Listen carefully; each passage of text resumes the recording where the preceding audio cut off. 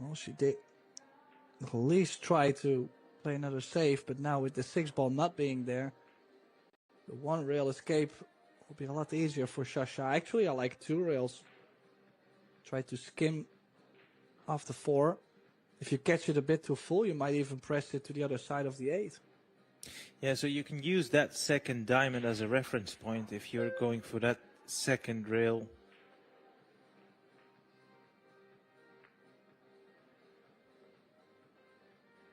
Now, luckily enough, she hasn't left a hanger.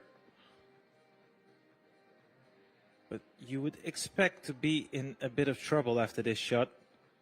She's got a good chance here, Sakura, to put her in some trouble, even though she's sending a cue ball downwards. But I felt like keeping her cue ball at the top end of the table, possibly send it towards the 9, would be the safer bet. Thin clip this 4, send it towards the bottom rail. She's going a different route. And I think she's played it well, you know.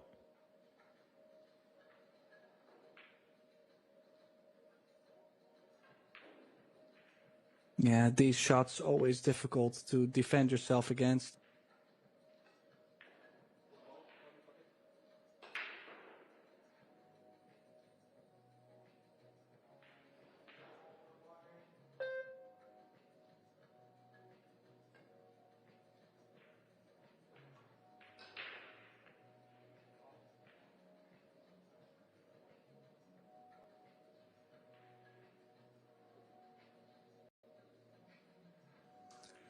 Yeah, the only difference, though, I mean, I from what I've seen, of course, yesterday and then now, is the only difference is the fact that Muramatsu is just not running out as often as I would like to see her do.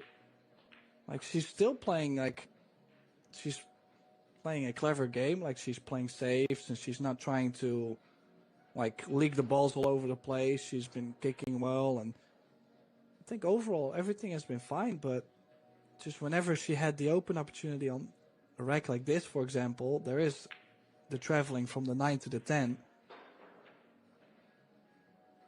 She just doesn't always run out as much, so maybe I've seen a different Muramatsu and she's gonna prove me else, and that's completely fine to me.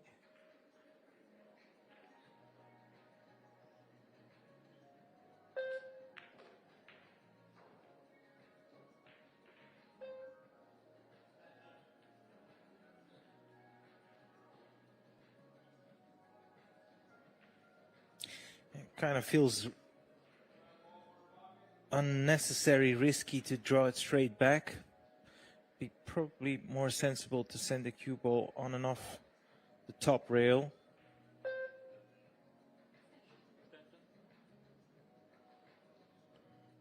You can clearly see she's not completely made up her mind just yet.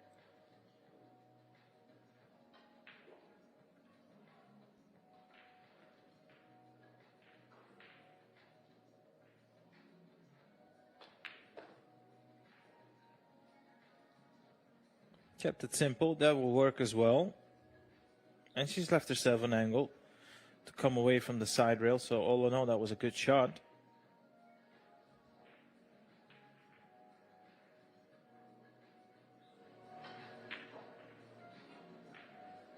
Yeah, still, it's either leave yourself a lot of angle and work the cue ball around from the 9 to the 10, or leave yourself quite straight and draw straight over. I don't think I like low left on this. Let's get pretty close to the center. You kind of have to, but just gotta watch a scratch into the right center pocket.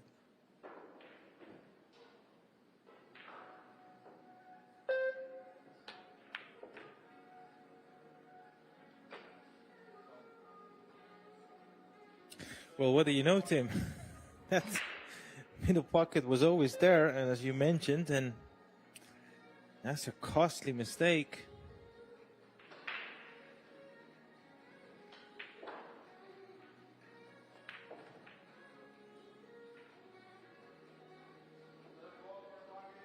The most annoying part of these rotational games is when you putt the penultimate ball and give your opponent the ball in hand, knowing that you're guaranteed to lose it. Part of the game, of course. Yeah, but early on, quite some trouble for Muramatsu.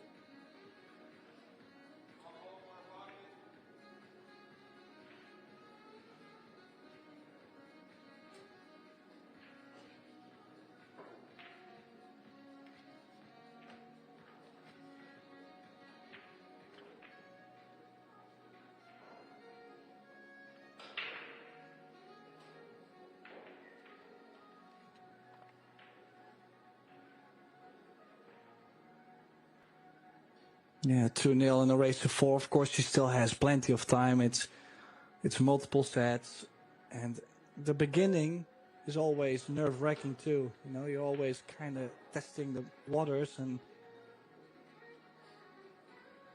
Shusha looking a bit more comfortable around the table.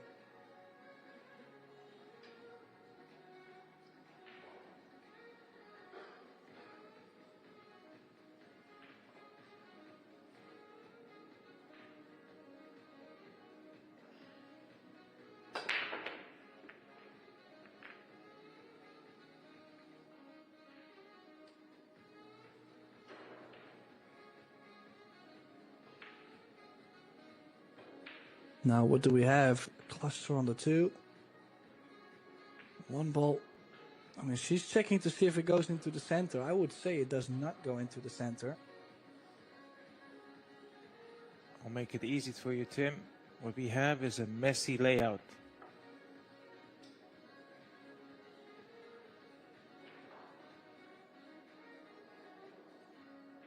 Yeah, could play a safety though. 2 rails above the 5. I think that's my play. The only thing is you got to be careful not to run into a piece of the 7.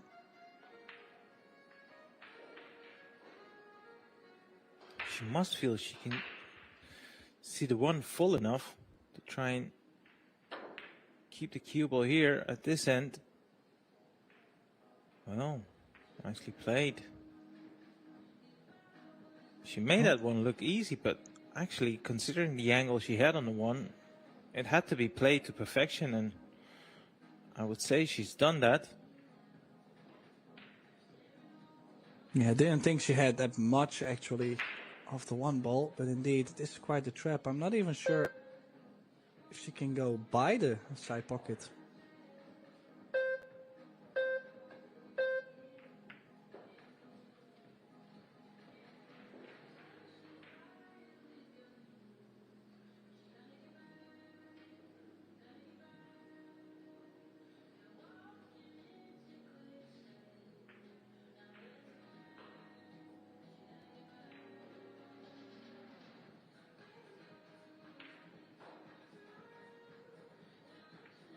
No, is she going 1 rail behind the 9? Send the 1 ball towards the 10 too, because I don't mind like the line she actually played on the 1 ball to try and place it next to the 2 and the 10, but she's not really done much with the cue ball at all. No, and yeah, I was about to say, I'm wondering if she will consider the rail first.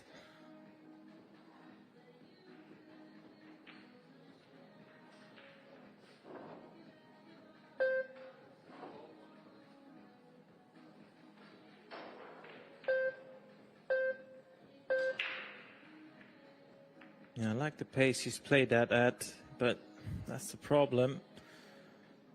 You have to be absolutely sure how much of the 10 you're going to hit there, which is very hard from that distance. Playing this 1 left-handed as well. It's a thin cut, Tim. It was a thin cut. And yeah, I was about to say a little bit fortunate where that cue ball has ended up, but that 2 ball is, of course, pretty deep in the pocket, so she can afford to putt this pretty thin.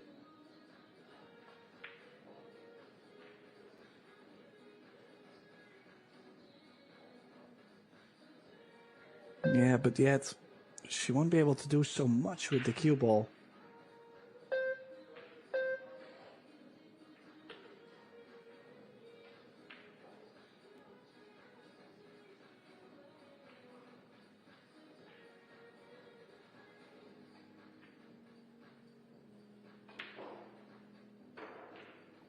Send the cue ball around the angles. We've seen these type of shots being missed numerous times already in this event. Not by her though. Cleanly in.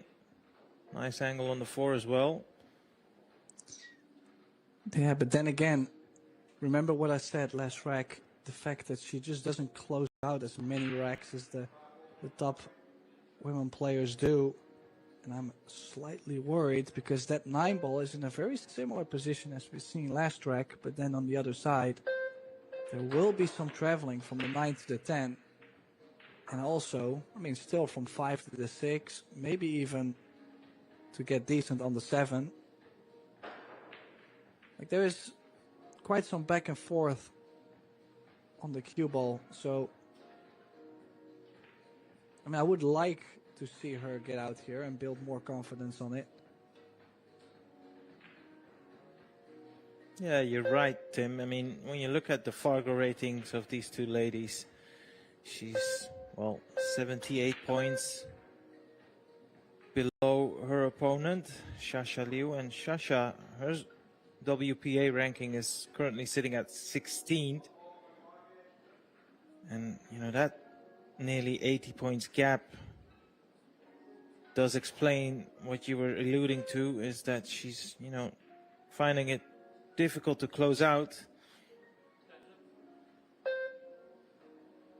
But she'll have to come up with the goods, Tim. She's already 2 racks behind. Let's not forget it's a race to 4 and a best of 3 set. So this is one of those racks that she cannot really afford to lose just to, you know, keep this set alive. Well, this is already a bit more of a cut, so the speed will be more difficult to hold the cue ball. That's why she's chosen to play the 7 into the side. And then now, like, this is where things get tricky. She will have to play with some inside spin to get closer to, like, towards the 8. But then on these sides, I don't really like to play with that spin and be a bit more pace.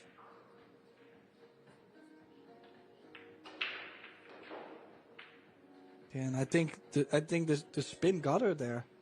I mean, she had to be a bit straighter on the 6 to then still play to the bottom side of the 7. And this is what I mean. Like, I feel like most of the time she's doing all the hard work for then her opponents to get to the table and kind of just, I mean, these couple balls, the only thing Shasha will have to work on precisely is to get from the 9 to the 10. Yeah, particularly a 9 and 10 ball, Tim. When you do all the hard work, it's quite draining. You see your opponent just make 1 or 2 shots and take the rack. It's a double-edged sword because on the one hand, you keep falling short. And on the other hand, the scoreline is just changing so rapidly, not in your favor. So, you know, missing compounds, but seeing your opponent do very little also doesn't encourage you. Now, yeah, she's going to play this with a power draw. This is a type of shot you don't really expect these players to miss, but they can be missed. Not by her, of course. Have a look at this, clean as a whistle. Now, if you're doing a exhibition and you want to show someone who's new to the game how to play that shot, that's exactly how you want it to be played. 3-0 in front on the hill in the first set.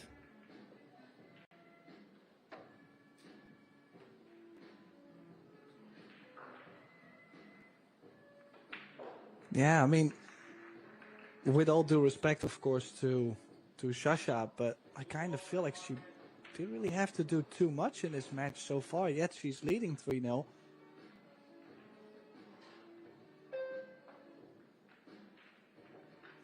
Yeah, that's another thing, of course, when you're an established player. More often than not, psychologically, you're already in front because, you know, your opponent is more worried about you than the other way around. So that's something I suppose we could say is to her credit, and her resume speaks for itself. But you're right. I mean, have a look at the table time. It's almost even. And the ball's pocketed. You were right, Tim. She's only pocketed 3 more balls, but yet she's 3-0 in front. So that is well and truly the complexion of this first set. It's her opponent getting chances, doing most of the work, and then all of a sudden in steps Xia Liu, and she takes the rack.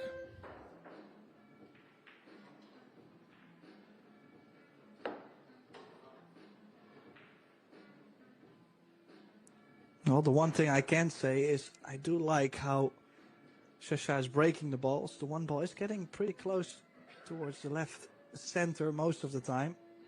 Nice space at it too.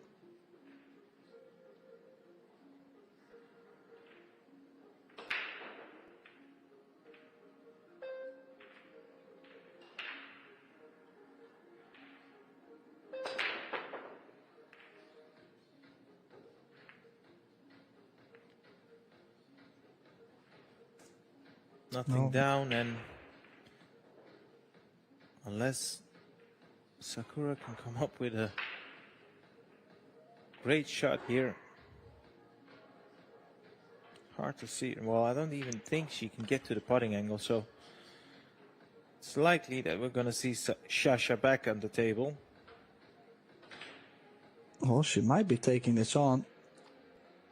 Now, don't forget, she could play a push out, tap the cue ball technically anywhere on the table, and have her opponent make the option if she plays it from that position, yes or no. Maybe even saying this. I mean,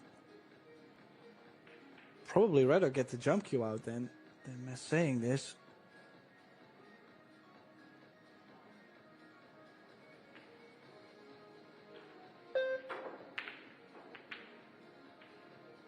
Oh, she might have went for that 7. Good attempt. Any luck? Well, you could say second prize. I must admit, I did not see that 4-ball combination safety, but she's landed very, very nicely there. Well, in her defense, I'm quite sure she was trying to make that ball as well, so, you know.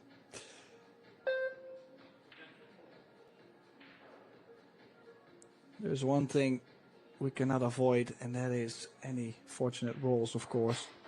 If only we had the cure to that, that would be great.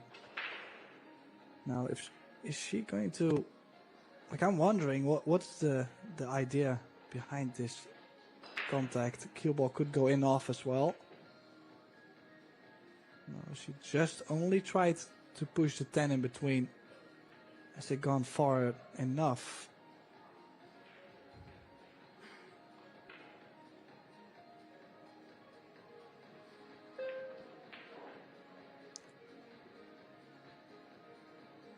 Now we can see. Yeah, I think the safety would be the order of the day here behind the 6.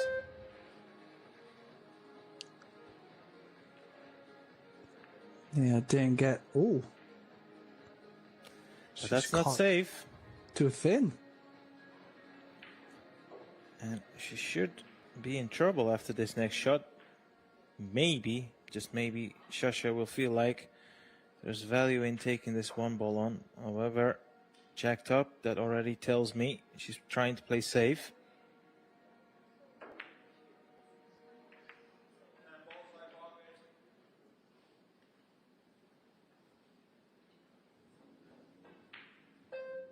Well, now, this is not something everybody likes. I mean, you're like frozen to the rail, almost straight onto the 1 ball. And if you drop in the 1, the cue ball is kind of following to where you could hook yourself possibly behind the 9.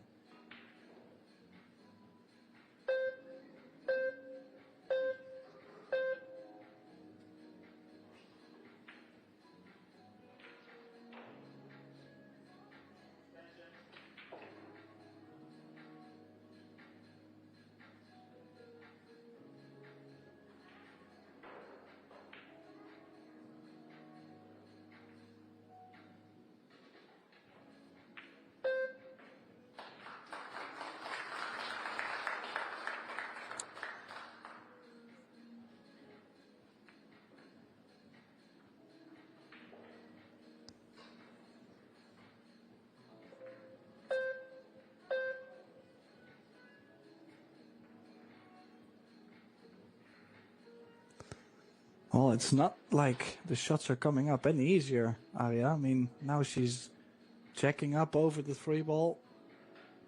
We'll have to put on a big stroke on this 1 ball. Probably low left draw away from the 9 into the rail back out. No, you're right, Tim. It's not getting easy, but something we cannot glance over is the fact that something you also alluded to is that her opponent is failing to punish any opportunity that comes her way. So Sasha Liu in itself is already a danger for the field, but when she's playing a type of game where she feels like she doesn't even have to produce the best, it feels like she's got many gears left in the gearbox. Even though that cue ball is lost momentarily there.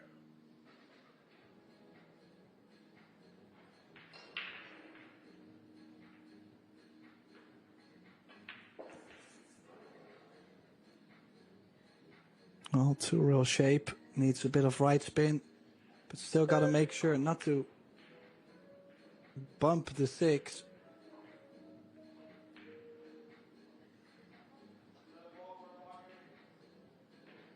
I mean, still, it's a tricky layout still. The 5 doesn't go by the 9 in the top left, doesn't go in the top right by the 7. So even if you could make the 3 and land somewhat close on the 4, what would you go for? You could play for a 5-7 combination, but there was easily a diamond in between, distance-wise. Or at least I'm assuming the 5 doesn't go by the 9. I didn't think so. Well, she's come around to have a look at the putting angle, so it's hard to tell, of course, from this view, but either she's eyeing up, like you said, maybe try and putt the 5 off the 9, or is she looking at a safety, or it might actually go past the 9. If that is the case, then everything is fine. Yeah, she's eyeing up the putt, so she will be going for this, Tim. Yeah, it does go.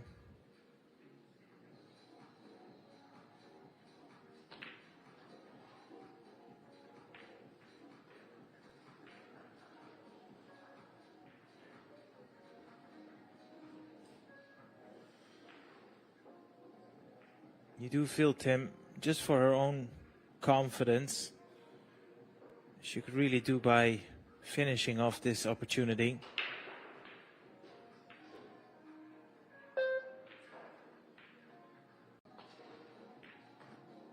Yeah, this is a must, or she might lose the opening set.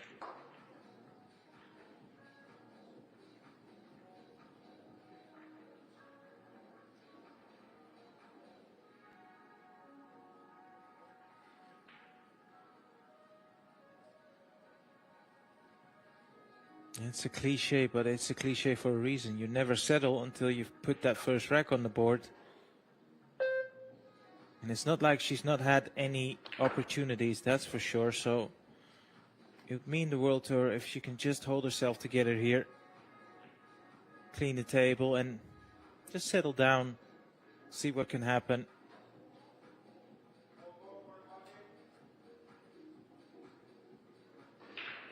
Now the only thing on this shot here, Tim, if she wants to play this with pace, off 2 rails, maybe even 3, now she would love to have some sort of an angle on the 9 ball. Doesn't want to fall straight on it. And that's why she's just drawn it in, got a bit closer on the 9, and this angle works perfectly.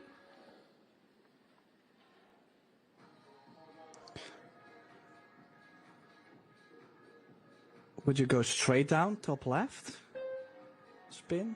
Like just straight down? Yeah, I think she's a left-hander. In this case, I would try and send it towards the side rail. Yeah, just like that. Cue ball a bit on the rail though, and straight. Shouldn't be a problem. But yet, she knows any mistake is costly.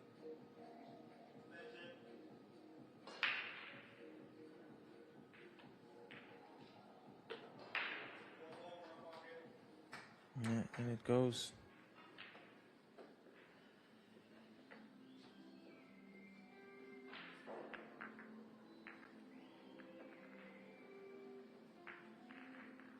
It's an uphill battle, of course, Tim, but, you know, let's not forget, it's a race to 4, so winning 4 racks in a row is not the most impossible task in the world.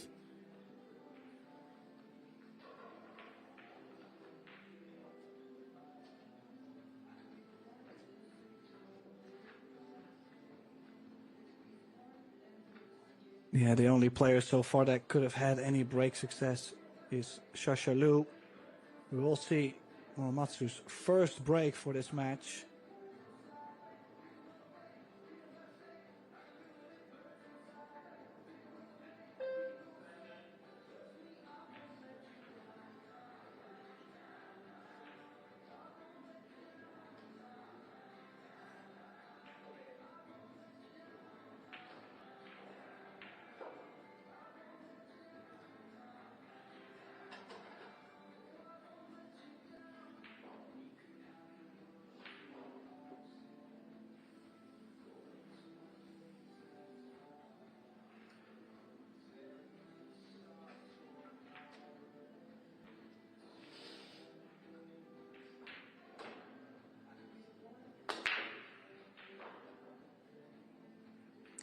Well, probably the best break we've seen the whole match.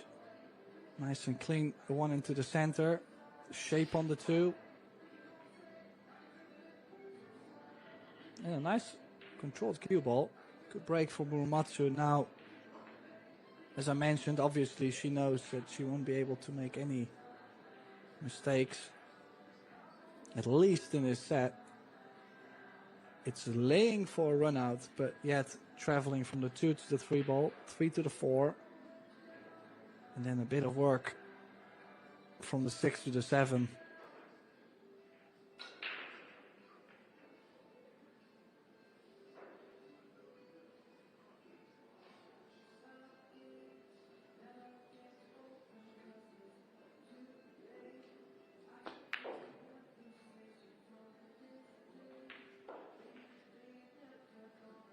Nice line for the cue ball.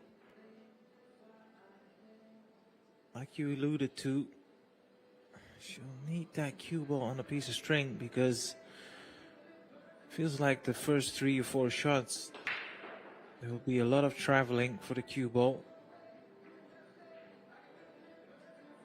Yeah, going inside makes the shot and the positional side of the shot a bit easier.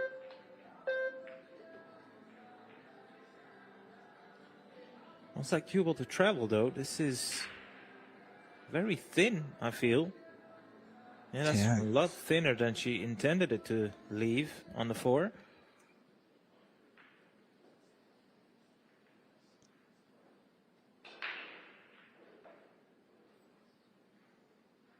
So already this... Sorry, continue. I was going to say, is she still going to go continue? Because how is she going to get on the 5 ball cutting this in?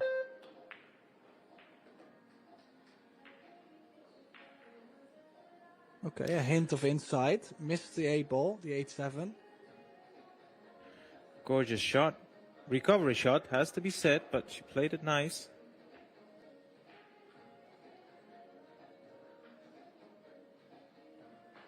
No. I wonder if she wants to risk hitting this one hard. Doesn't have to, of course. Yeah, leave yourself an angle.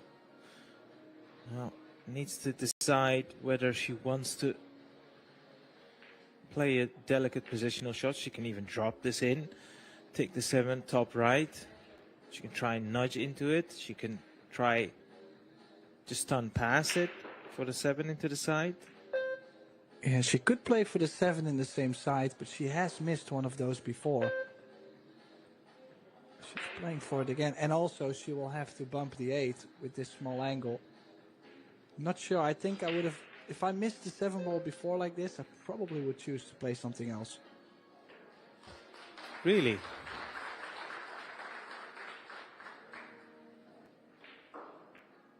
Well, the shape on the 8, not guaranteed either.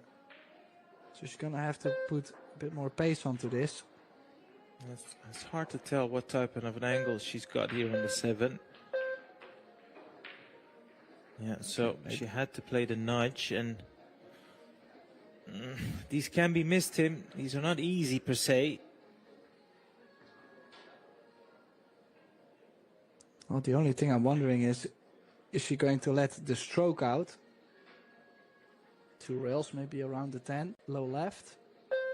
Or is she going to just drop it in soft? And you see the shot clock now getting to her, called her extension. And you could see also the reach. Not very easy to get to it.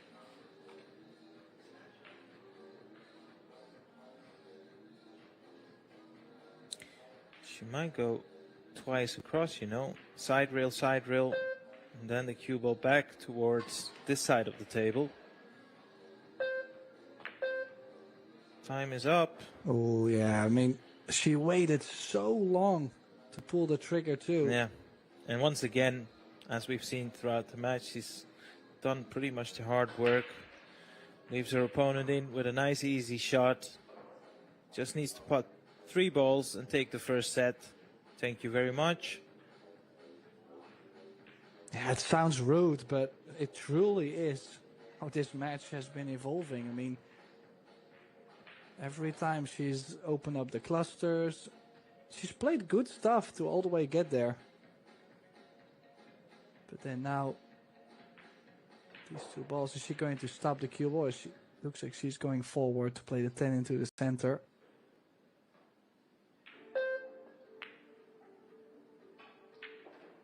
Oh. Well, Story gets another tail. Trying to bring the cue ball just a bit more off the rail. Well.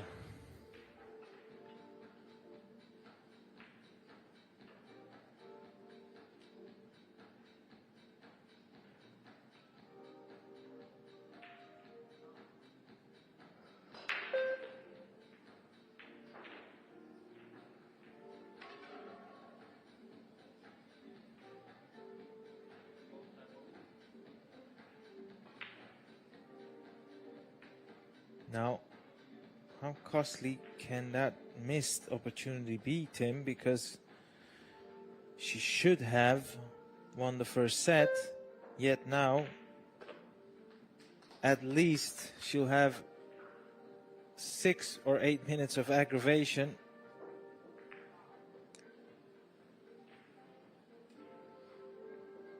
Yeah, I don't think any of us were expecting that 9 ball to be missed.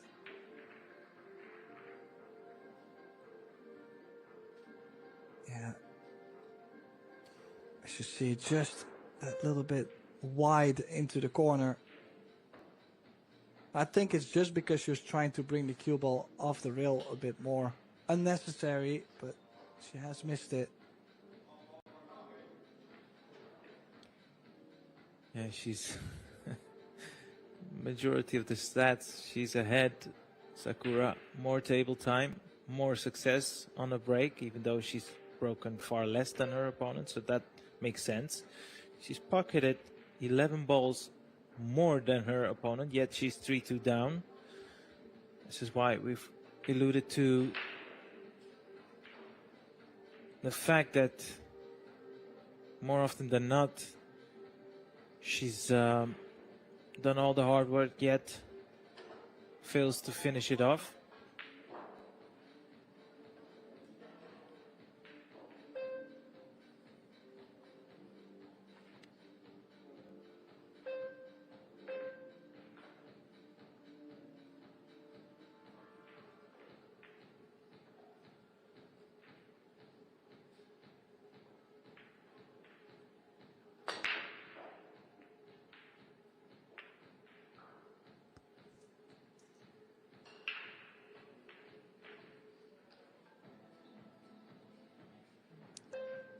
Oh, back to the chair, hoping for another chance. She will definitely get another visit to the table.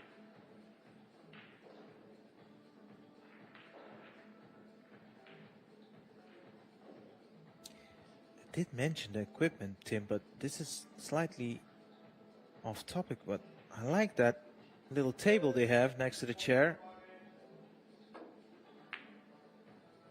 Yeah, I don't think we are supposed to push those brands as well.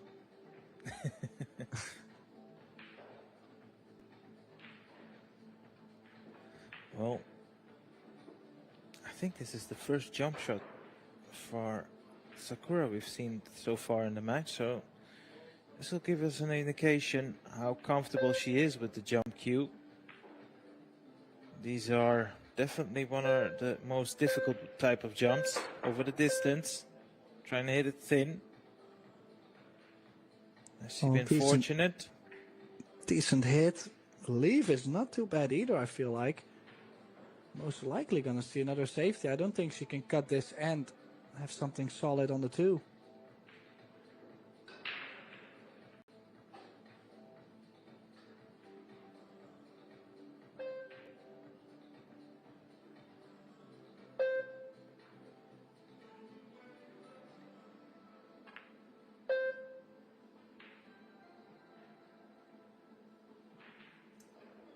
Yeah, from that angle, it was evident to see it would never drop if it hit the first jaw.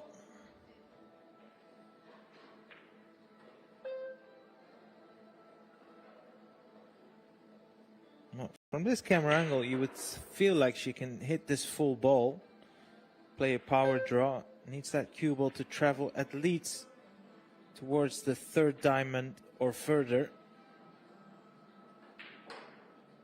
Ideally, she wants to actually overdraw past the middle line of the table. If you draw a line from the center pocket onto the other center pocket.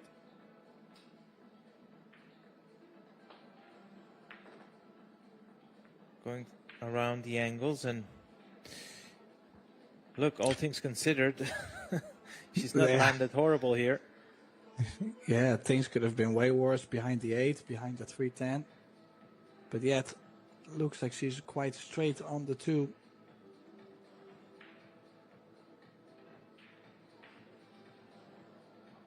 I'm just thinking, she has done most of the hard work in this set for Shasha just to clear up the last couple balls.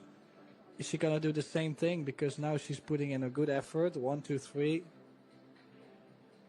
Most likely she's going to try and travel a lot from 4 to the 5. Maybe even interfere with where the 6 is laying. And I like offensive play, but maybe just play it safe behind the 10. I know you do a bit of coaching as well, Tim. I'm just wondering if you would have a student that is in this similar type of situation, that they keep doing all the hard work yet falling short. How would you address that situation with them as a coach? I mean, it depends. If we are actually like doing a practice session, I think it's way different than in a match. If you have a player, for example, that averagely runs 6, 7 balls, why would you let them start running out from the 1 ball? I would just say, listen, you know, only go for a run out if you feel like it's a guaranteed run out, and otherwise just play safe. Keep it simple. I mean, it makes no sense trying to run for... I mean, I'm not saying either of these ladies have this problem, but if someone's not capable of running 8, 9, 10 balls consistently, then that means they shouldn't be going after a rack with that many balls on the table.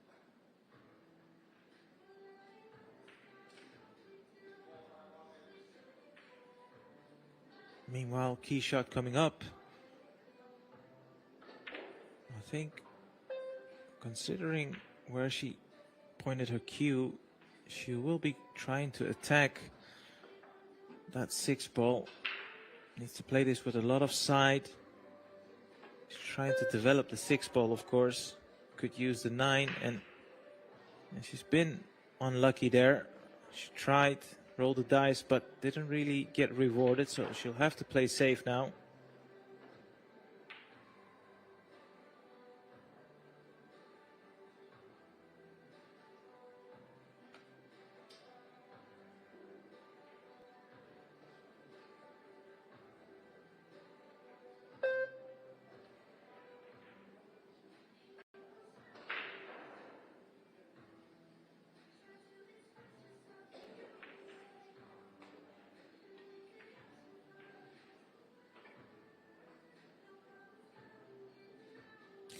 It's good enough to the point that it's not a clear-cut safety here for Sakura.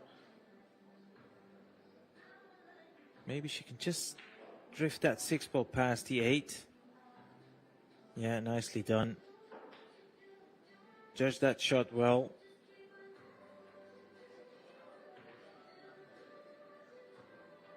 And it doesn't feel like Sasha has that one railer available. So she's actually trying to hit the 6 off 3 rails, I believe.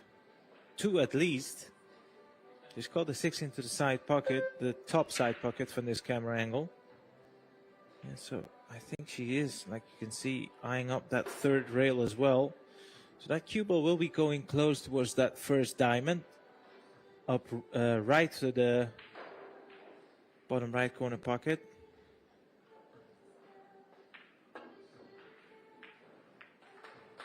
Yeah, have a look. That was pretty much the line she had in mind, and this will work. Yes, she has left a potential bank shot here, of course. All in all, that was a very good hit.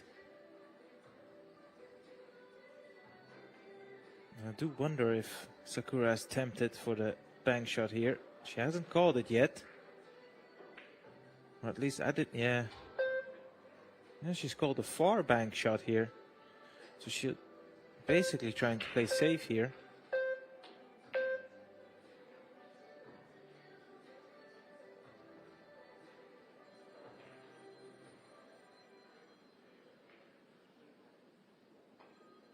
Oh, very tense 6th rack. I mean, of course, one player feels like, oh, I already had the chance to close it out. There was Sasha Liu missing the 9 last rack. And the other player feels like, oh, maybe I can make this a 3 each set.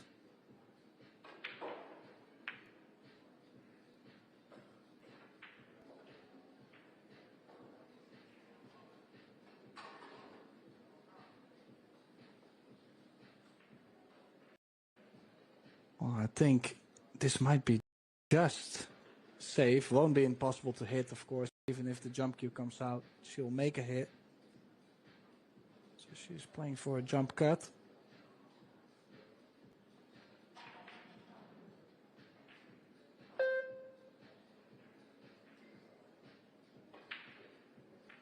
Shot clock ticking down. Needs to move.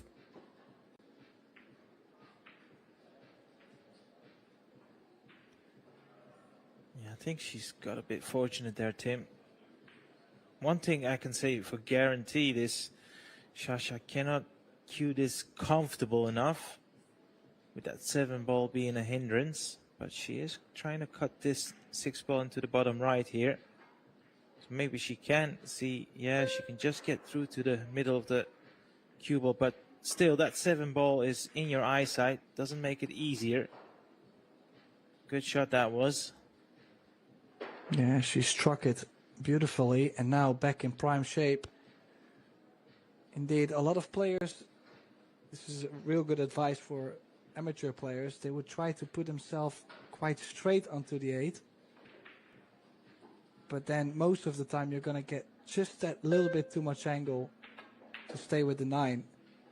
So it's a way better option to just give yourself plenty of angle. Now she has plenty of options, could go back and forth, could go to the short side, could also go to the top side. Key shot coming up. Yeah. Main thing here is try and avoid sending your cue ball towards the middle pockets here. That's the biggest risk if you're playing from side to side. How's that cue ball? How is that cue ball? Oh, down the drain. What a gift. What a gift, Tim. She was 3-0 in front, and, you know, basically what is happening to her was exactly the opposite. Her opponent doing all the work and then making a mistake roughly around this segment of the rack, right, with only 1 or 2 balls left. Yet now she's done exactly the same the other way around. And let's be honest, there is absolutely no reason for Sakura not to tie this match up with ball in hand. So 3-all, lurking, and we'll have one rack to decide who will take the first set. And let's not forget, we'll have another set at least, if not even two.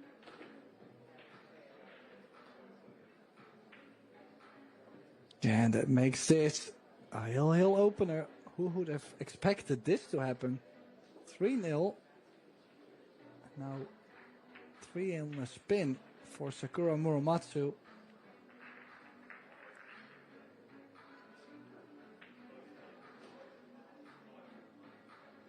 She does have a 50% break success.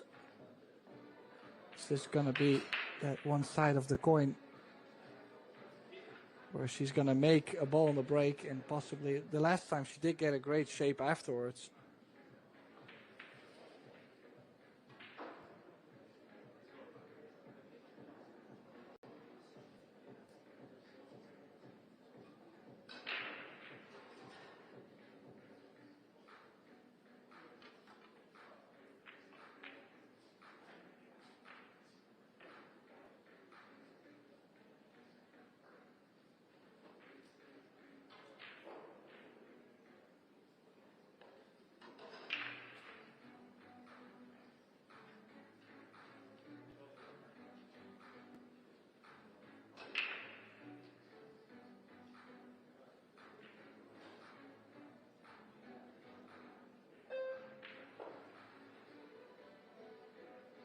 Well, there we go then.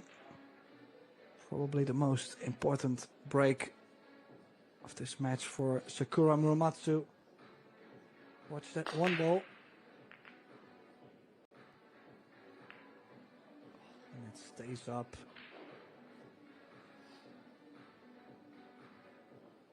Now, Yet again, a messy layout. It's not a road map by any means.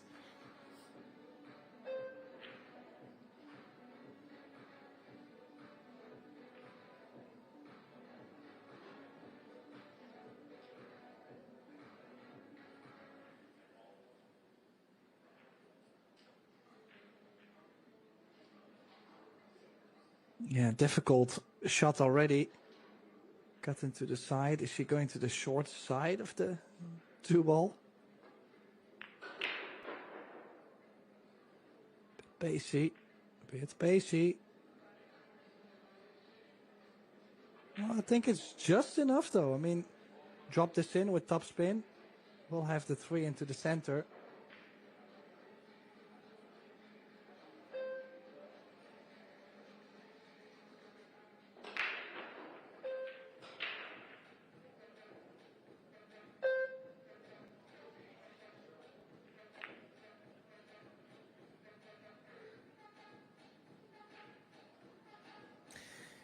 DJ is certainly feeling the groove. He's throwing out bangers now all of a sudden. Well, it definitely fits the tone of this match. That 2-ball just hanging up. I mean, imagine you're down 3-0. You feel like every time you get to the table, only after a couple balls, you seem to struggle. And now 20, 30 minutes later, you're at 3 each. And you get this opportunity. And, oh, bit pacey.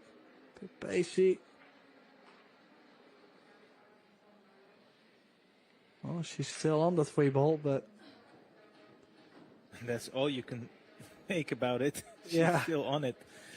I mean, and I kind of feel like she has to go for it too. Yeah. Like it's so wide in the open. Yeah.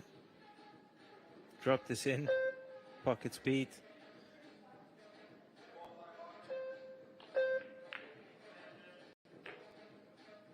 In it goes, but I said pocket speed, but Well, no. She cued it positively, let me put it that way, but she's not landed nice on the 4 either on the side, so.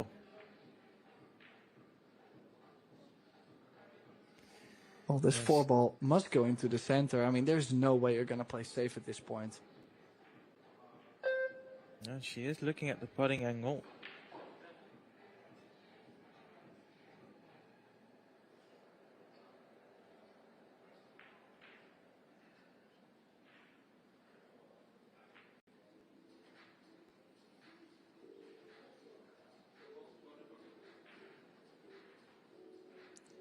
Well, don't think she's called a 4 in the corner pocket, but I think this is more of a safety than really trying to make the 4.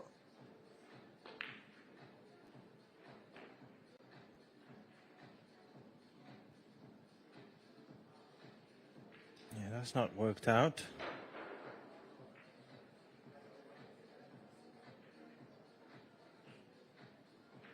They don't calculate that unintended bump into the 8 ball.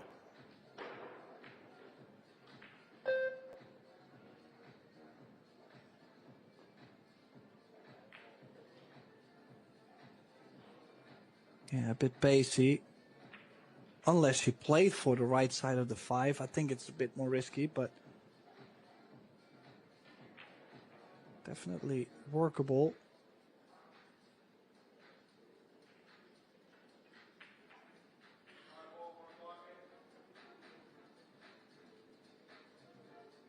I would say she's playing low right, though. It's not easy to get any straight one on the 6.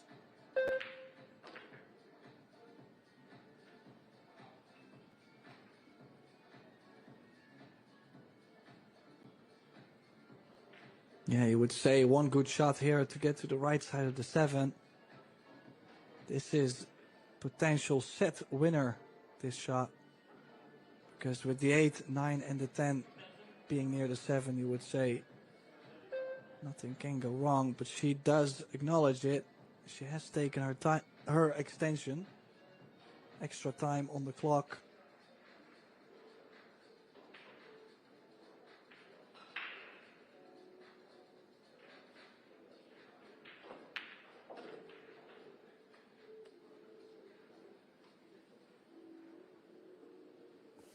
Yeah, that's okay.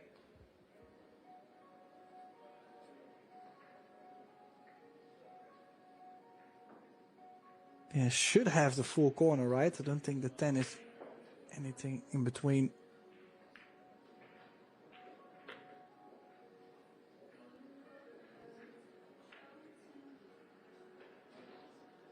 Yeah, with how nicely the 9 is laying over the corner. Yeah, this. No, this is over. This is first set for Sasha, and I mean we've seen this happen on numerous occasions when you have a top pro and you know their opponent is not really putting it up to them, and they somehow get involved in, one might say, a sloppier set. All of a sudden they start missing shots that, you know, they usually don't. But in the end, 3-0 in front. So it's go 3-0, still won the set. So I'm sure she'll be very relieved, and not sure, but feels like one of these two ladies is taking a timeout. Just have to wait as we see that replay on that 10 ball. Yeah. Just a quick timeout by both ladies. So we're taking a 5-minute break, give or take. We'll be back shortly.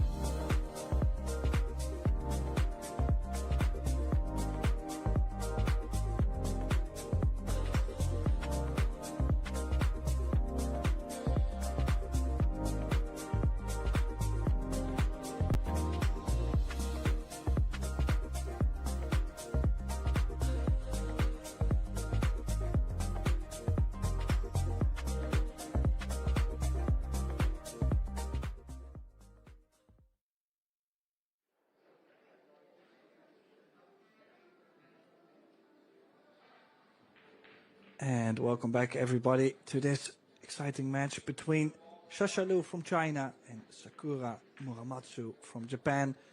The first set ended up 4-3, hill for the Chinese lady. And we're now just starting the second set. We're still playing races to 4, best out of 3 sets. 10-ball call shot, of course. No early 10 balls allowed. 10 ball will have to be the last ball pocketed. And it's Tim de Ruiter here, joined by Arya Sorabi. Welcome back, Arya. Thanks, Tim.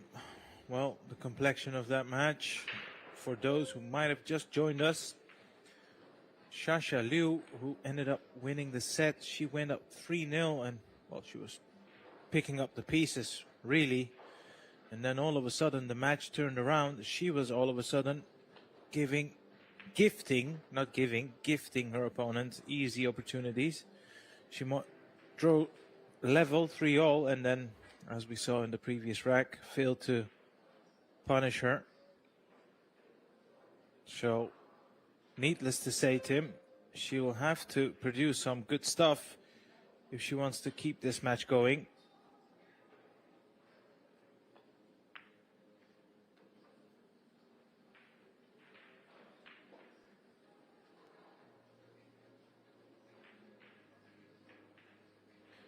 And if you're wondering what is coming your way throughout the rest of the day, you can head over to the Pro Billiards website and you can have a look at the schedule, which I'm sure we will have on our screen at some point.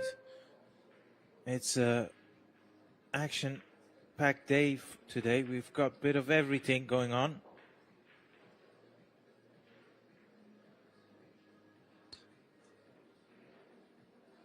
Yeah, of course, we have the World 8-Ball Championship running. And this Women's Open. The mixed doubles is going on at the same time.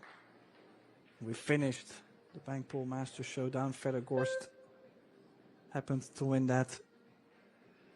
They went to the last ball, actually.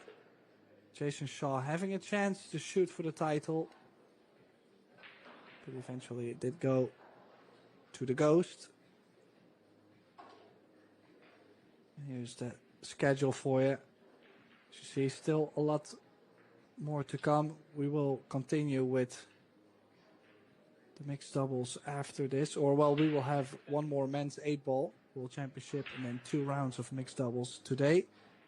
So make sure to always follow us on other channels. Make sure to be subscribed on our YouTube channel, Billiard TV, Pro Billiard TV, and to set your notifications.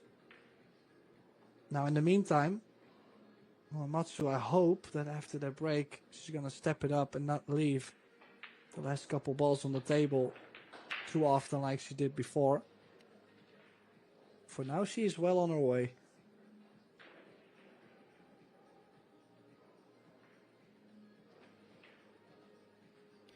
Yeah, she'll need to, I don't know if she's got enough angle to do that, but she'll need to draw past the 9 just to guarantee herself she'll have a shot on the 8. Maybe she'll have to use a rail or 2. Yeah, going forward, so she is going from side to side. Same rules apply, needs to hit this hard enough, and she's done that. Bit more distance, but in this case, she had too many other options, I would say.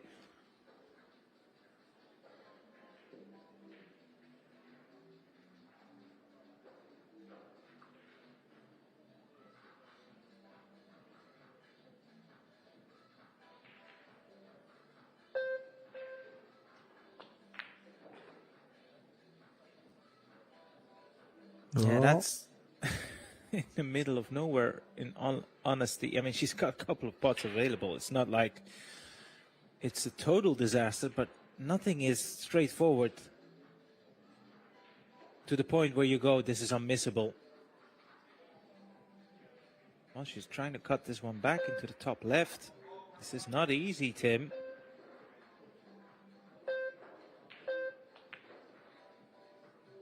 But she made it look easy. That was a great shot. perfectly on the 10 ball. This is one of those where I would consider unmissable. So that was a very good recovery shot. And she takes the lead for the first time in the match.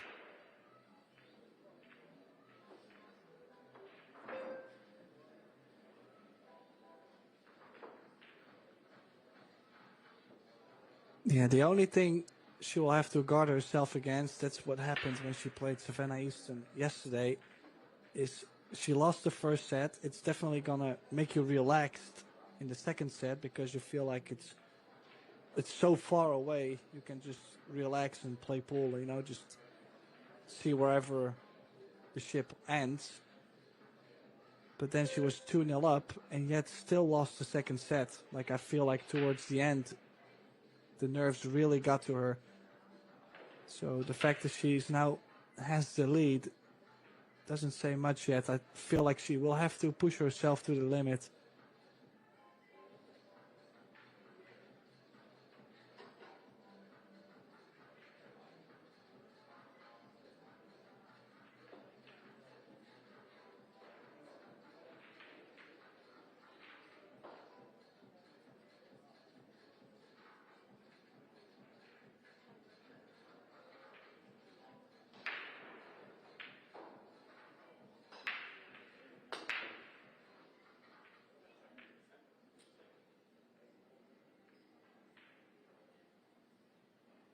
No, ball's getting close, but no luck this time. Now, what do we see? A possible safety behind the 6? Or is that maybe too thin? No, I don't like it that much. Bit of a strange position to be in. Maybe she's trying to cut it off the 6. Top rail 6 ball. It's a very risky shot, though. Don't think she has to play that in at this stage. Maybe she's trying to send the cue ball behind the 6. Yeah, nicely played. Although I say nicely played, I'm sure she's left a portion of the 1. Now she can push that 1 to the left side. Send her cue ball from the right side towards the left. There's a lot of balls available to block the 1. Might have to use her extension now.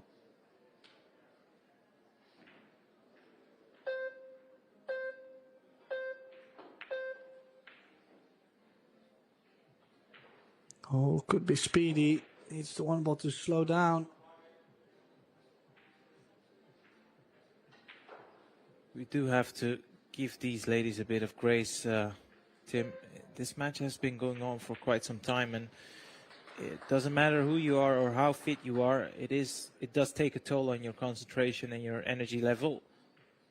It's not unusual that the concentration will dip at some points in the match.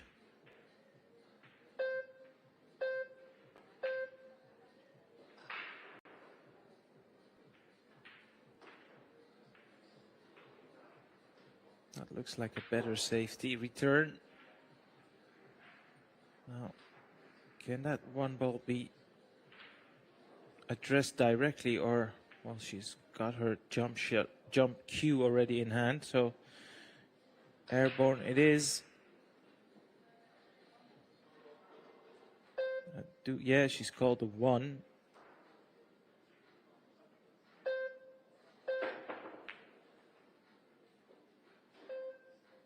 Oh, good hit. Yeah, actually, this is probably the better side of the 1 to hit.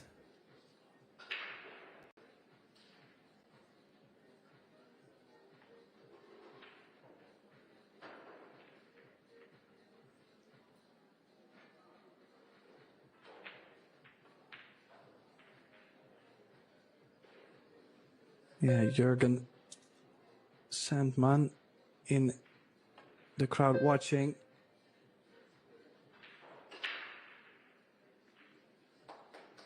One of the WPA officials. Of course, we've got the World 8-Ball Championship running here in St. Louis, and it's a WPA sanctioned event. And there's no WPA event without any dignitaries, of course.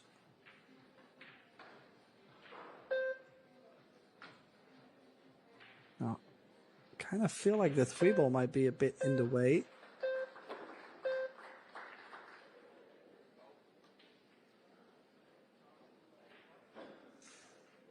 And look at how nice that 2 and the 7 has come up as a combo. Yeah, exactly. For a moment, it looked like she might have just got away with it, but that's not the case. She can easily make that 2-7 combination, like you alluded to, and it's all about controlling your cue ball as well as the object ball, of course, but that seems pretty feasible from this position.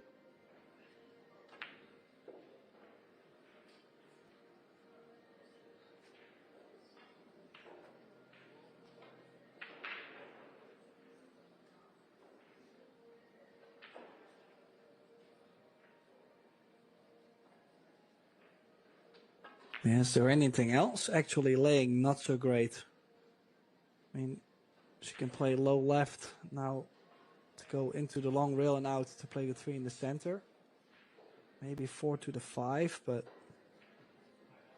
I think most of it is just working the cue ball around and not so much the fact that they could hook themselves on this kind of layout. Yeah, and rotational play in general, rule of thumb is you never want to land straight unless it's the final ball. Overrun that, try to hold to the 3 into the left middle pocket.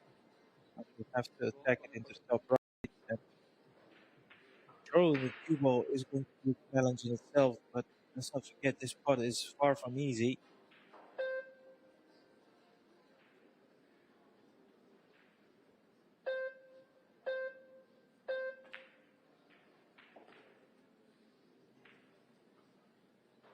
Yeah, nice and clean. But then again, cueing is awkward. Difficult to put your bridge hand over the 8-5. Yeah, she's looking to send her cue ball into the center line of the table. If you draw a line from length to length,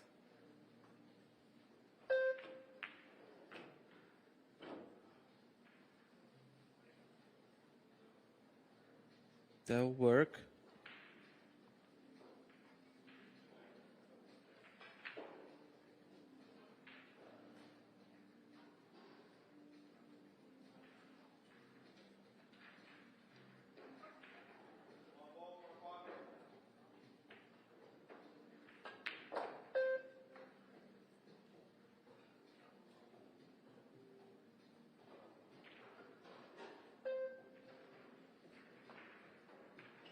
Again, center table would do fine here from the 6 to the 8.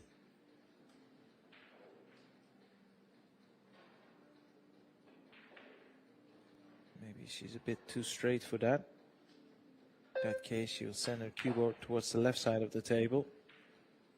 Just like that, nicely played.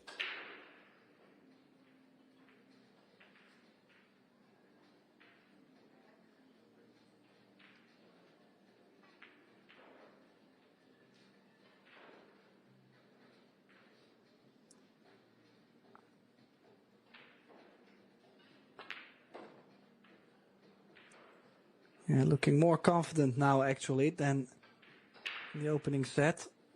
Feels like maybe because she actually gets to run more balls now, she's gonna slowly start to get into more rhythm as well, because, well, if you only get to play 1 or 2 balls at a time, it's not really gonna make you get in stroke that much at the same time.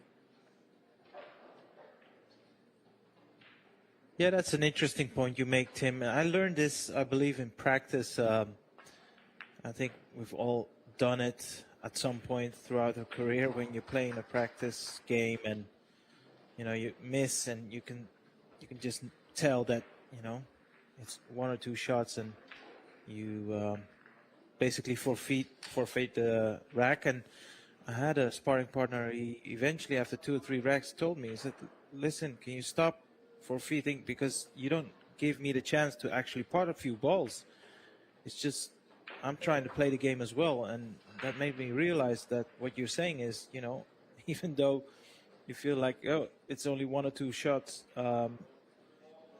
they also require some rhythm, some momentum. And like you said, if you can make a couple of balls and keep your cue ball under control, that also fuels your confidence and your rhythm.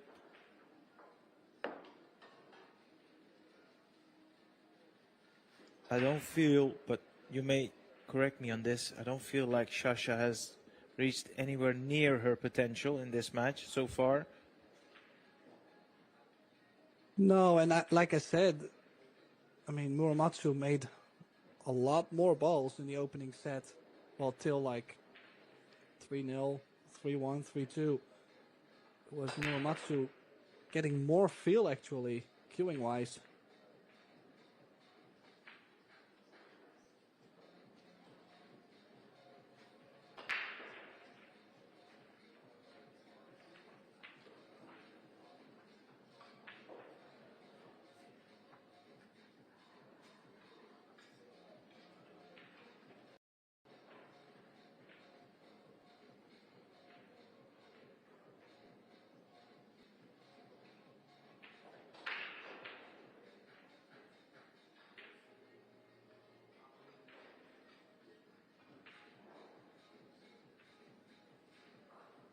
She doesn't have the full hook.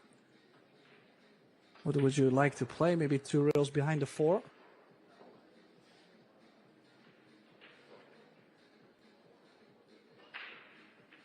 Yeah. Don't feel like she's got many other options. It's a risky shot, that's for sure. You need to judge the pace.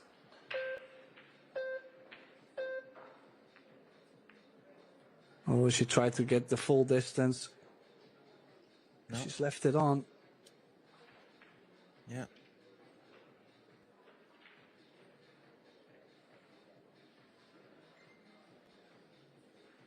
And I sense, maybe this is a wrong observation, I sense for the first time you can feel a bit of frustration or facial expression by Sasha. It's been a tough day at the office so far, even though she's, of course, leading this one in sets.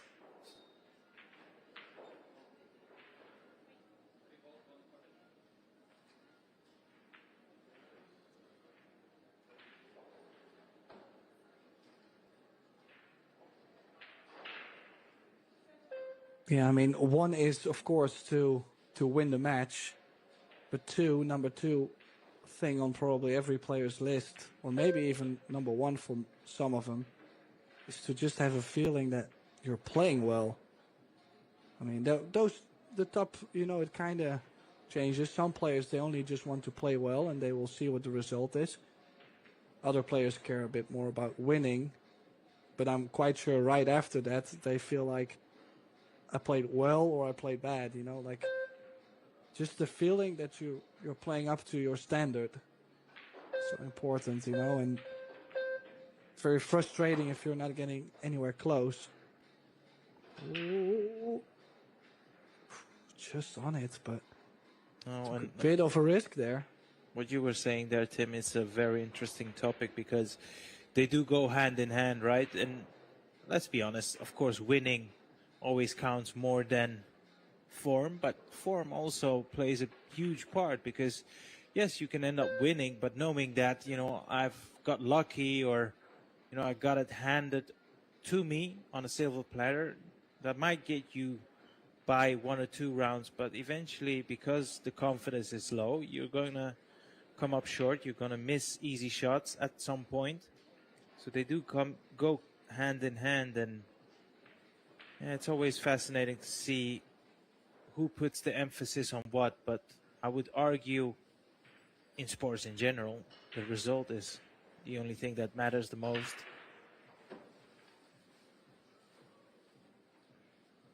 Well, I used to be very focused on the winning part, of course, you know, like you're playing to win, and obviously at times you're just not going to play your best game, right? I mean, that's just going to happen.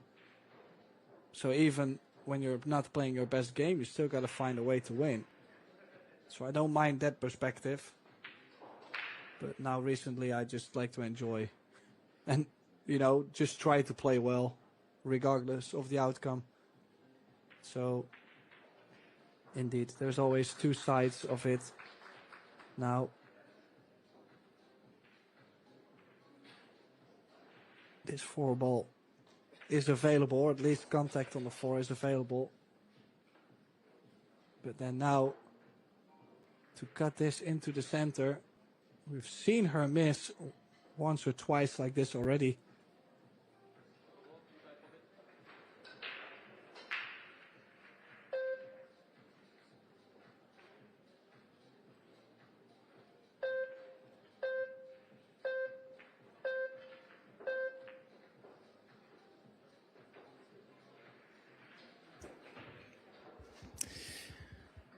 What do you make of that shot selection then, Tim?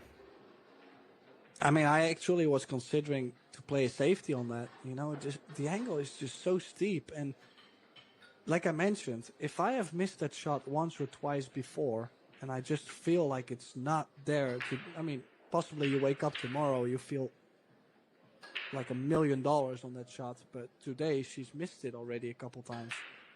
So then I like to turn it down at some point.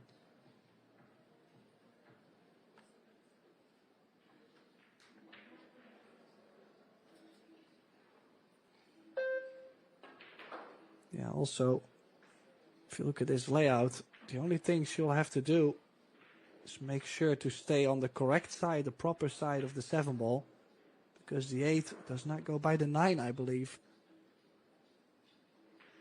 Unless she likes to go back and forth from the 7 to the 8, but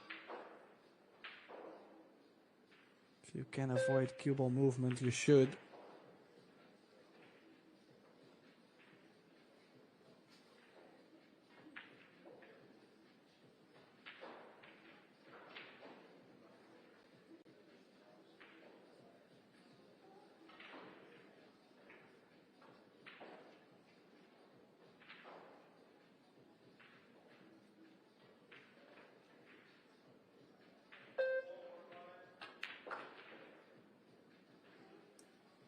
That was a very good shot.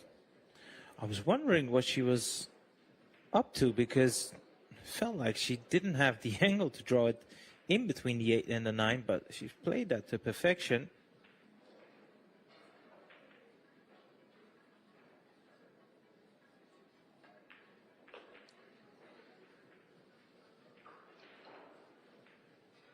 Yeah, looking to overtake the lead in this second set. There was a little bit of breathing space at some point, maybe for Muramatsu, feeling like at least she has something to say in this match, but now she's already losing that. Because Shashalu will be 2 racks away from winning this match. And this is a loser round 2 match, so that means the loser of this match will drop out of the tournament.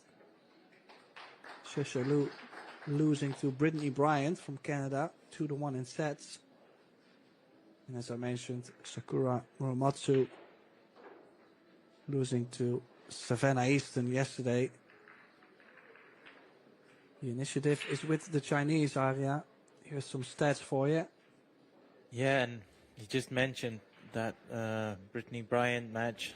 I was commentating that with, I believe, Ben, one of our colleagues, and that went to the shootout. That was quite some excitement, and yeah, Brittany took that one.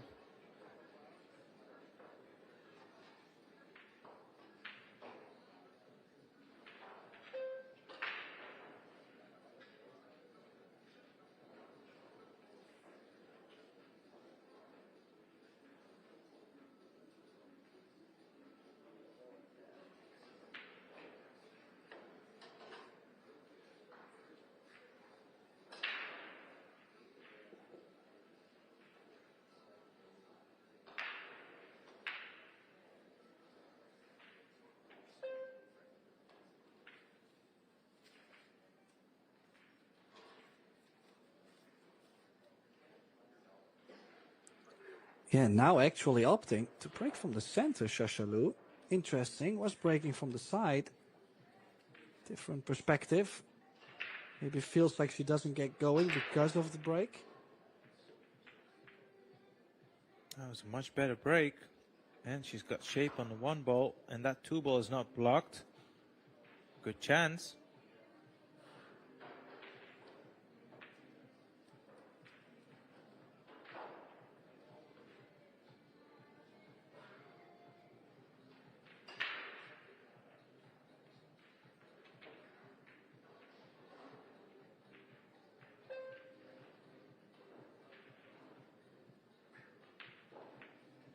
Yeah, do we see any traps? I mean,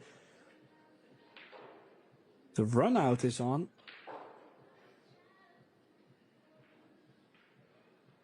If you think about it, you have to land quite straight onto the 6 to stay on the same long rail as the 7.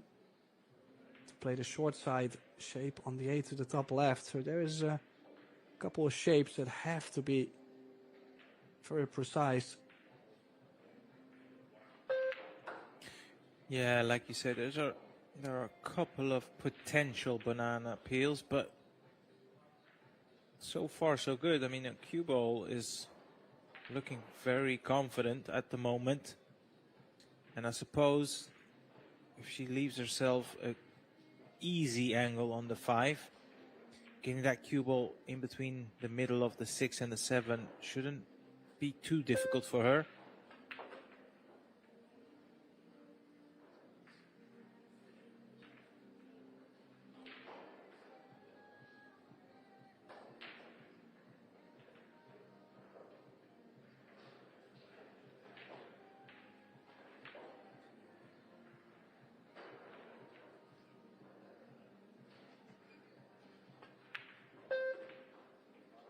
Oh, she did get straight enough.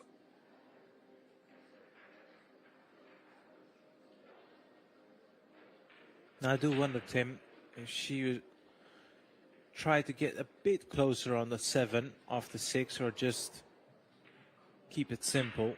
Yeah, or she can cue it nicely. So you would think draw it back at least a diamond and a half would be better, just like she's done there. Makes the next shot a bit easier as well, doesn't it?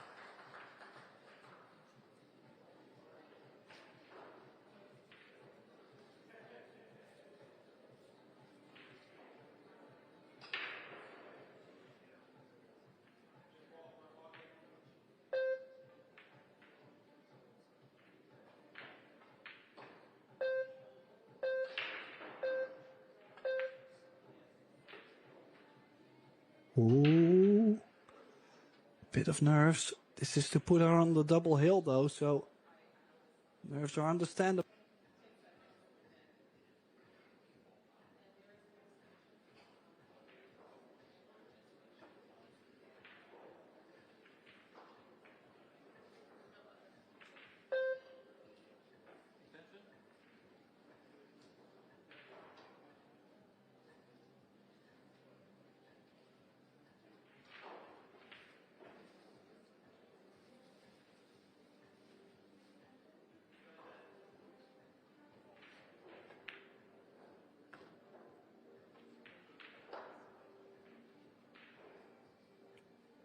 Right, let's have a look at this angle here. I think she's eyeing up the 9 into the bottom right. Top right from this camera angle. Yeah, I think she can just avoid the middle pocket.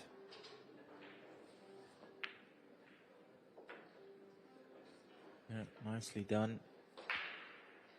Now, there was one shot in that previous set she missed. That was a lot easier than this one, actually. Left it over the hole, but you don't expect her to miss these type of shots. Nevertheless, these are not unmissable. These are not unmissable. Where's that cue ball? What's the cue ball? Wow. 2-0.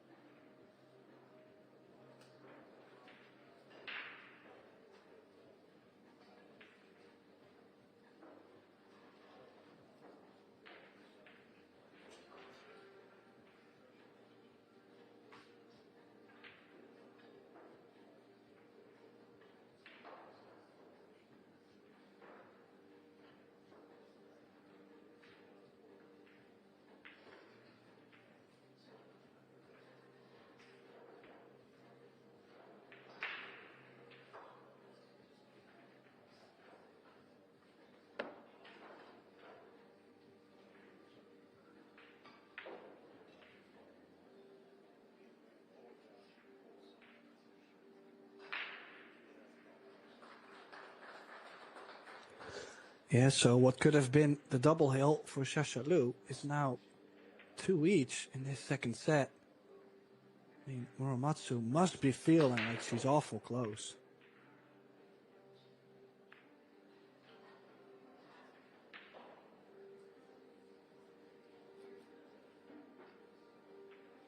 That's been the complexion of the entire match, really, Tim. It's swung both ways, the chances, and I mean, either of these two ladies, if they can find some decent form, can still win it, because, like I said, both of them have had plenty of chances per set.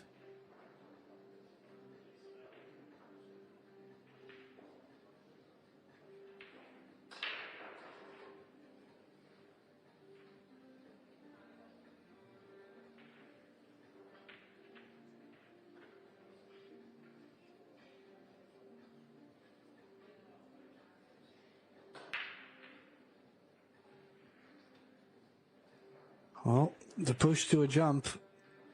I mean, I don't mind the jump. My biggest thing is that you cannot do much more with the cue ball. So even if you stop the cue ball right there, the cue ball will be on the rail. The shape from the 2 to the 3 will be difficult.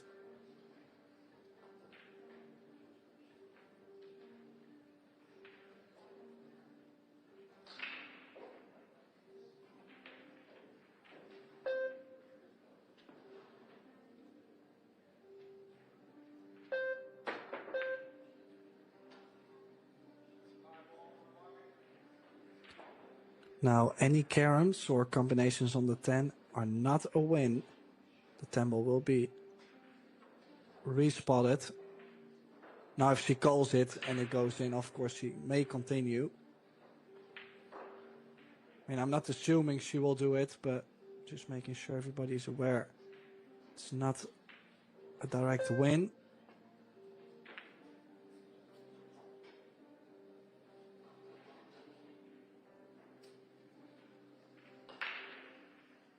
I'll tell you what, this might not be as tight as you think it is.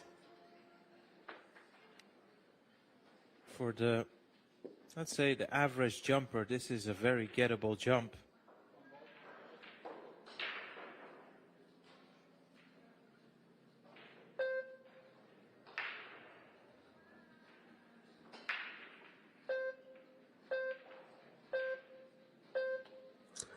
Well, the rail first, definitely an option too. Played it nicely. Looks like the cue ball is going to get on the 2, but not straight enough. She might have to run into this 3 ball.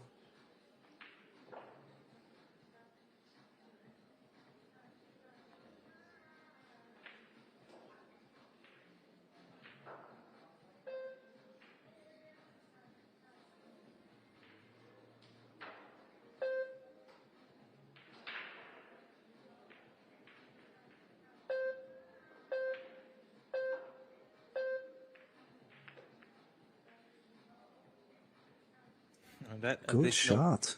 Yeah, and that additional nudge on the 5 has made this all possible to continue.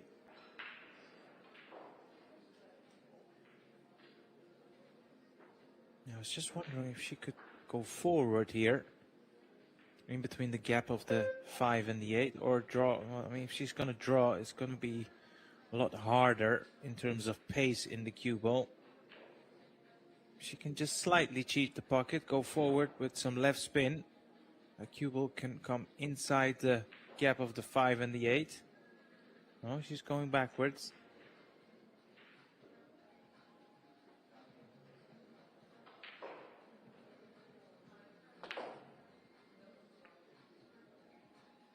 No, did she hook herself too behind the 8? No, that not, but...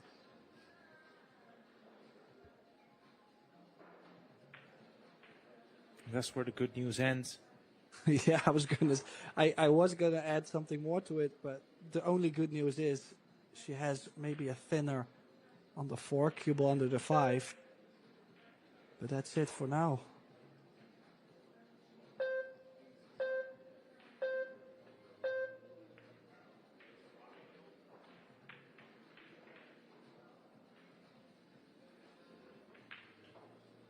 this is a chance. Drop this 4 ball in, nothing to do with the cue ball. It will take care of itself.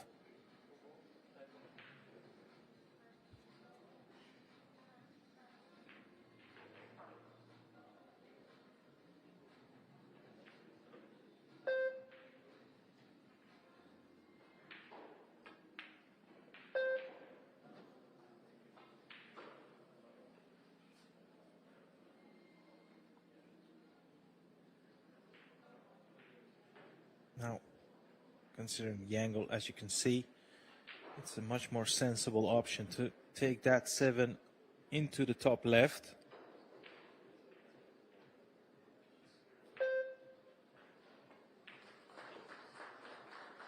As we've seen over the course of these past 5 days, these middle pockets are very tight. And she would have loved that cue ball to roll one extra revolution to have a bit more angle, so there's not a lot she can do in terms of getting away from the side rail. Might have to just settle with a stop shot here. Well, I'm not sure if the 8 goes by the 10. From this angle, I would say yes, but the previous angle we got, I was starting to doubt it, but no, it's fine. Now, another chance to get herself onto the hill. Remember last time, she did go at the 10 and scratched at the same time. She would love to get closer to the double hill. Is there any other opportunity for Muramatsu still?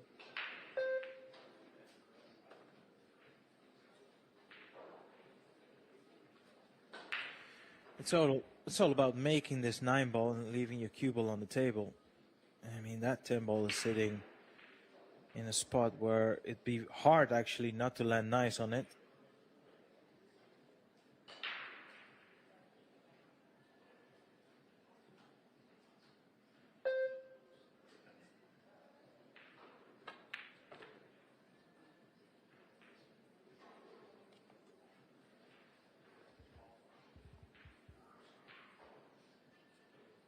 And that is now a 3-2 lead. A double hill for Shashalu.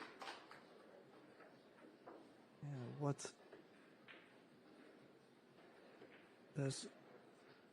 what kind of opportunities will Sakura will still get? I mean,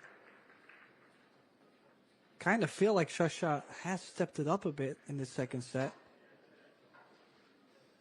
Well, I mean, I see what you're saying, but when you look at the table time after 3 sets, it's pretty much even. So that also indicates she is getting visits at the table pretty much every rack. And as we can look up the stats by turning our focus on the break and runs. Not been too many of them either. So, that does show both players are getting chances. I can see 1 break and run by Sakura. Yeah, and that's it.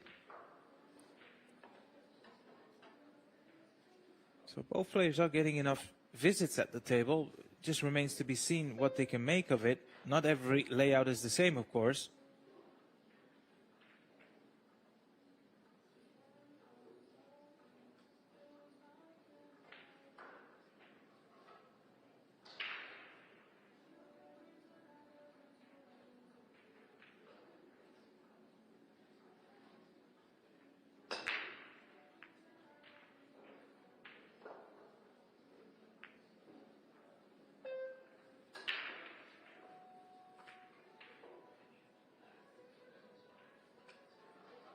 Yeah, makes the 1. Was about to get the ideal shape on the 2. A couple bumps, and now the jump cue coming out.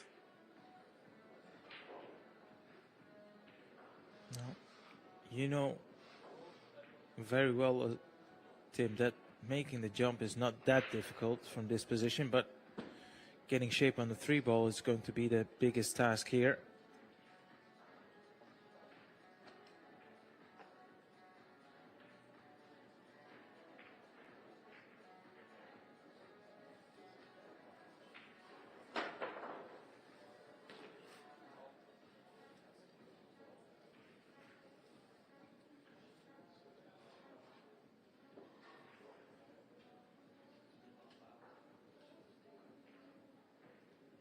She got a bit of swerve on that cue ball. It spinned mid-air.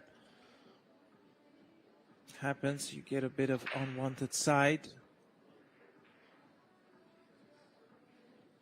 Both ladies are being tested to the limit in terms of patience and, you know, mental fortitude.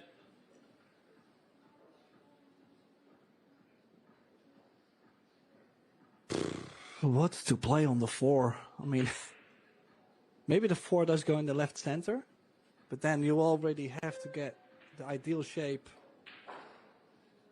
from the 2 to the 3 to stun over for the 4 in the left center. It's not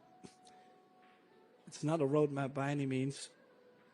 And then also to get from the 4 to the 5, it's not like that's easy either.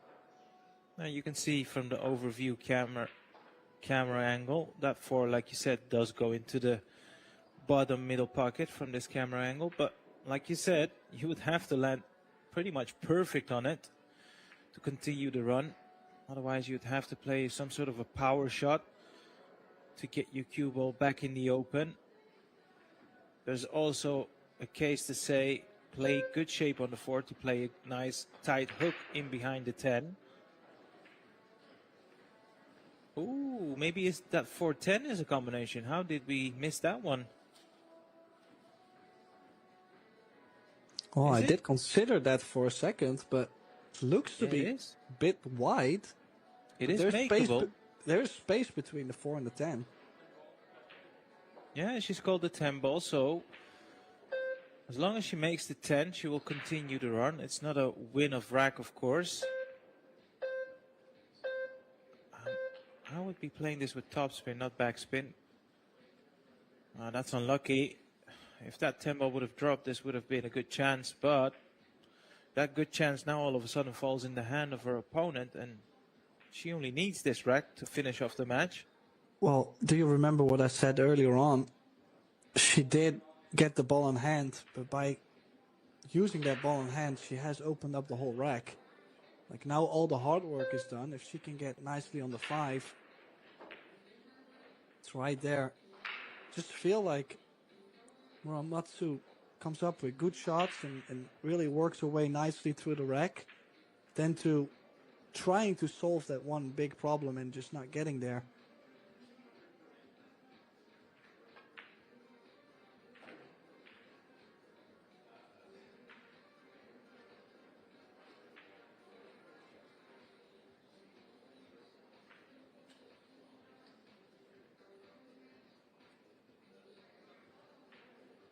Make no mistake about it, this is a clear-cut chance to finish off the match right here, right now. But that has been the complexion of this match. Both players are getting chances and chances and chances. Did she still get somewhat of a hook? I mean, sure, the jump is on, but I think... Yeah, I think she can even swerve this. That's not without any risk, of course. Yeah, I think she can even hit the rail first as well. Yeah, so she should be okay. It's all about controlling the cue ball, of course. Needs that to bounce, needs that to stop. Well, it did stop. Oh, well, I mean, it's time to play another safety. You have to bank the 7 to the top short rail and get distance in.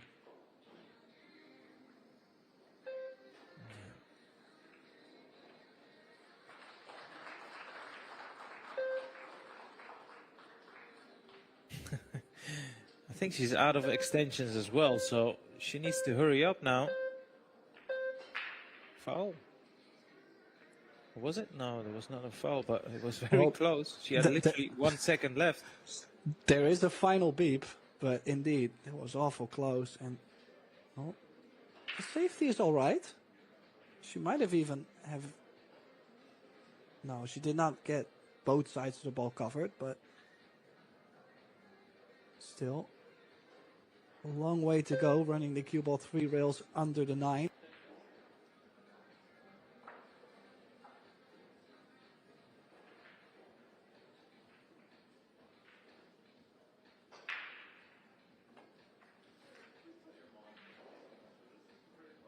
Wow.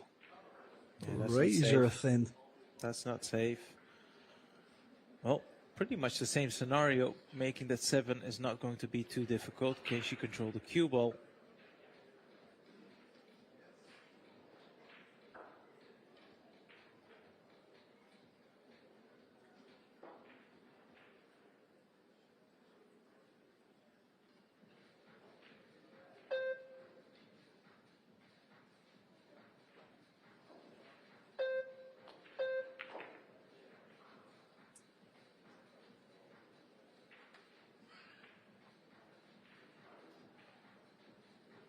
Well, the nerves are definitely in this arena. Any mistake will make her drop out of the tournament, but she does have a chance to go to another hill set.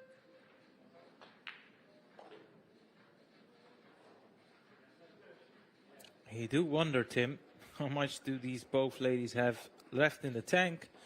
I mean, if she can finish off this chance, which she should really, and then somehow win the next rack, we're going into a deciding set.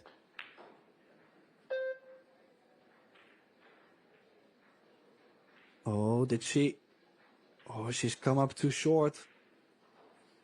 She will have to play this 10 into the top right corner, and the scratch is alluring for the cue ball.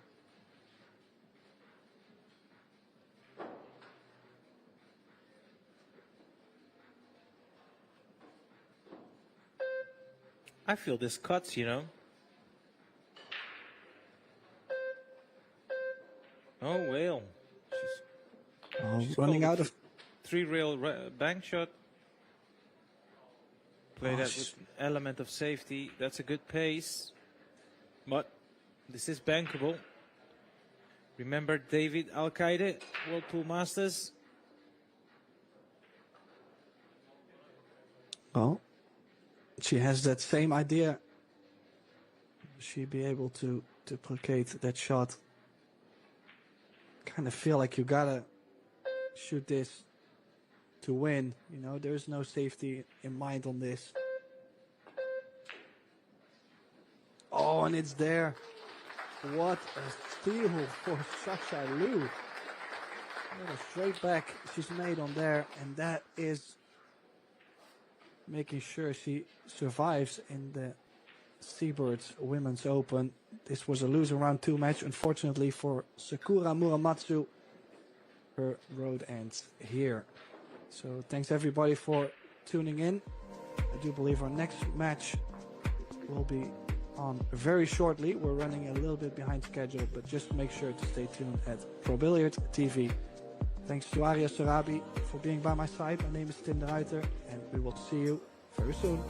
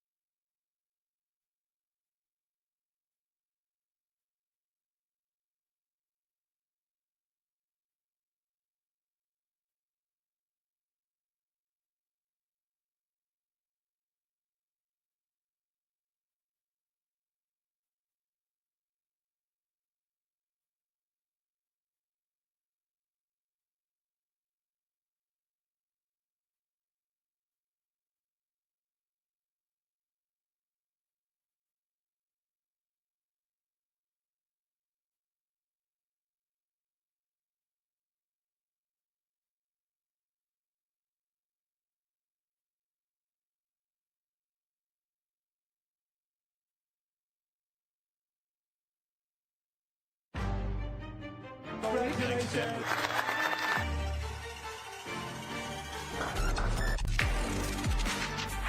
Wow, shot. To become world 8-ball champion. Brilliant performance. Shane Van Boning, world 8-ball champion. Joshua Filler, new world 8-ball champion. Albin Ocean, the 2025 world 8-ball champion.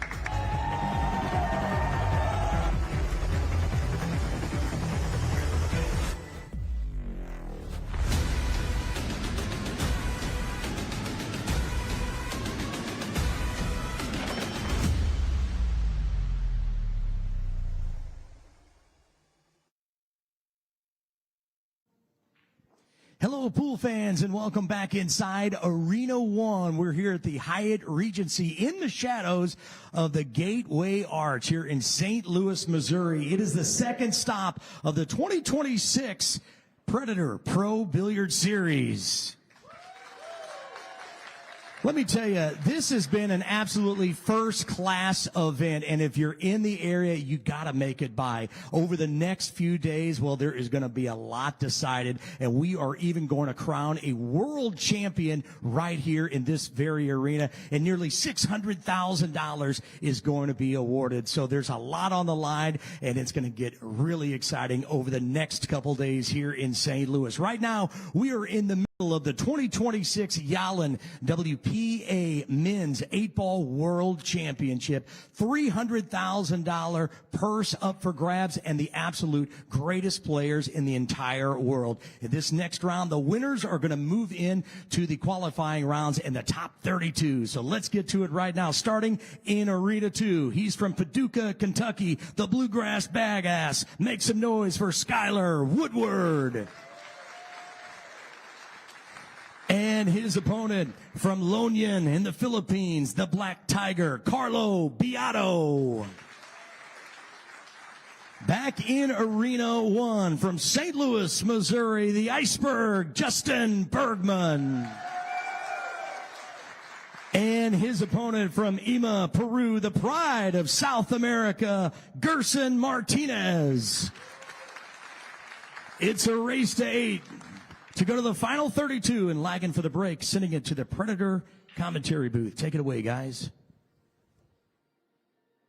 And thank you to our ring announcer, Derek Cox, for the nice introductions. We have a final 32 match here between Justin Bergman and Gerson Martinez. This is Eric Horlifson, joined by Aria Sorabi. Close one here, Aria. Justin, the man of the week so far. Hi, Eric, and hi, pool fans. Yeah, I'm looking forward to this one. Justin, as you heard by the announcer, he is the hometown favorite, proudly representing St. Louis. You could say he's playing in his own backyard, and I was just doing some research on his opponent, Gerson Martinez, the pride of Peru, Lima. Well, in 2025, that was in February, so that is quite some time ago. He did win the King of the Hill 10-ball event that was held in Aurora, averaged by a 770 Fargo. So he has that winning habit. Yeah, he was a runner-up in the World Games to Oliver Shulnaki. It's a bit of an unconventional style, a lot more body movement than a lot of world-class players, but, you know, beats top players on regular occasion. You know, Eric, you can't beat that Peruvian salsa. I think our friend John Schmidt, who does commentary with us sometimes, said he's the only player that might need hip surgery after his career is over. Kind of uses a lot of body English on a lot of shots, but gets the job done, no doubt. Breaking from the middle, offensive break here.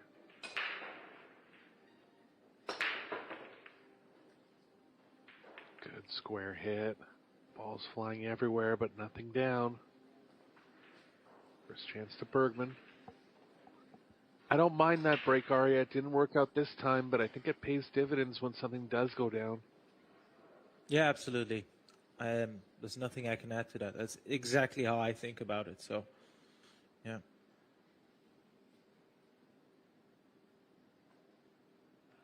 Two balls going to have a bit of a problem for the solids. Actually, don't mind starting with the 15 here. He's looking at the 12. That's okay, too.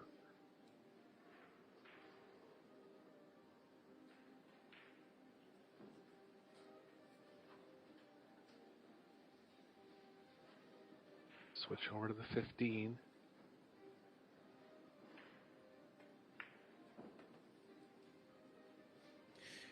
Look, just like myself, Eric, you've called so many matches over these past 5 days. Would you consider Bergman one of the title contenders, in all honesty? Well, yeah, I mean, he's beat Filler to this point. He's beat Duong Kwok Hong, two of the predetermined favorites. I mean, Bergman is just such an enigma. He hasn't really competed in international competition in the last 10 years, but he's finding a way to come out there and make good things happen. It's so tough when you haven't been under pressure like this in that long. He has made a bit of a comeback in 2026. He's played in some WNT events. He's had average results.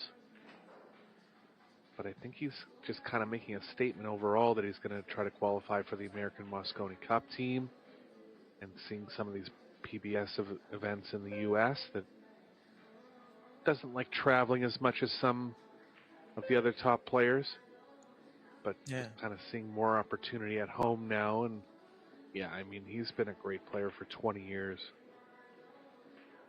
Yeah. And that's what you mentioned there, is that traveling, all the expenses that come with it, it's not something you can take for granted. And like we mentioned about his opponent, he has a unique style. When you have a look at Justin, the grip of the cue, it is very unique, and I like it. It's very loose. Doesn't really pinch the cue. It's just, he's sitting on his fingertips. Yeah, you can see the back two fingers off the cue there. But he's a very rhythmic player. He strikes me as though type of player that when he gets on a roll, he's pretty difficult to stop. Yeah, he came with 4 break-in runs down from 7-3 down to win the match against Kwok Hong.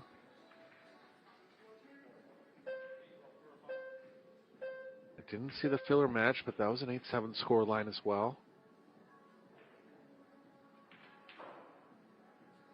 Him and his partner Xiaofeng Fu are into the quarterfinals of the mixed doubles, so just having a real great week so far.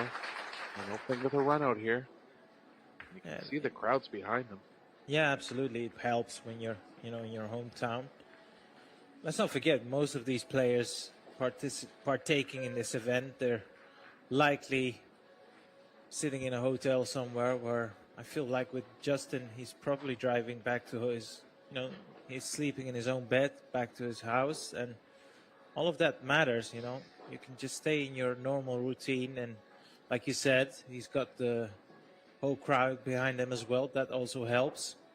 But, on the flip side, it can really notch up the pressure. So you have to be mentally strong to cope with that. Yeah, it's odd when you have so many people backing you. It's almost like you want to please them. And I think he did have an interview where he said he was feeling the pressure from the hometown crowd a bit. But when things are going well, it's definitely a plus. You can feel their energy and just kind of keep pushing with that. Breaking from the side rail.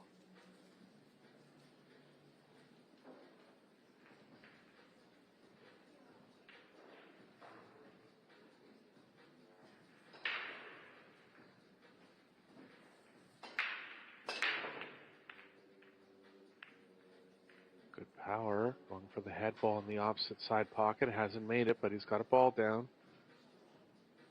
Cue ball a little bit surrounded by the 1, but he has the 2 for an opener. Yeah, what else has he got available to him? 2 ball, maybe even the 9 ball, if he was to consider the stripes. Yeah, that would help to have a shot on stripes. I didn't realize he was at the 9, but he is, I think.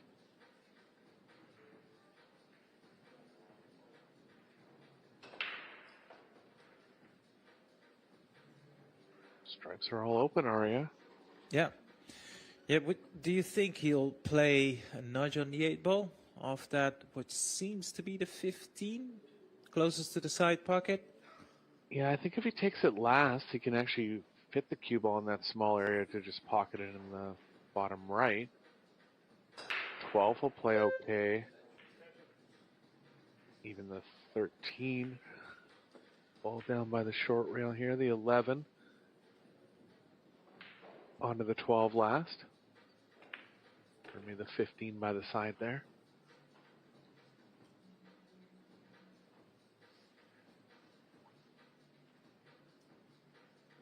Key is just really getting straight on the 15 on the last ball.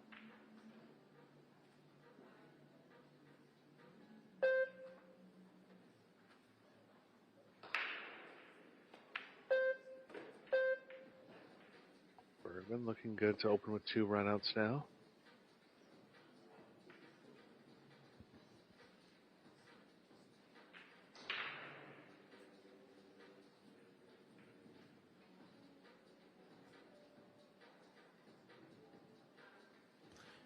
I actually do realize now, when he puts that 15, he can even just drop gently onto the 4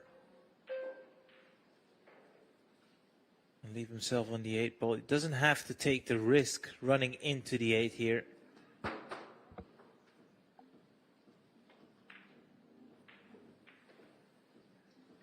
Well, he's now not got the angle to run into the 4. So it's a matter of, look, if he can land, touching the rail, the same distance that 15 has on the 8 ball, there is absolutely nothing difficult about this shot, and he's landed perfect there. So we're going to see the first break and run of the match.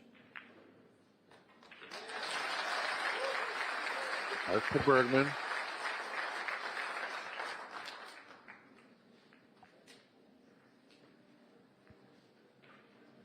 So many different breaking strategies, but the year that Shane Van Boning won the tournament, he broke predominantly from the side rail.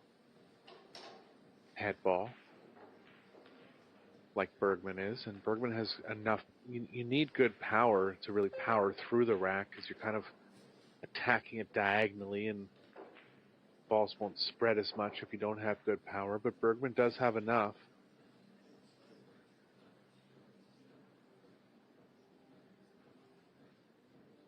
Yeah, and based on his current form, I think he would be a great addition in the American team for the Mosconi Cup.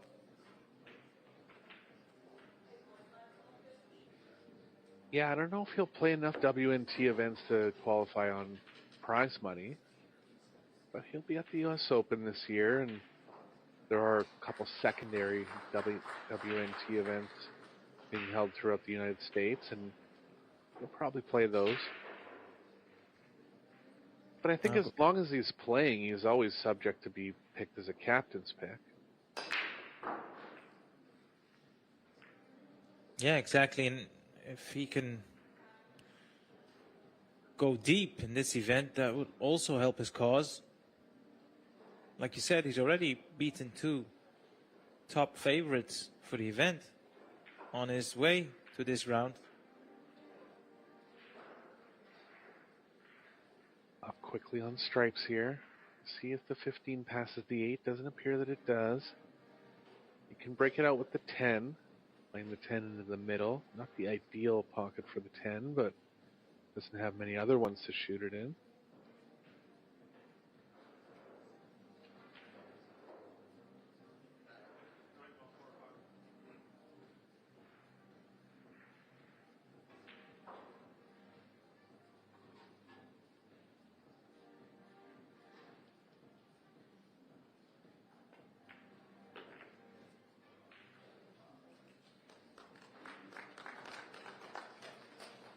14's going to have to go before the 13-12.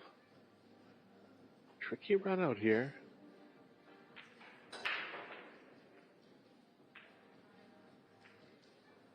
Yeah. What type of an angle has he left himself here on the 11? Because if he can land straight on, as the camera is just following Justin, if he can land straight here on the 13, play stop shot on the 13, he has that option to putt the 14, come off 2 rails, run into the 8 or the 15. Would always have that 12 ball available to him. Yeah, that's a good call. He's tried that directly. That I don't mind that, but the problem with that was now that option is not available to him anymore. Yeah, he's going to get the 14 out of the way, but the cue ball's moving too far to the right here. Might be stuck having to bank the 10 and break into the 8-15. Yeah, it feels like that 13 right now is a little bit in his way.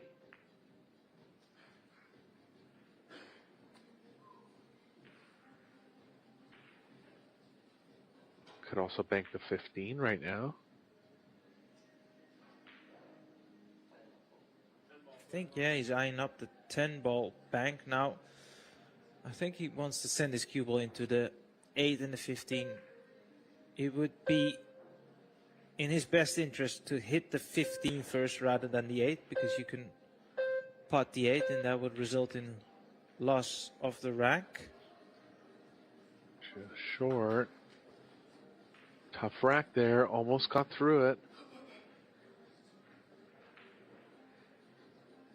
Yeah, tough rack, and let's just pretend that 10 ball would have dropped now. Even what would he be on after that? Nothing, it feels like. So Gerson faced with a straight shot top right. So many people watching. Feels like he's a little bit under pressure.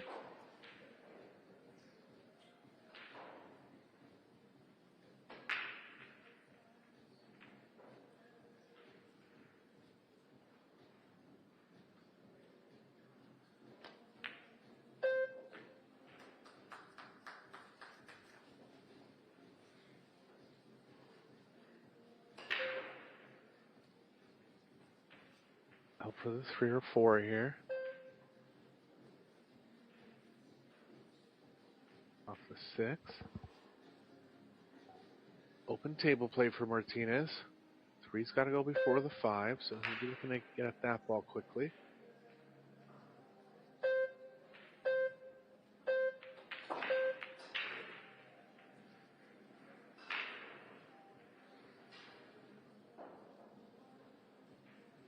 Five blasts will work here. 3, 4, 1, 5.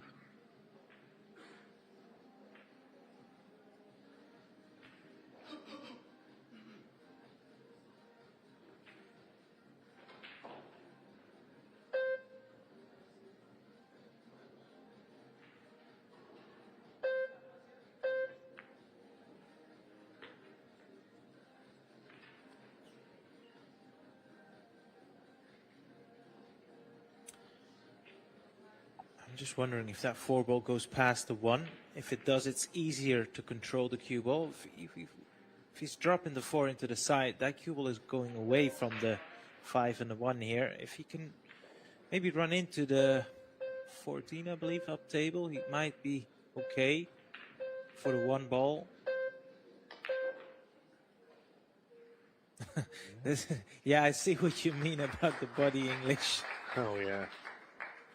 Yeah, if you haven't seen him play before, he's kind of entertaining overall.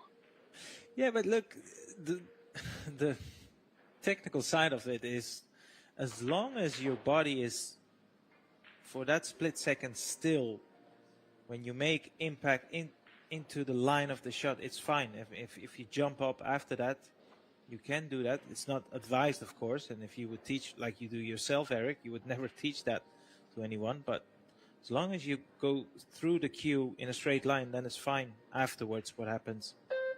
Absolutely. You see that? Just going sideways, and the ball's right in the heart. Nothing to do with it, you know. I think it's very entertaining to watch. Reminds me of Alex Higgins. That was one of our legends in snooker. Absolutely. Made a living off that type of body movement for years. But the funny thing for me, Arya, is, and you know, it's subconscious to him, I'm guessing, but there's no rhyme or reason as to when he moves it. Like here, he stays dead still and moves at the end, just kind of see the ball in the pocket, but it's not like he does it on consistent shots. It just comes up out of nowhere. Yeah. Like you said, it comes out of nowhere, but I suppose it's far worse if you have the yips or something. Some players have struggled with that over the years, and that's, you know, detrimental to your confidence, to your game, to your technique, to everything. It feels like a virus, to be honest with you. Yeah, it is subconscious for him.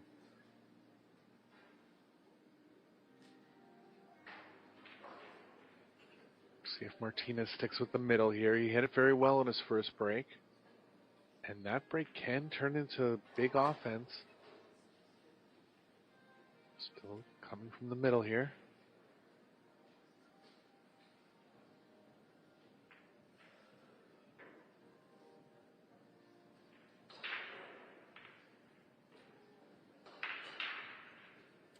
You know, for the longest time, I always used to obsess about the fundamentals, which I know you do. You're a big fan of solid fundamentals. And then I saw this young man, Judd Trump, who is still at the top of the game in snooker. He's the world #1. And he has a very odd technique, but, you know, he makes shots that pretty much nobody's ever done on a snooker table. And I just came to the conclusion, look, as long as you're consistent on your shot making, it doesn't really matter if it's textbook or not. One of our greatest ever, Efren Reyes, he didn't have textbook technique, but still arguably one of the best careers ever. Yeah, you nailed it there. And I think as far as fundamentals, you just have to see if any kind of fundamental flaws are actually hurting you. You have to see if it's hurting your ball pocketing, or if you're making the same mistakes all the time because there's a bit of a quirk in your stroke. And if that's not the case, then yeah, as long as you can develop some kind of decent consistency, there's a lot of ways to approach the game. Yeah, and lastly on that topic is, even when you have your unique style, I think is useful to know what are your weaknesses, so you might, you know, play certain shots differently or positional shots differently, knowing that, for example, if you have a player that is more comfortable in rolling the balls in, you know, they leave themselves certain angles where most players would think, oh, this is horrible, but they know they lack in the cue power department, so they actually play it purposely with a bit more angle, for example. Yep.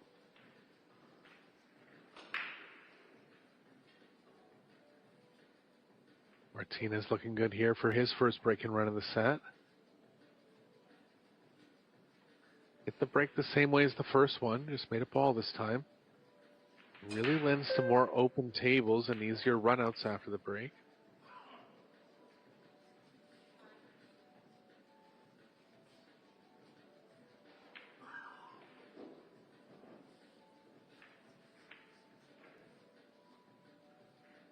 Kyle Richard, our referee. Great player in his own right, represented Canada at the World 10-Ball Championships last year.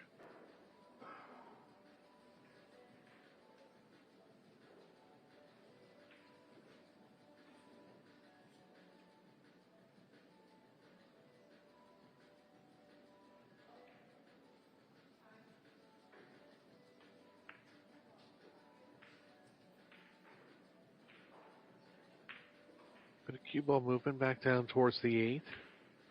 Might have to play the 13 in the side. Not too bad on the sharpness, but a little bit of distance from the side, so he's going to want to get a good angle where he doesn't have to overhit it. Needs to leave himself a good angle here. I was wondering if that 13 passes the 15, and if there's any value to take the 13 first. He is right-handed, so he'll be bridging over those 3 balls there, 5, 8, and the 7. Yeah, so he's stuck to his guns. 15 first and then the 13. All about the angle he leaves himself here on the 13. Not ideal. Oh, he's a little straight. It looks like it does have the slightest angle going to the right, and he can play through to the right long rail.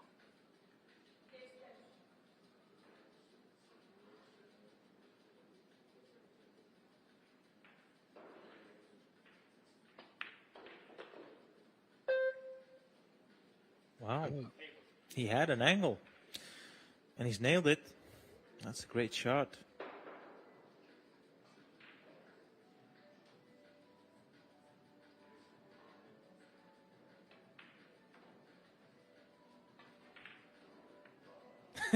Look at that. Oh, you missed it because of it. Wow. But, I mean, that 6 is bankable. But probably Justin needs to take away the 5, well, just to open up that pathway a bit more. There you can see. Yeah, those hurt, don't they, Eric? Yeah, after a great run out, I really didn't expect him to miss that ball. Only saving thing here is that the 6 is going to need to be banked or moved.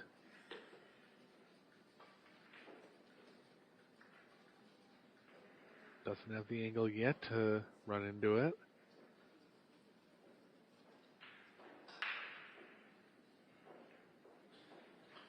Maybe with a bunch of right spin, but so.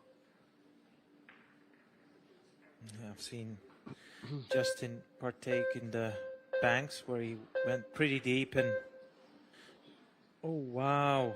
Justin, what have you done there? Yeah, the shot clock was running out, but he still had his extension. That's unbelievable.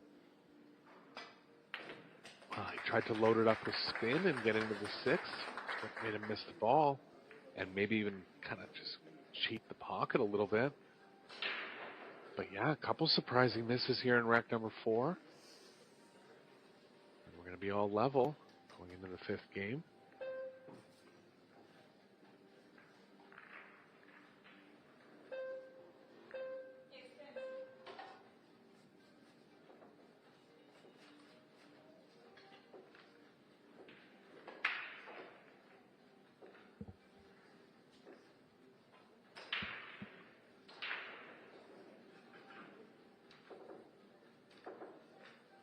Martinez 1 for 2 on the break. Bergman made a ball on both. It's been all offense so far, as you will notice with 8 ball, a lot less safe play.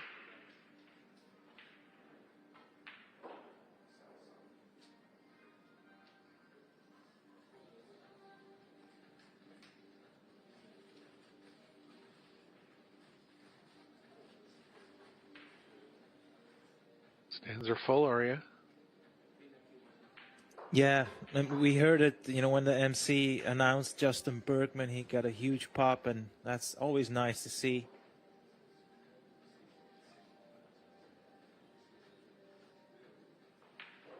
But, equally what is nice to see is, the crowd are being very respectful. It's very, very quiet when the player is at the table.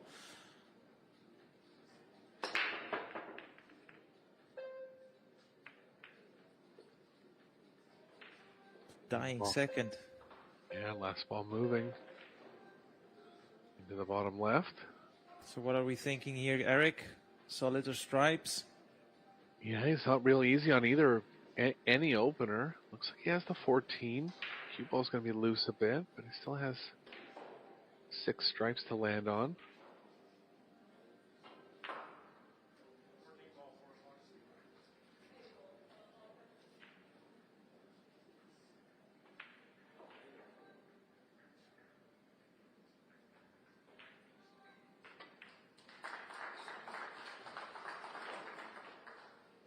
Nicely played, avoiding all the balls coming around the angles. He's looking decent now for a run out. 11's going to be the toughest stripe, but it is available into the bottom left and possibly the bottom right.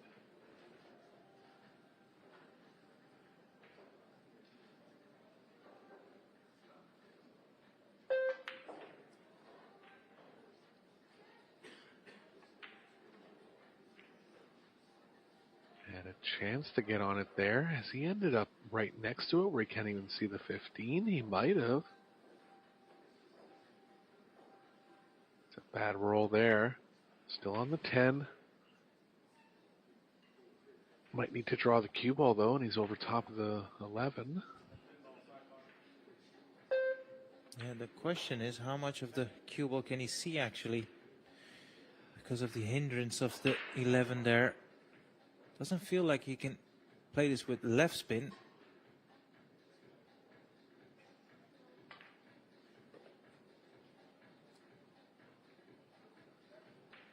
Had to add the right spin in there. Because he only had the right side of the cue ball, but he's stuck behind the 5 now. And one on the 15 available still. Yeah, I think the 15 is a bit easier than this 12. We've seen so many shots missed in these middle pockets. Particularly from that angle.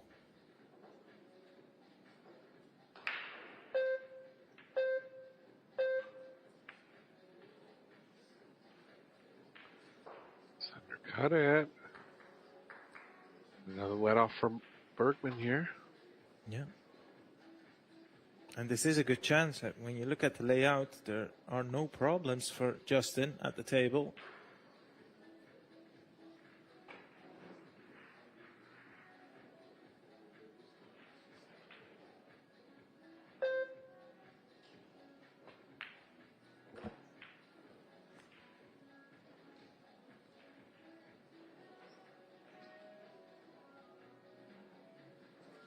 Two, 7, 4, 5, 6, or 6, 5 at the end will work.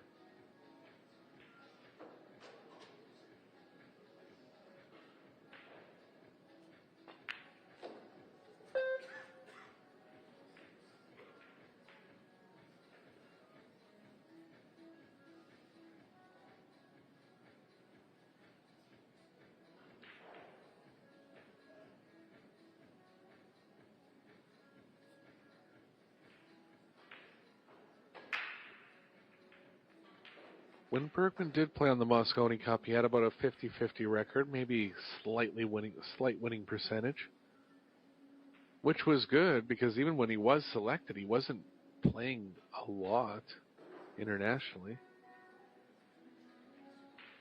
Yeah. He's the type of player that can really rise to the occasion. Sorry, go ahead. No, well, I was about to add to what you were saying is, you know, playing in a Moscone is, there's no event like it. There's absolutely nothing you can compare to it. So well. Second missed ball from Bergman in this set. And no real excuse on that one.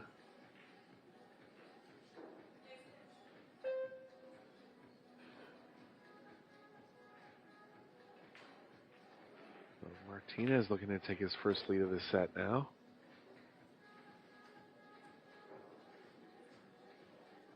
Playing into 4 1/8 inch pockets here, don't forget. So we'll see some of those more routine balls missed from time to time.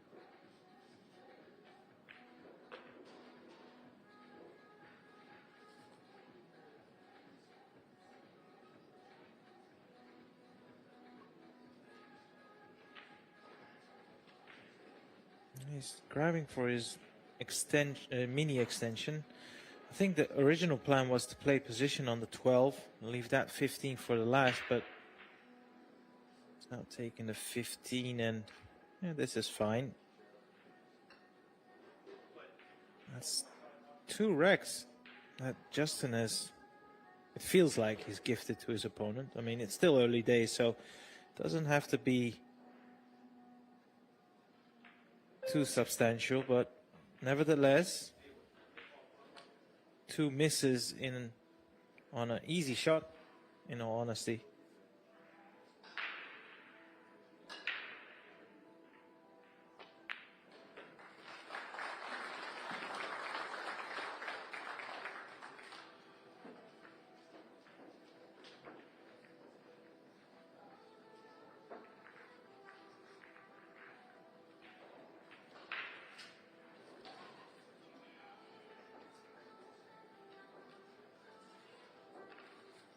Martinez holding at 50% on the break.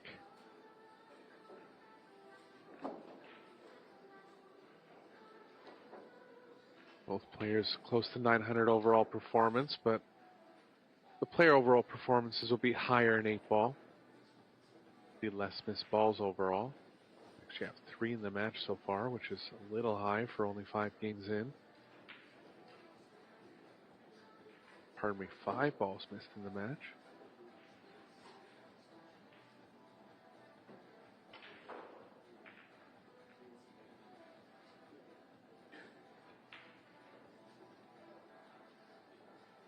That balls pocketed per inning is relative to break-in runs. Inning will end if a player doesn't make a ball on the break, and I really feel like the player that's going to win the tournament is going to be between 6 and 7 in that category. Both players at around 5 right now.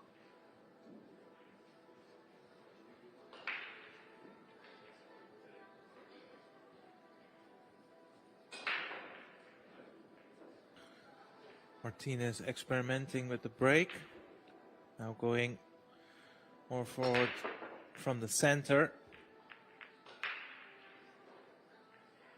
Nothing down. Yeah, that break is a gamble because you can see how they spread. But again, the gamble is that he's trying to make a ball.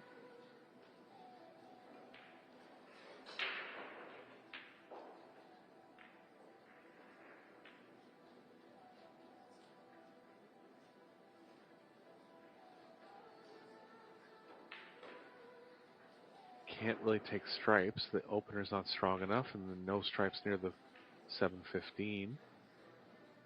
You would think the 5 ball is a good ball to open up the 7 with, but needs a perfect angle to follow into them.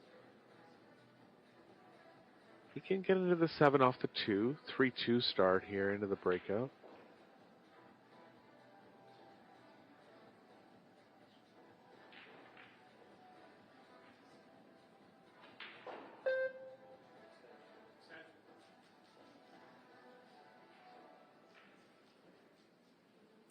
You know what these players have going for them is, in this event, we've seen some, this is by far one of the highest level in terms of, across the board, the amount of quality players we had in this event and have.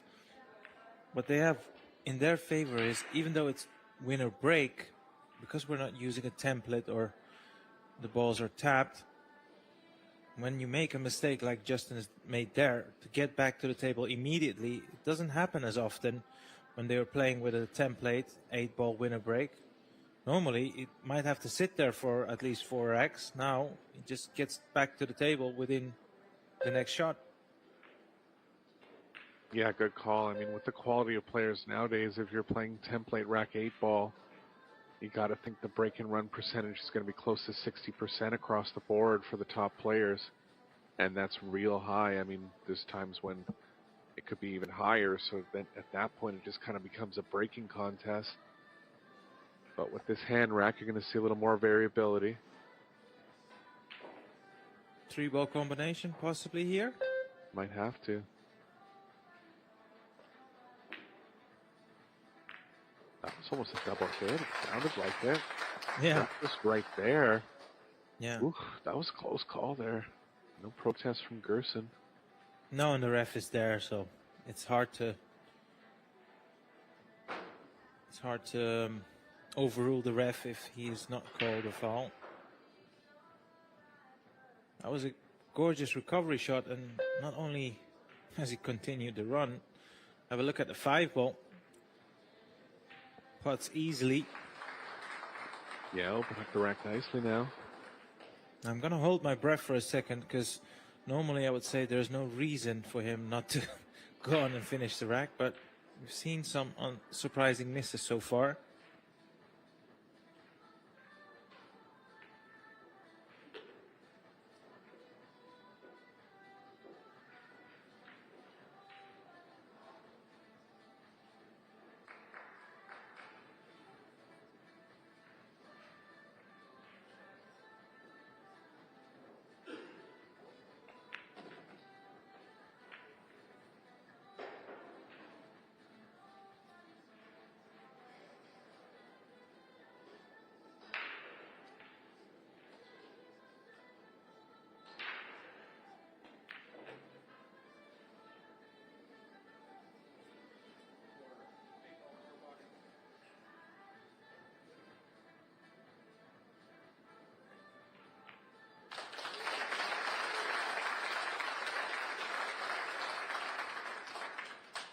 Out from Bergman, tying the score at 3 each. Does have one break and run in the set so far.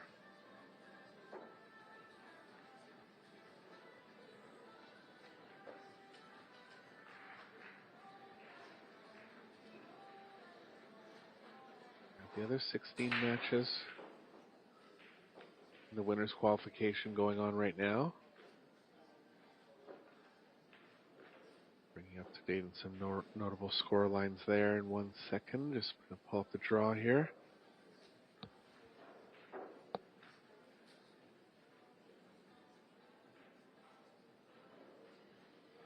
Three all with Carlo Beato and Skylar Woodward. Over on table number 2, Jason Shaw's advanced. Some of these matches started a little bit earlier than the one we have on table 1 here. Shaw's advanced 8-3 over Kasper Matikainen. Chia Chen Xie, who beat Shane Van Boning earlier in the tournament, is up 5-0 against Stefan Kasper. Oy ahead 7-4 against Homan. Fedor Gorst and Aloysius Yap. Marquee matchup. Yap ahead 3-1. And all the winners of this round will qualify for the final 32 redraw. Losers will go into the losers qualification and have one round back to the redraw stage.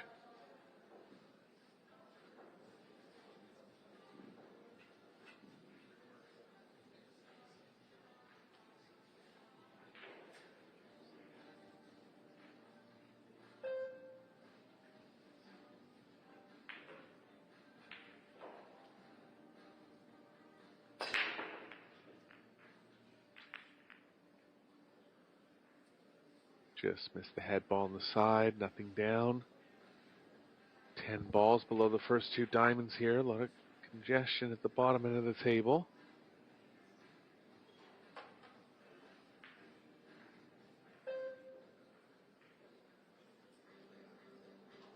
Martinez has choice of stripes or solids to open here. I don't mind the stripes if he's able to pocket the 14 at some point directly. Yeah, he's called the 12 into the top right, so could have played 12 onto the 11, but you know, you're gonna lose 12 in terms of sending it towards the 4 and the 5 there, so it's probably better to pot it directly. Now, he might get to the 14 like you've mentioned there, right here, right now. Wouldn't be a bad option to take. Yeah, he's going to have to run into the 10, and he'll want to free the cue ball up from that bottom left pocket area. It's still fine if he can play it with draw and a lot of side spin. Be very unlucky not to leave himself a shot, but he's not 100% convinced on that shot. Yeah, I wonder what the other option is. Play a combo, I guess. Leave himself on the 9, hoping the 10 doesn't tie up with the 2 or the 6. Yeah, if you're going to play the combo, you have to play it at least at medium pace, just to give yourself the best chances that like you said, the 10 won't nestle up behind the 6 or the 2.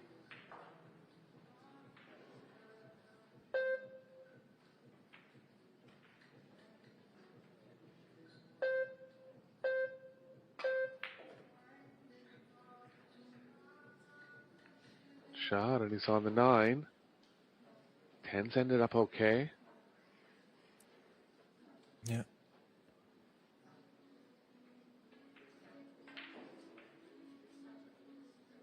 I feel right now, because of the situation of the balls, it's very important that he gets the cue ball in a nice area to make it simple.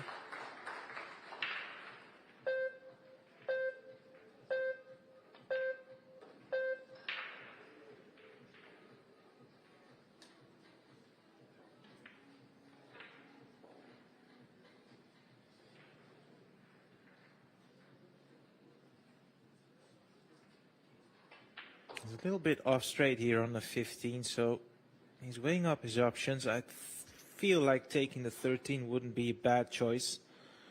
If he can get enough backspin on the cue ball here, he should be able to land on the 10 ball there. This is... No, had too much angle. Back on the 15, once again, similar type of angle. Yeah, he's been trying to get straight on the 15 for a couple shots here, and he hasn't found it, but he is going to draw over for the 10 in the left middle. Tight cue ball movement here. Yeah, needs to avoid running into the 3. Great shot. That's a great shot.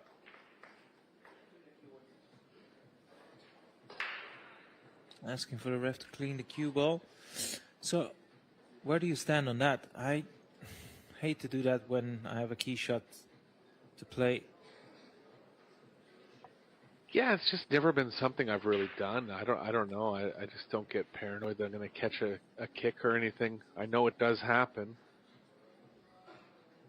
but I usually wait till after the rack personally.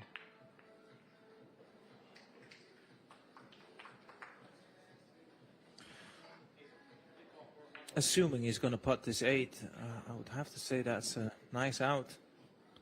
Like you could see, it was not straightforward. I had to play a couple of precise positional shots, but he's managed to do that, and he's passed the test.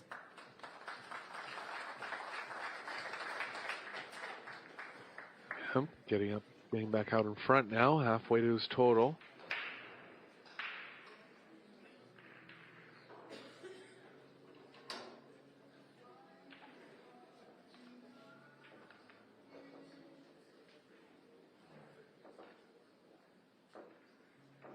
Balls pocketed dead even at 33 each.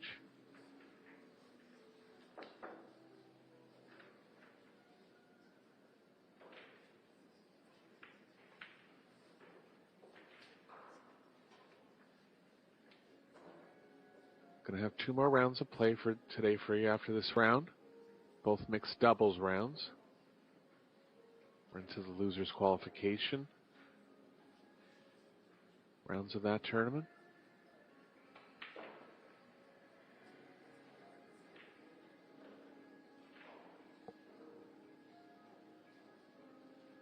Teams that have advanced undefeated so far are Centeno and Shaw, Fu and Bergman, Liu and Yap, Hiraguchi and Shevchuk.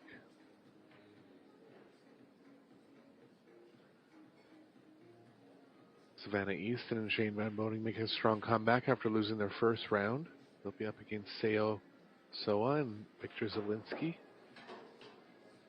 Beato and Amit, another strong team on the loser side against Bryan and Woodward. The Oceans against Ropero and Sanchez Ruiz. Lots more action coming up for you today.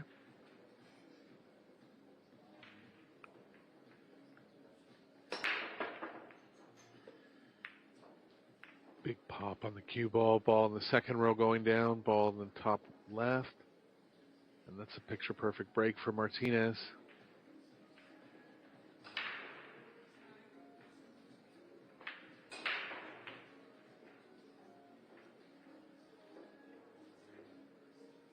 Stripes are looking good here. Really want to avoid the solids because of where the 6-3 is.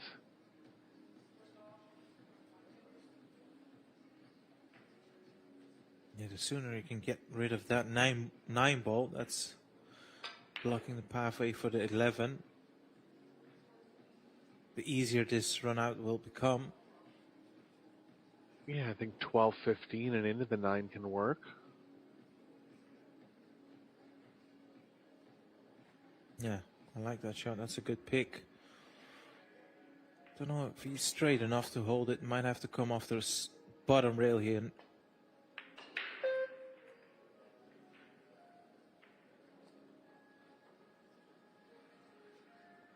Yeah, there's real value. Maybe that 9 ball goes past the 8 ball, you know. So doesn't have to play into it, but Good call. It is a risk he can take, I believe. And the way he's on the 15 right now, he'd have to kind of stun it to get into the 9. It's tough to really pinpoint those type of shots. He was looking for more of a following angle where he could get into it. So you're right, he might go into the short side of it here. Oh, it even goes in the side area. Yeah, he came around to have a look at that. So that is as played, and such is his angle on the 9 ball. If he's to take the 9 ball now, I think he's likely going to take the 13 after it, because that cue ball will be going high. Now, there's nothing wrong with that. Just need to make sure that you go past the 2 ball. Yeah. I'm very surprised he's taking the 10 here. Well, he's played the nudge on the 9 and he's played it perfect, but still needs to keep tight control of the cue ball.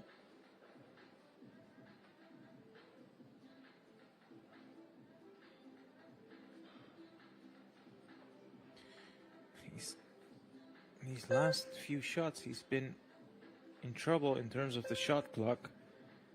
Now all of a sudden, with only 4 seconds left, he needs to get down on the shot. Oh. Yeah, that's self-inflicted. That really is self-inflicted. He just took too much time. Agreed. And, you know, it wasn't anything too complicated there. There was only 3 stripes left. They were all in the open.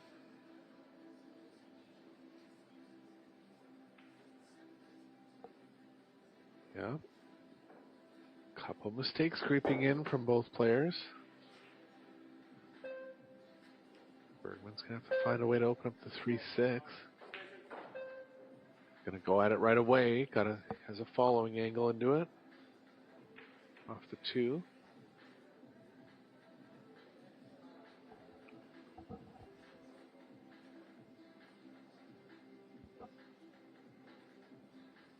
You feel it's very difficult not to hit one of these 2 balls if you make the 2.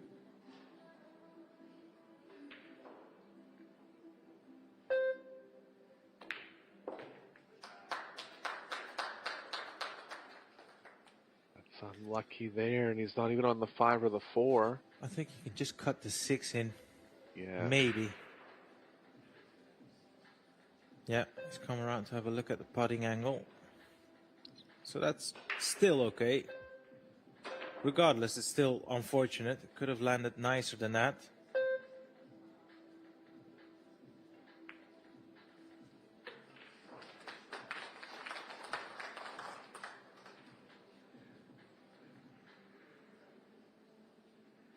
Might have to play on the short side on the 3 here. Doesn't need to overcomplicate things. Just needs to make sure he leaves himself an angle on the 3 ball after the 4. Presuming he's playing on the 3, of course. No, he went for the 5 instead.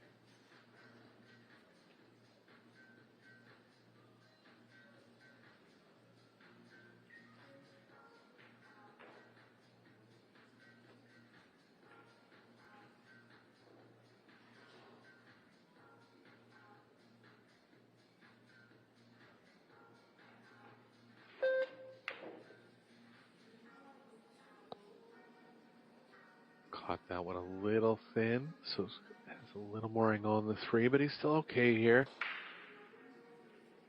And needs to pass from side to side. Put the 8 into the same corner pocket as the 3 ball. Let that cue ball come in between the 8 and the 13.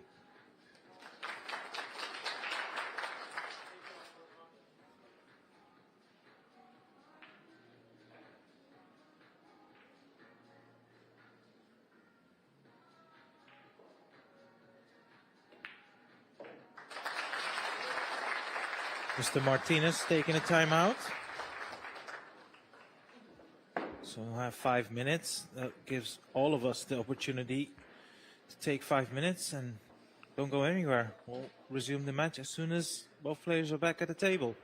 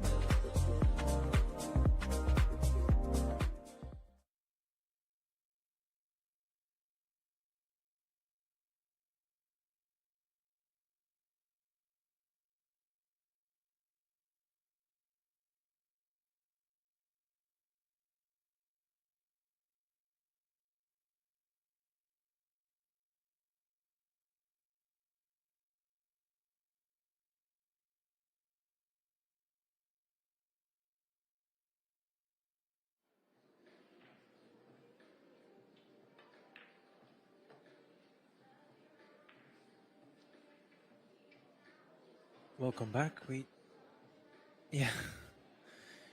just saw the opening shot there by Mr. Martinez.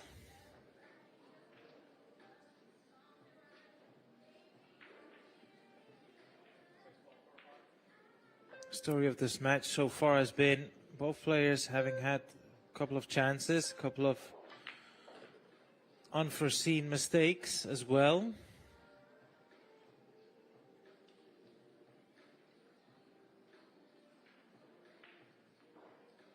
Bit of work to do here.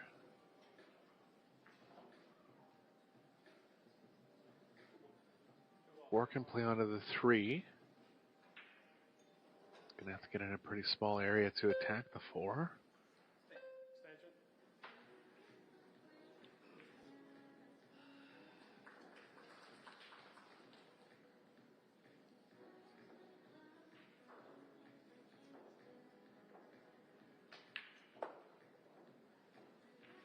We've only had one break and run so far in the match. Now you would expect that to increase at some point, of course.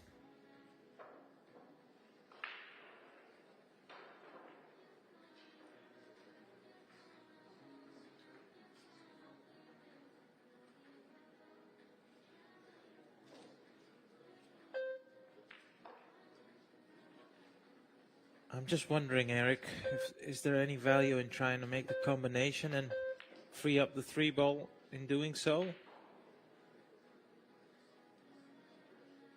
Well, that's off the cards now, obviously, but that 3 ball, you'd have to play perfect position on it. Otherwise, it's not sitting nicely there, so close to the 8 ball.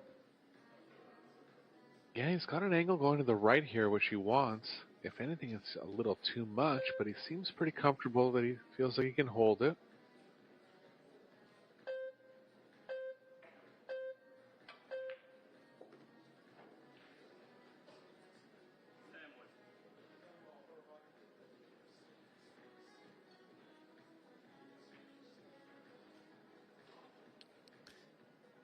I tell you what, it's just a guess, but when you look at the pace he walks around the table, I think that also has an element in that body movement once in a while.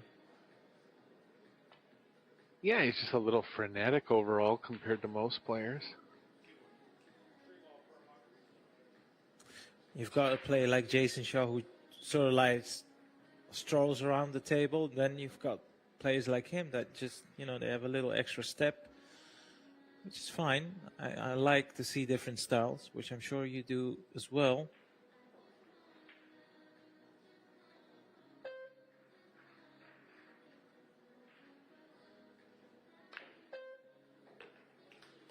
That was a great shot. Nicely played. Well, Justin Bergman so far was the only player with a break and run. It would seem like, unless we see a very surprising mistake, it's one break and run each.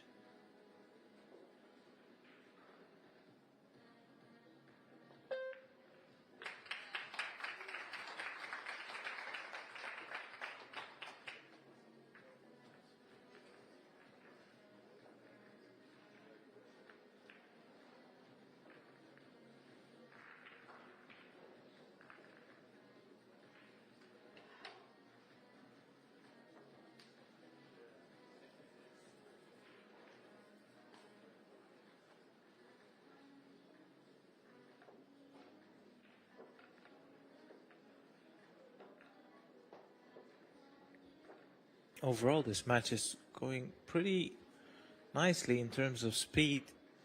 The average track just over 5 minutes. We've had a couple of turnovers as well with the missed shots, as you can see there in that graphic. Both players have missed 3 shots. 2 of them by Justin cost them the rack immediately.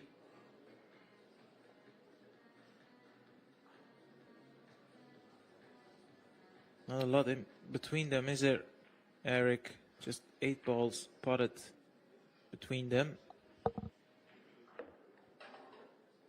Yeah, break's likely going to play a big factor going into the latter part of the match here.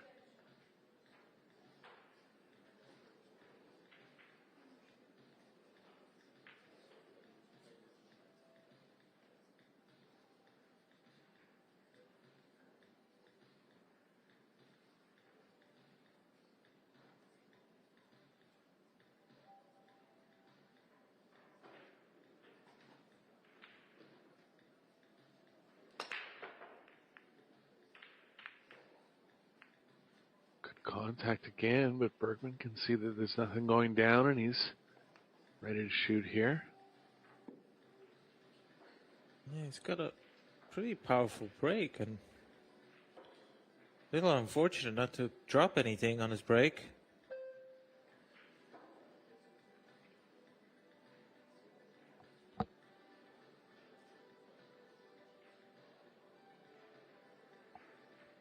Choice of either suit to start here. Two's the toughest solid.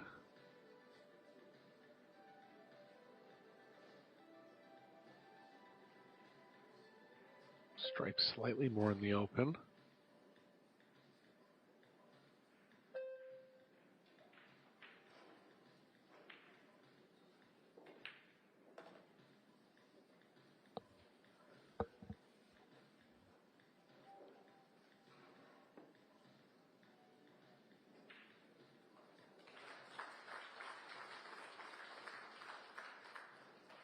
Going to be some tight cue ball movement near the end of the rack.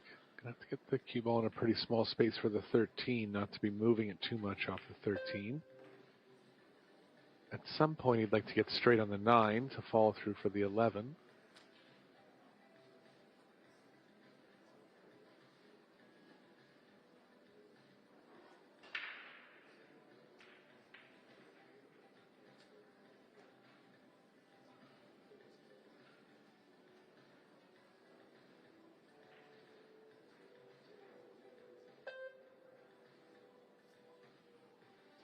It's a rack where you can pot everything freely, but it's also a rack where you need to be cautious with the angle you leave yourself on a shot. You don't really want to run into other balls if so needed.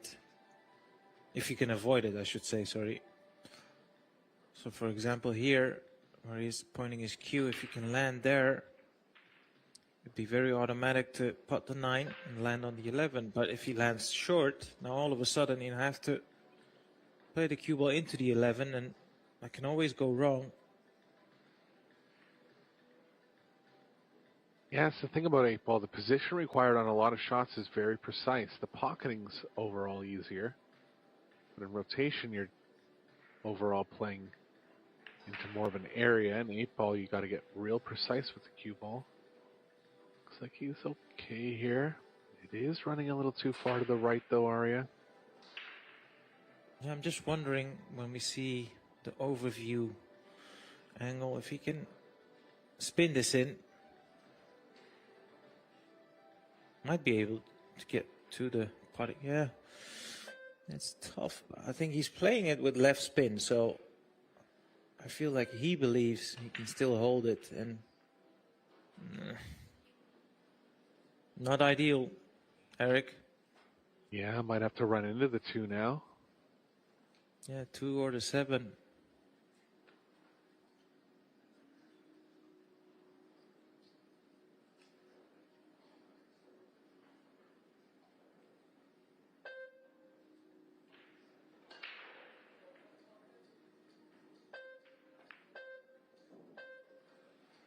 And he tried to hit the 7 there.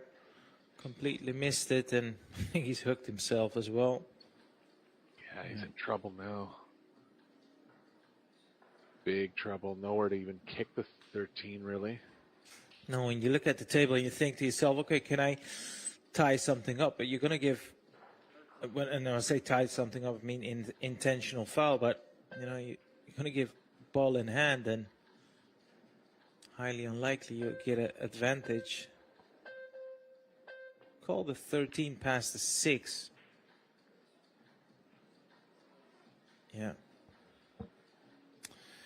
That positional shot from the 9 to the 11 was under par, and like you said, immediately he's in trouble. Yeah, and a big turnover in rack number 10. Martinez going to have a 2-game lead going into the finishing stages here.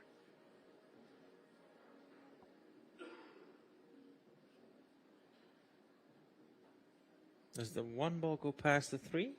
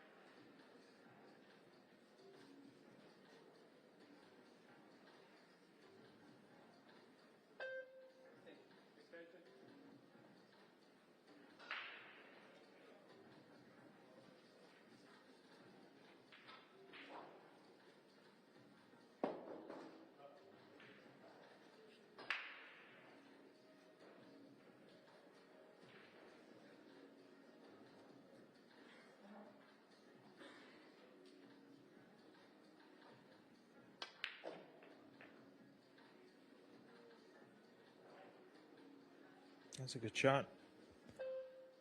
Almost went wrong.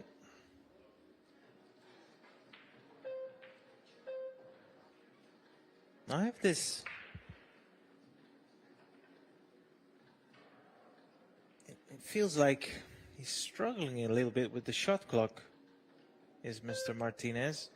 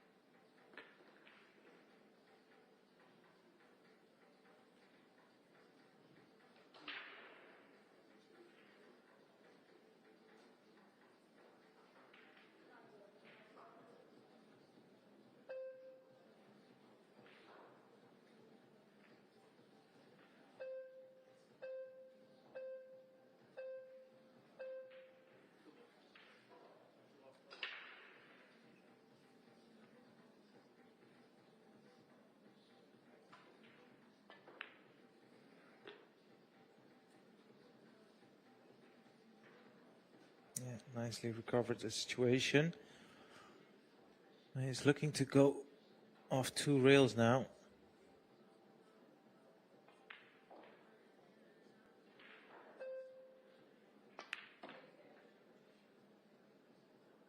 I said 2 rails. He's played it off 1 rail and he's left himself awkward on this 8 ball, Eric.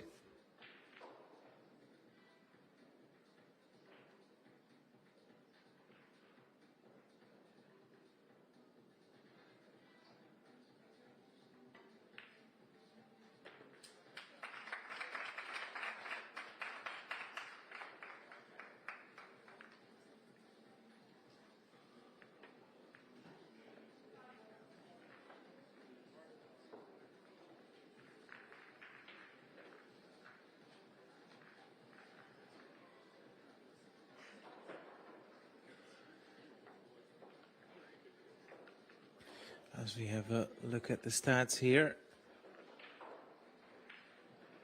Break success, 50% per player.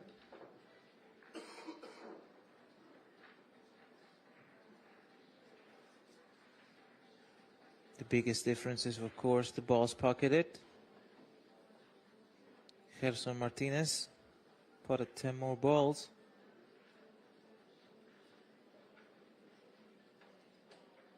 And he's averaging 900, which is very, very decent, of course.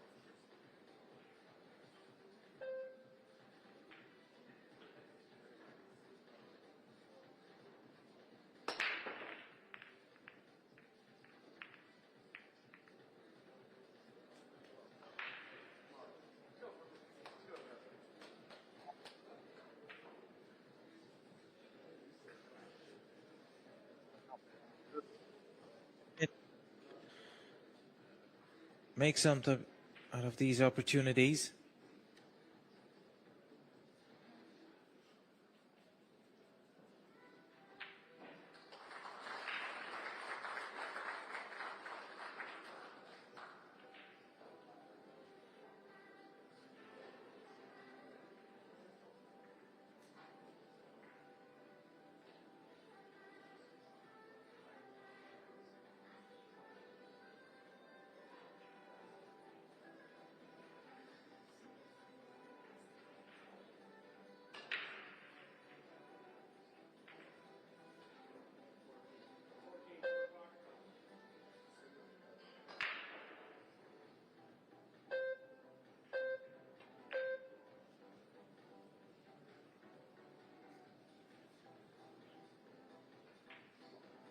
Yeah, well, one thing is for certain, this is not going to be an easy.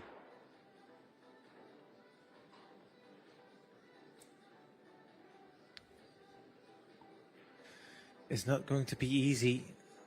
As you can see, the 9-ball is tied up.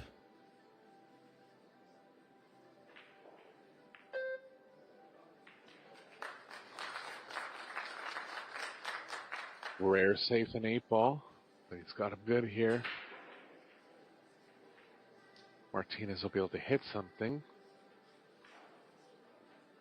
Doesn't really want to disturb that 1-9 area. Actually is the easiest ball to hit. And come across onto the 3.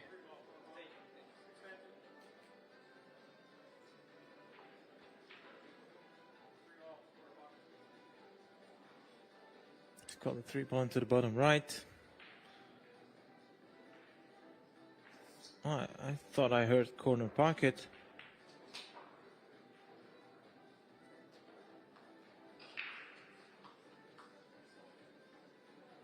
But that will do, as long as he didn't pass up a ball in hand. That 9-ball still remains a problem for Justin Bergman.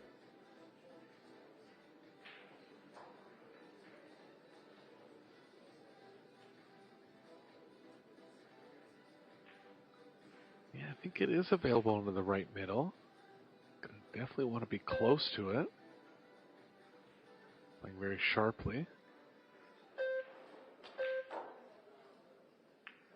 Wants to go into it. A little short, but he's going to have another chance here now. Off the 13. Cue ball's drawing a little more into the 6. It'd be tough to get any kind of big energy into the 9. But he is close to the 13 here. Can just load up on the power.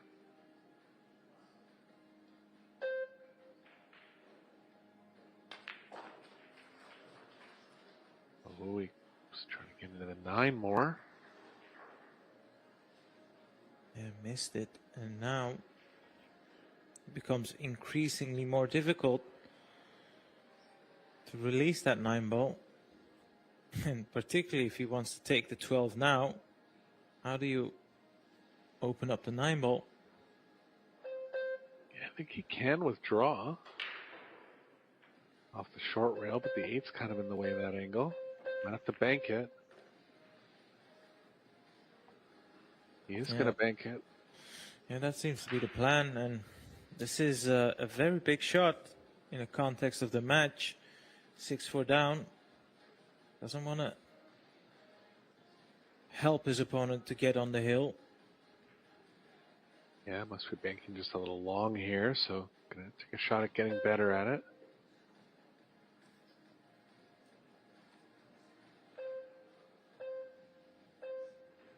He did finish in the semifinal of the bank pool showdown.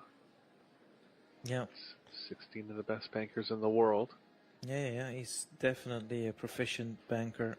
And as you can see, he wants his cue ball just below that first diamond, past the middle pocket, which makes sense. Oh, not again. Justin Bergman, not again. How can you miss shots like that? Yeah, that's 3 easy ones in the set now. Lost for words now.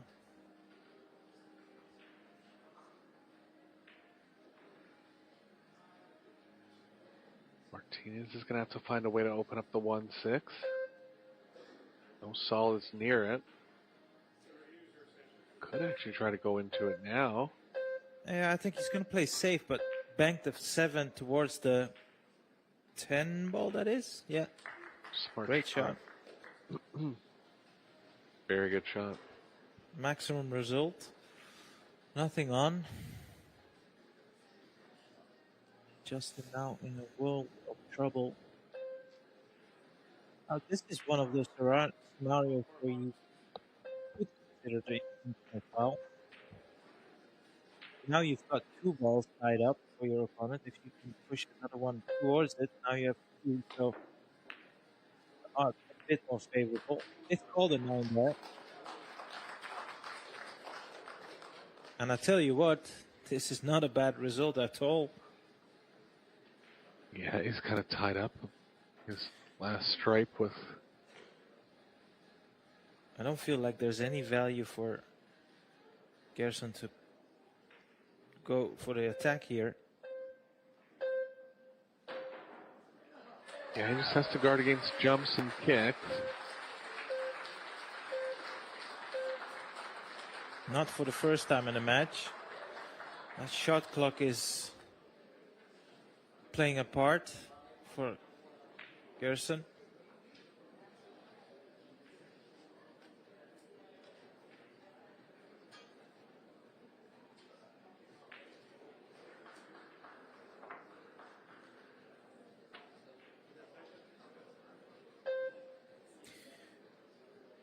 Gerson very much so holds the advantage in this exchange. As you can see, he's got so many options.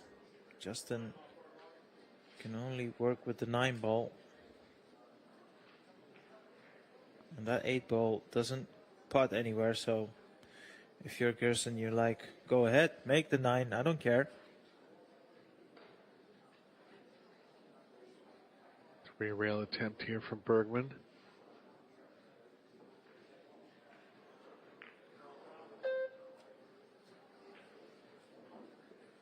Super tough, but he's kind of tied up that 6 a little worse now.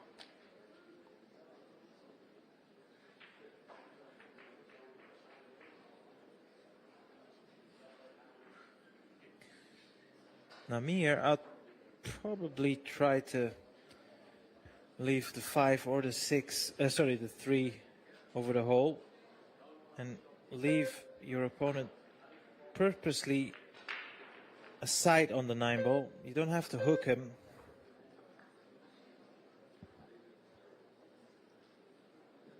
And when I say a side on the 9 ball, I mean in a place like this where he can't putt it directly.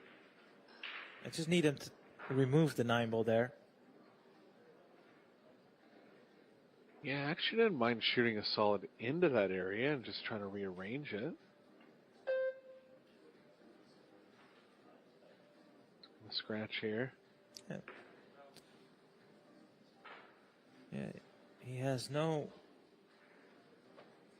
real intention to remove the 9 ball where it is sitting. That's why I say maybe leave him purposely where he can see the 9. He's going to go into them here.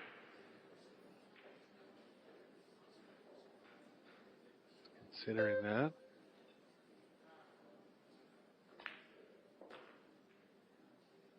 Yeah, I said it before, and I said it again. I feel the shot clock is catching up with him, Martinez.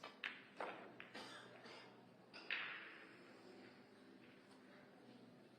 think it goes through the 8-9 now. I think it does, and even if it doesn't go directly, you can pot it off the 9. That's a big pocket.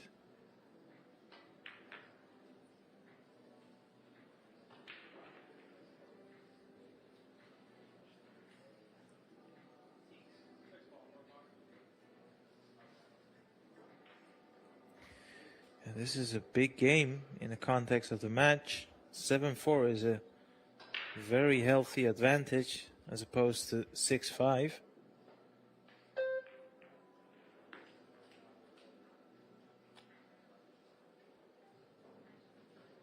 Straight on the 7 here. Might have to power out to the left long rail and to get a little closer, but he's kind of drawing into the 9. Is this a mistake, Arya? Yeah, it definitely is. He's made this he's made this very difficult for himself now. Oh, he could get enough in the cue ball, so might have been a bit of an optical illusion. Didn't look like from that camera angle he had this shot available to him.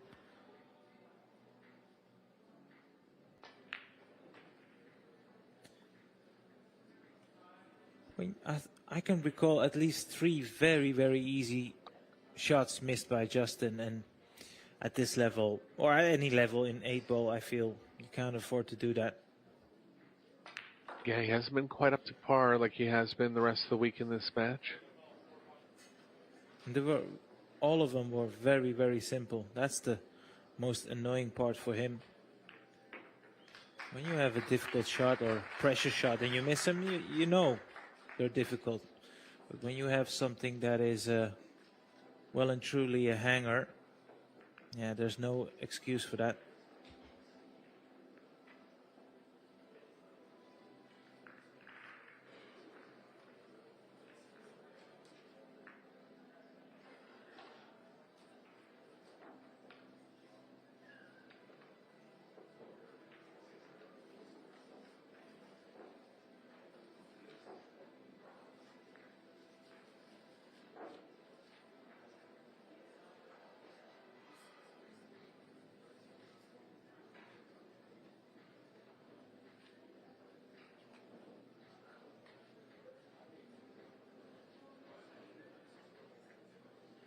Martinez below 50% on the break success now.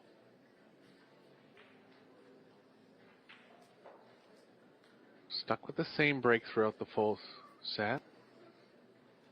I mean, if one goes down, the way he's spreading the balls, he's a big threat to run out. Yeah, would it be unfair to say it is his to lose now? Yeah, I mean, Bergman did have one comeback like this earlier in the week where he broke and ran 4 to win the set. So don't count him out, but it's going to take a little turnaround in his level of play and in his breaking.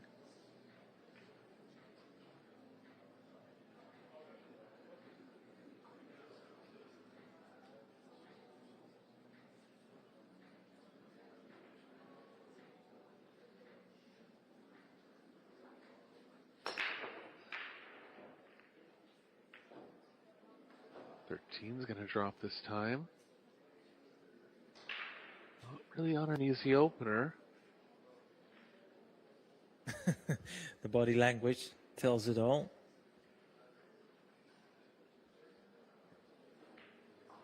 Might have to take a stab at the 14 here. 14. What else has he got available to him? I'm having a look if there's any solids. I mean, he can try and putt the 6 off the 3-ball, but that would be a crazy shot at this point. So yeah, like you said, the 14 is likely going to be the shot if he wants to attack from this position, of course. He's considering trapping him here. Nicely played. That could have gone wrong. Good touch there from Martinez, and Bergman's thinking about the same shot. This is how I know I'm not cut out to be out there. I would never consider the safety. Yeah, but it's a great shot he's played there, though. Sure, yeah.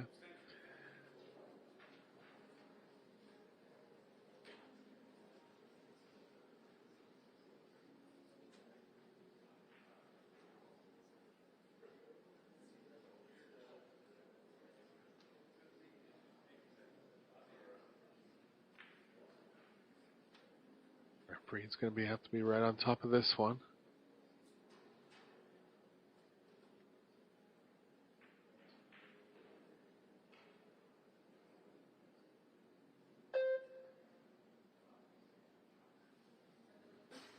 He's got it, Ari, I think. What a shot from Bergman. Yeah. Yeah. Perfect shot. Is it frozen now? Didn't hear the referee call it, so presume it's not. That does make a difference. Wow, Martinez. There's no way Martinez can play perfectly onto the 6 here again. No. Foul. Did he nick it on the way through, though? He did. Oh, wow. So back to square one here. Interesting exchange there. No. Justin going for it.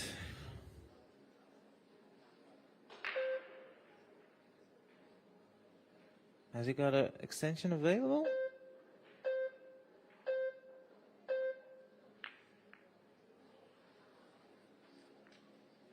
Off target.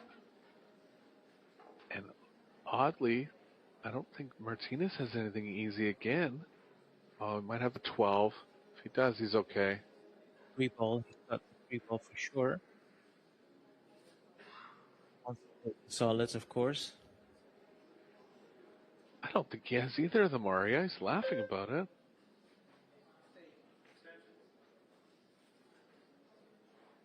Oh, you can see the 3-ball. Oh, well, no, maybe not. Yeah, he's called the 3-ball, so it's a little swerve as well.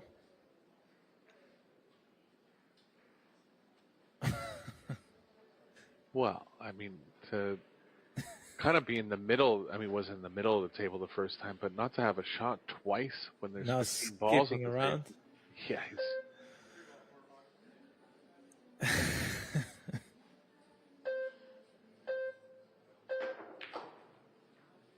shot. Came up with it in the end. Never a dull moment when he's at the table, that's for sure.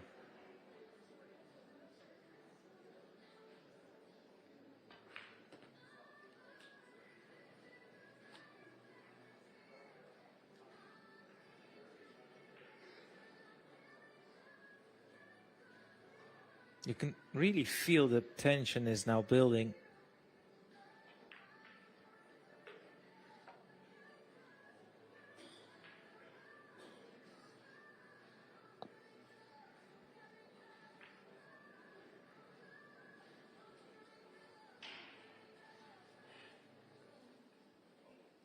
Kind of like 1724 here.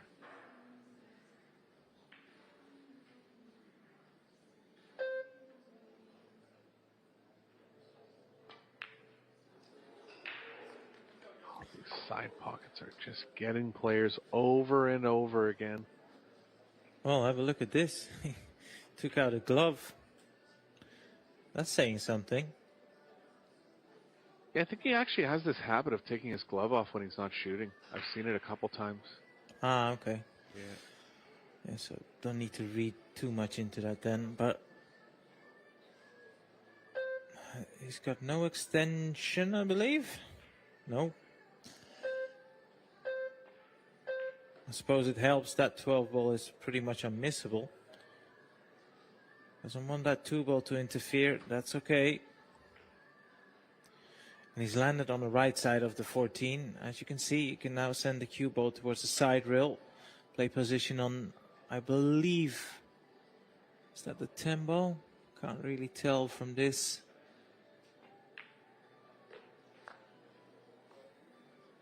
Yeah, it's either the 10 or the 12. Anyway, it's above the 15. Maybe the 15 goes as well. If it goes, seems to be the right angle.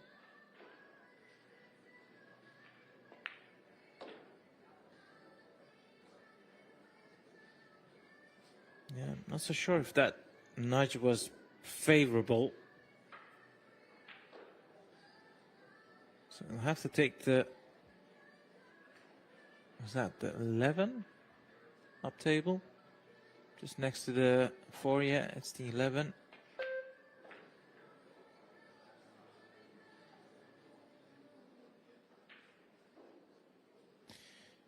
You know, it's, how do I say this? When you see Justin at the table and he's putting, it looks like $1 million. But we also know, in the back of our minds, we've seen him miss 3 very easy shots that has caused this scoreline as well. So it's a strange one. When I see him play, I think he's not going to miss here. But then I remember some of the misses, and I go, I just hope he can clear to at least keep this match alive. Yeah, he's been playing at a higher standard for the rest of the week. I don't think there's any way he would have beat Wong and Filler otherwise. But he's a little bit off in this match.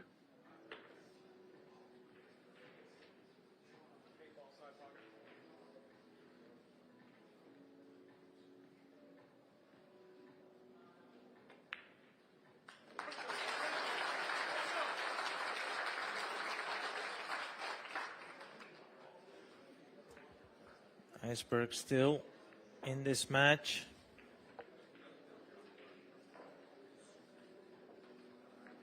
Martinez had won 3 games in a row prior to this game.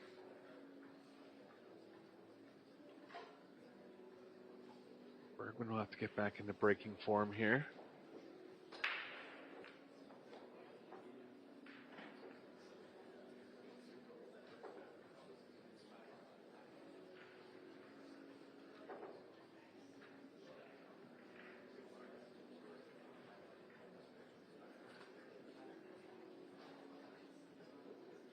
Bringing some updates from the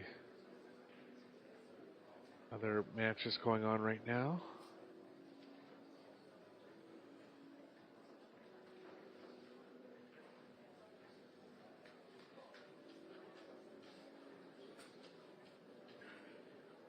Simon Corral has defeated Billy Thorpe 8-5. John Moore, Alex Kazakis at 6 each.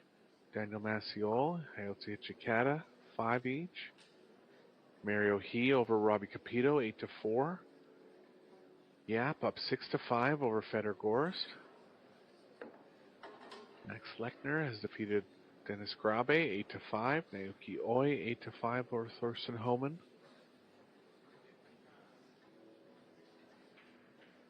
A few other matches still in progress.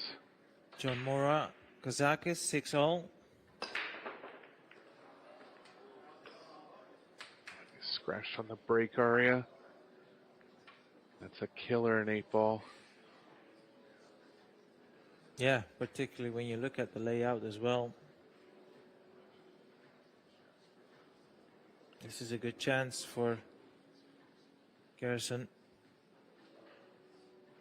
Now, in the previous rack, I did mention it feels like the tension is building, and he has that about him. He kind of sprints around the table. That shot clock has caused some trouble for him over the course of this match. So it's all about, can he keep himself together here? Whatever happens, he'll be the first to admit he has had chances to win the match. And this is another great chance to win the match.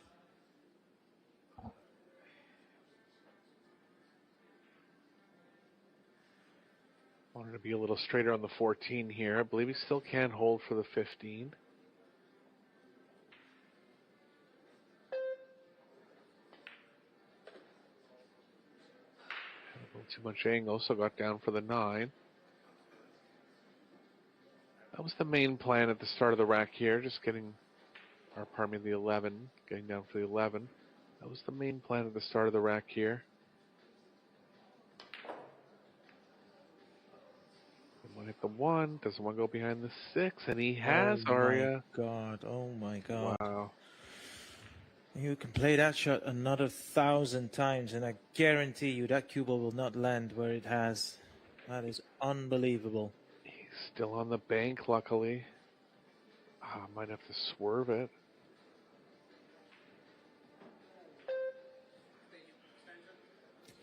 Don't know, Eric, but it feels like the pressure is getting to him.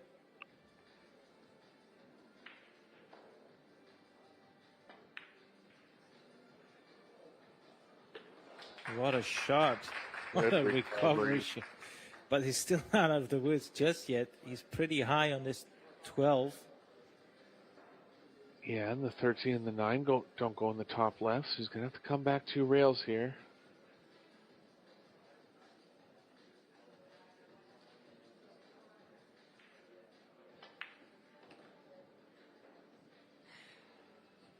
Shot.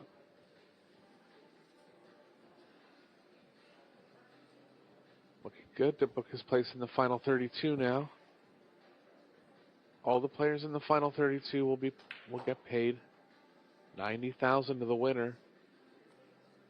Has he landed straight? A little straighter than ideal, but I think he can go through 2 rails.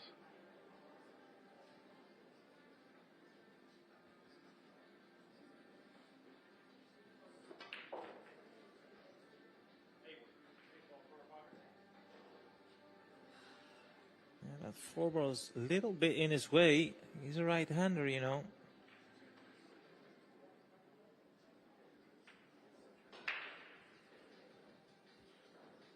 This 8 ball to put himself in the last 32.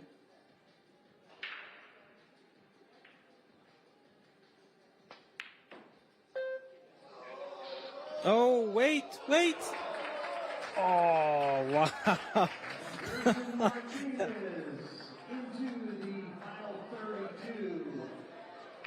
Entertaining finish here. Watch the replay. Cue ball's rarely going to run right through the angle like that, but it almost did.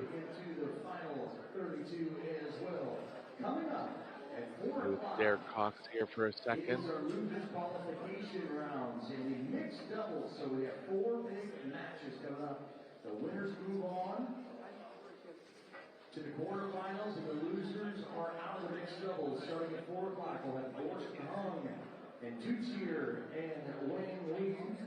It will also have Beato and Nitt, Woodward and Bryant. In Arena 2, the FSR, Francisco. And here the match is coming up at 4 p.m. Be sure to tune back in at those times. This is Eric Corliss for Arya Sarabi. Lots of action to come up for you this week. Be sure to join back with us. Talk to you soon.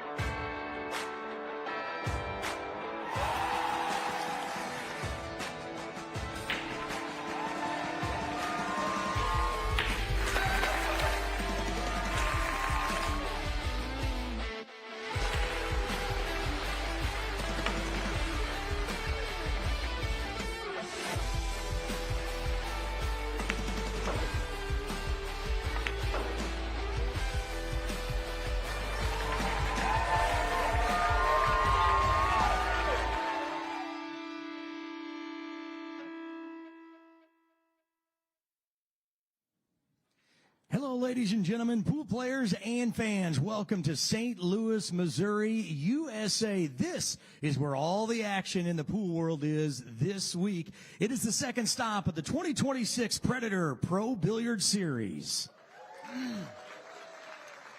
If you are in the area, you definitely got to stop by, because if it's any indication, the first half of this tournament has absolutely been thrilling. We've seen so many hill matches, so many shootouts, and really we're just getting started. Things are really taking shape, and a fan favorite event has been going on, and we're really a big portion of it. It is the Siebert's Mixed Doubles Open, 32 of the finest pairings on the planet, and we're to the spot where the winners continue on to the quarterfinals and the losers are out. So these next matches are huge. Let's get to them right now, starting in Arena 2 from Klagenfurt, Austria. It's Jazzy Jasmine Ocean and her partner, smooth operator Alton Ocean.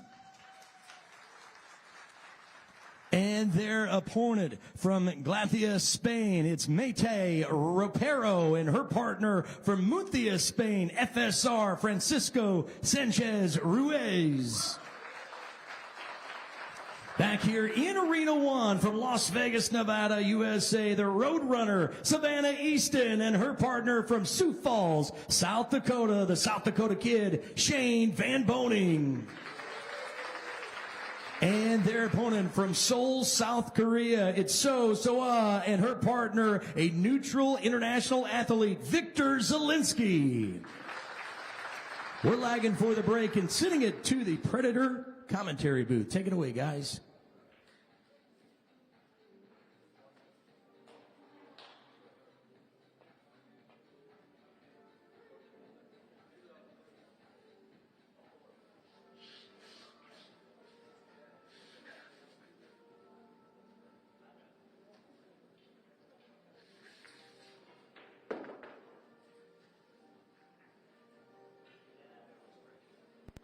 From Finland, your sorry, I'm forgetting who I am now. I'm Mark White, of course, and in the booth for me on this one, well, it's our first ever match together, so a big warm welcome to a man with a sexier voice than Barry White.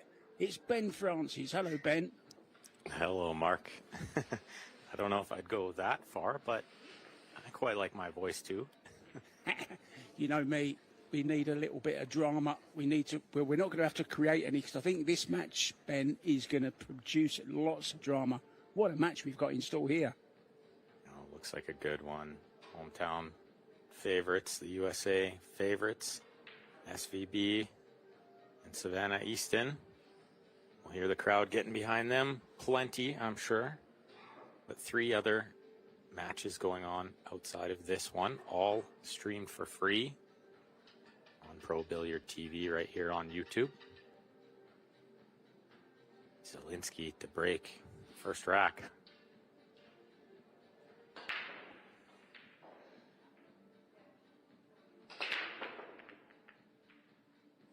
Not surprised to see from the side rail there. No one had much success breaking from the middle. This hand rack 10 ball, but he doesn't have any success with that either. One ball misses the side, and it looks like it's available.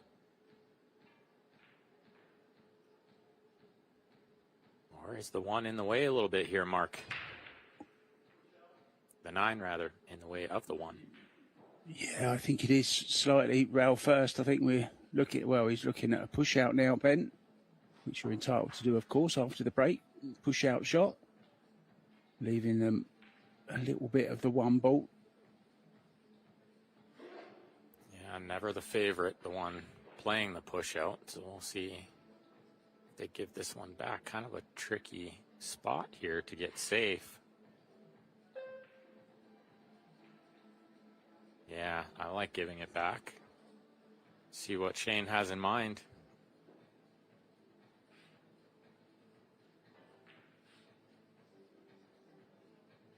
Yeah, not called any pocket, so just a safety. Trying to get in behind the couple of balls over this right-hand corner, maybe. No, he's got different ideas. How's that, Ben? Pretty good. I think he's found cover behind the 8 ball. He tried to use the 3 as well. Pretty crafty shot he found there. Maybe also using the 10 a little bit, knowing the 1 would be covered by the 10 most likely. There are no early wins here, so if she was to make this combination on the 10, it would spot up. Looks like she's trying to find a safety.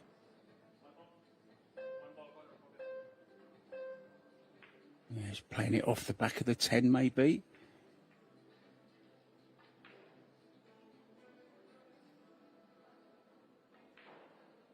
Yeah, you'd have to think mostly about the cue ball here, trying to get a little safety.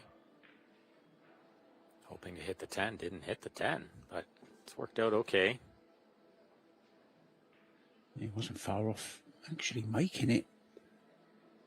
SVB and Savannah started with a loss to Sakura Miramatsu and Nukioi on this very table on day 1 of this tournament. So they've come through the 1 loss side, beaten Wilder and Hogue, Stefan Kasper, Zelensky, and then Al-Qaidi Chao Che-Yu brings us to this match. Plenty of arena experience together lately. They played as a pairing in Las Vegas only a couple months ago, as well as in the World Team Championship, where they had a pretty good result, semi-finalist. Yeah, I think Savannah and Shane are becoming a solid pairing, to be honest, Ben. I think it's one we're going to see for a few years to come. And these Pro Billiard Series events, these mixed doubles really are beginning to take off, aren't they? Very, very popular. Stacked field of 32 teams.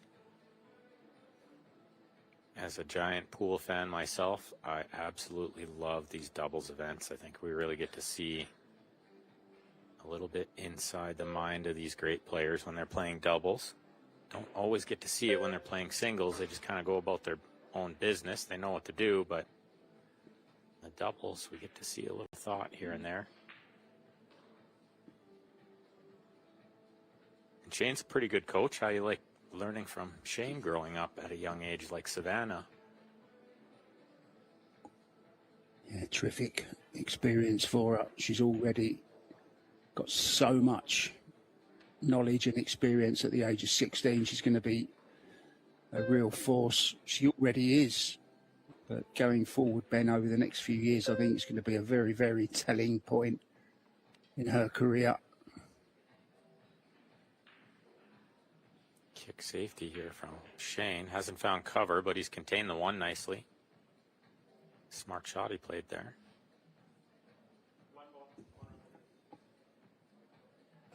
Yes, and Victor, just 1 defeat as well against Centeno and Shaw.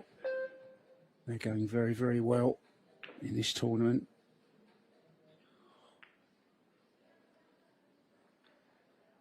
Back to square one, Ben. Back to where we were a little while ago. The 1 and the 10 this time are a dead cert if she can hit it. Yeah, I think kicking from the end rails, big ball. She has the second rail to hit this one as well.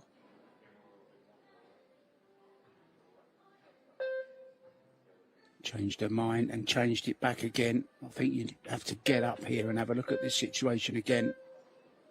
Yeah, I don't like what she did there, Ben. She kept changing her mind when she was down on the shot, and she didn't get up and reset, which I think you should always do. If you're not sure, have another look at it.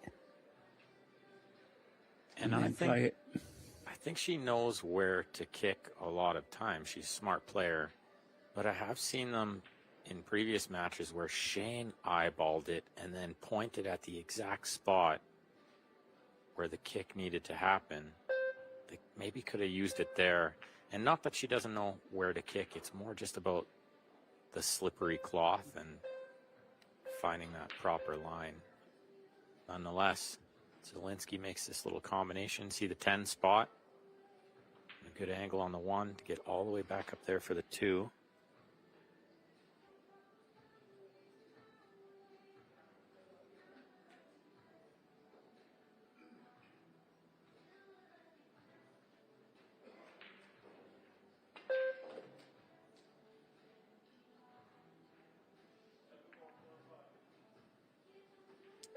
she had to flirt with that side pocket just a little bit and wasn't willing to catch a horn.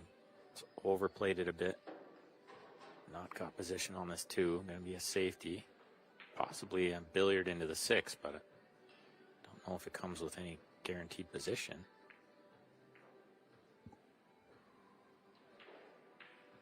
Well, that is what he's done. Nice shot, and he's held the 2 pretty good, considering.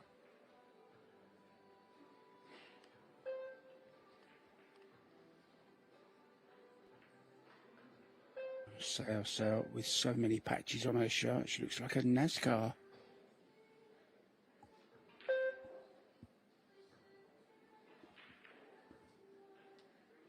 I really love to see that. I don't see a reason why pool players can't have a lot of sponsors like that as well. They deserve it. Very tough game. Takes a lot of dedication and talent.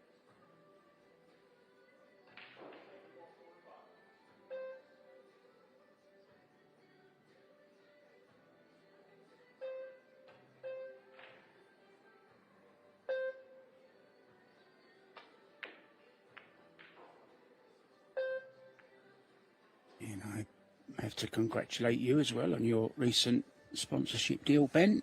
Well deserved, well done. Yeah, it's been just over a year now with Predator into my 2-year contract, but I've been playing with Predator equipment for quite a while and absolutely love it. I can't see playing with anything but the Revo now. I wouldn't know how to use another cue. Revo's too good. Oh, it's wide, but he's got away with it, I think, has he? He has. May see the jump cue here. Yeah, I think you're right, Mark. I think it is going to be the short cue for Savannah. She just overcut this one. Tight corner pockets out there.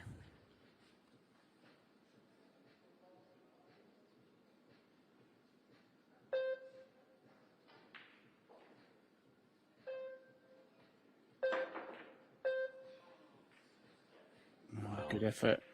Got away with it, I think. Yeah, and the tight corner put on display there as well. That one rattled quite a few times. I thought she was going to make that ball. Get the crowd in it. Yeah, talking of crowds, they've been very, very good here in St. Louis over the past 4 days. Another packed arena here again on day 5. Good to see them all here. And of course, Justin Bergman, the local favourite, still going very well into the quarterfinals already of this tournament. Still going strong in the 8-ball as well. Other quarterfinalists, which will be coming up at 7 p.m. this evening for you guys. Jason Shaw and Centeno already through. Bergman, as I just mentioned, with Xiaofeng Fu, Aloysius Yap and Silviana Liu, and Wojtek Shevchik and Yuki Hiraguchi already into the quarterfinals. They'll be coming up later on. Who'll be joining them? We'll find out after this round. Plenty of matches going on at the moment. We'll keep you up to date with the results as they begin to happen as well. Some interesting pairings there, Mark, with some players that don't speak the same language, but pool's a universal language, right? Yeah, you can get by, can't you? Playing pool, a little bit of pointing here and there. A good attempt at the jump safety there, but it's leaked out. Maybe the first real good chance for Shane and Savannah try to win this first game. And they like to play fast and loose, so this can happen pretty quick. Absolutely perfect shot played there by Savannah Easton. Never easy to judge the correct speed on a draw shot like she just played, but finished absolutely plump on that 3-ball for Shane. Yeah, coming across the line, she gave Shane pretty much ball in hand shape.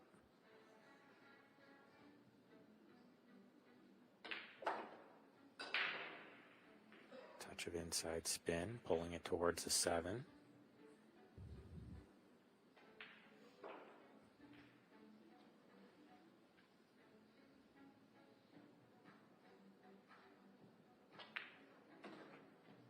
It's a shot I've always struggled with, Ben. That, the reverse spin, like left, low left in that case for Shane. It's always been a difficult shot for me, that aiming-wise, I mean. I don't think you're the only one, Mark. That's a tricky little shot.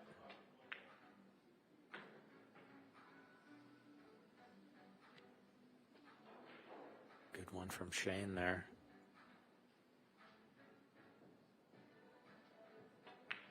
If the first rack is anything to go by, Ben, we're in for one hell of a ding-dong battle here.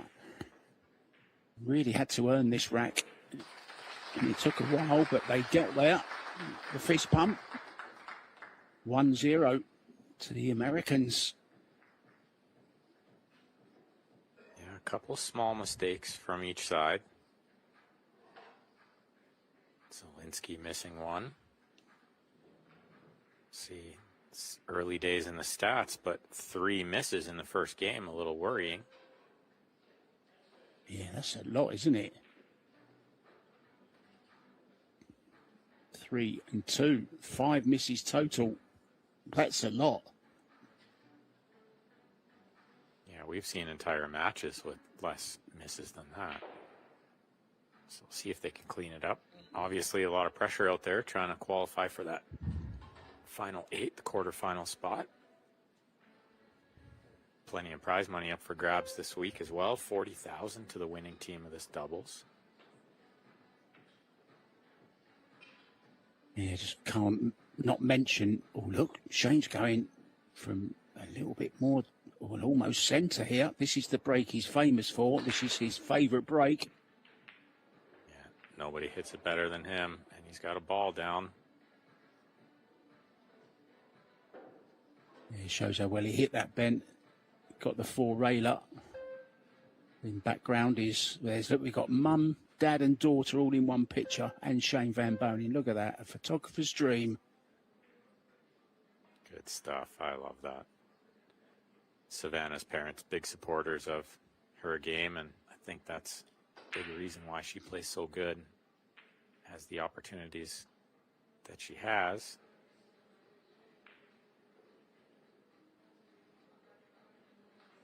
Maybe just a safety off the edge of this one. Sorry, Mark, go ahead. No, it's okay. Yeah, she does just have the thin edge, I think, Ben. Oh, a little bit thin. This is going to be an opportunity. Although it's a 2-7 combo, Ben. He's inviting as well. No easy way to get on that from this much distance between the kilo and the 1.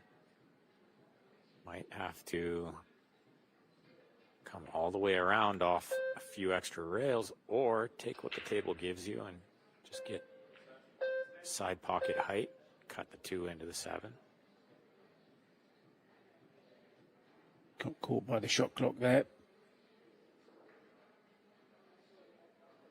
Yeah, I don't think we see Savannah get caught by that shot clock too much, but Victor, he's also a pretty quick player.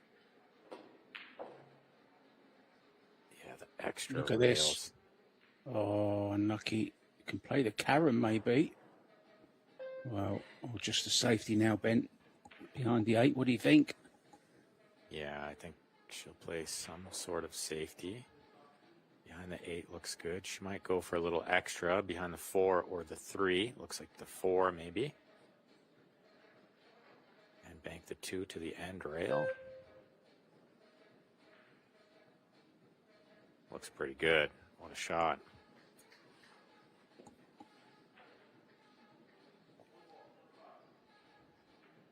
Yeah, there's not many better kickers in the game, though, than this man. Well, even he didn't want to attempt that one. Decides to tie up the 4, Ben.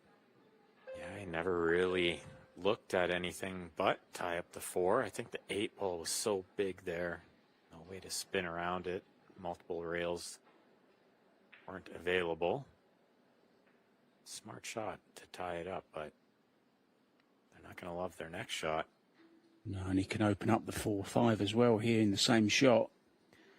Yeah, I wonder if he'll try to get behind the 10 while doing that. Looks good to me. Smart shot. Oh Doesn't wanna dear. make the 4. Oh, he's made the 4. Well, that was always a Oh, real he called it. possibility from Or there. did he call it, or they've just put it back in straight away? Yeah, I think just straight back in. No need to get out of the chair and look at this one.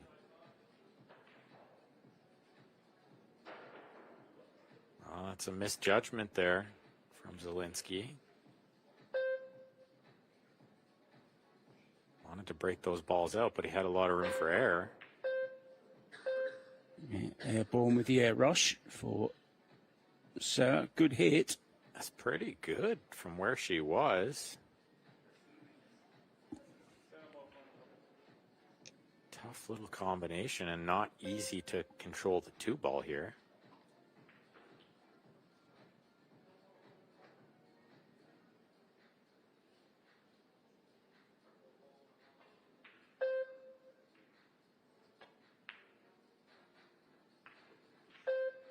Oh, she's hit it right on the nose. That's held the 2 over the pocket. Beautiful shot.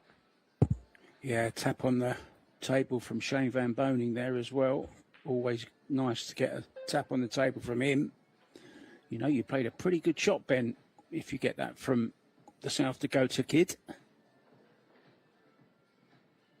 I've only had the pleasure of playing Shane once, and he wasn't tapping on the table for me. He just drilled me 7-0. I was tapping for him, though. He played perfect.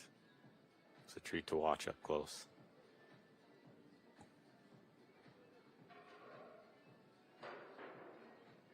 Really got into that one with the draw shot. Don't think he was trying to pull it all the way back for the side pocket, but it's going to work out okay. She can leave him some distance here.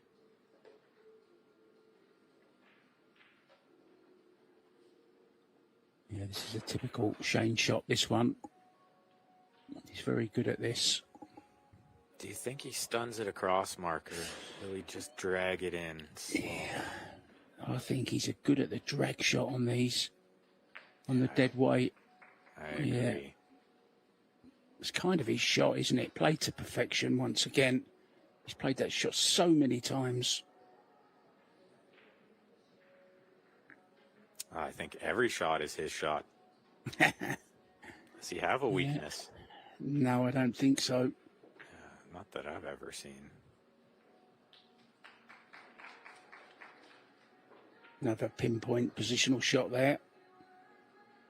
Yeah, that was really good to get him nice and close to straight. He can just draw this one back a little bit.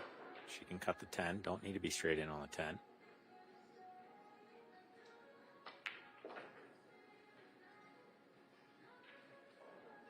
Well, she's going to be reaching a lot. I thought he would recognize that and leave her just a little further away is actually easier.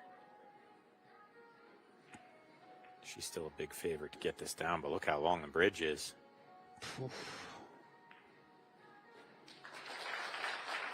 No problem.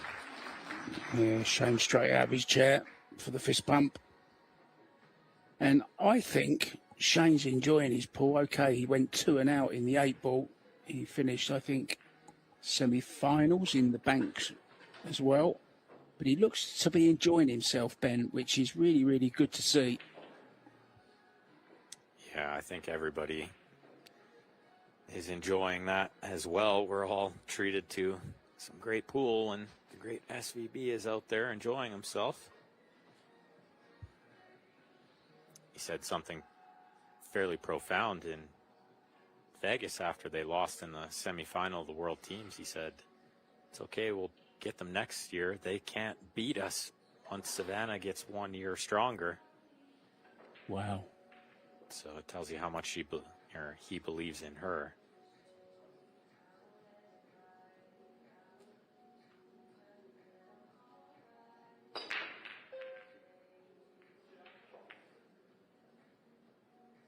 Nothing down on the break yet. Is the 2 going to trickle in? 2's in. They might have rather it stayed up. Yeah, I think so, because now 1 over the hole, but they've got no access to it. The look on Shane's face there told you everything you need to know. There's not much here. Push to a kick safety.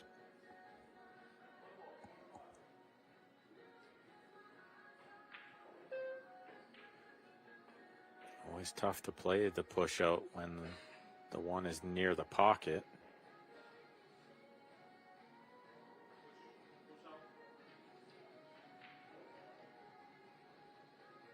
It's called the one. What did he call? Just the Please push, don't I say believe. push. Yeah. Can't tell, was he trying to leave the edge of it? Looks like he has, with maybe the safety coming across the one rather than the kick safety, but nothing easy here. Might get this one back. Right, on cue, Ben. He does get it back. Or she gets it back, I should say. It will be Savannah's turn. Yeah, Even though Shane pushed. Yeah, it's not the one to push that gets put back in. It is the other player, so Savannah has to shoot this one. Shane's going to give her some instruction. It kind of makes sense as well that it goes to the next player, especially in doubles, because Shane can tell her exactly why he pushed there and what the options are, Ben. Yeah, I fully agree. Yeah, it should go to the other player. It does make sense. Oh, look at this. No. It's going to work Unlucky. out. Oh, it is going to work out. Wow. Big 6 ball there. Yeah, you can see her hold her hand up because it wasn't as intended, but there's a lot of balls to block there. She kicked it pretty good.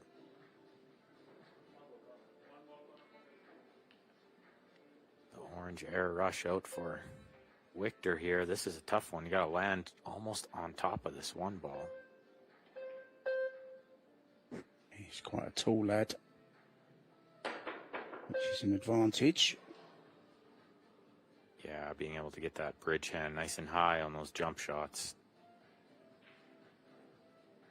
Made a good hit, but it's almost the same thing as ball in hand here for SVB.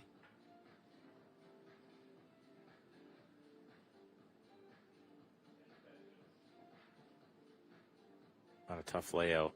Not easy from the 3 to the 4, and the 6 ball in a tough spot over there as well. Oh, look at this. What a shot. Might have hit it too good. Got a little close to the work here.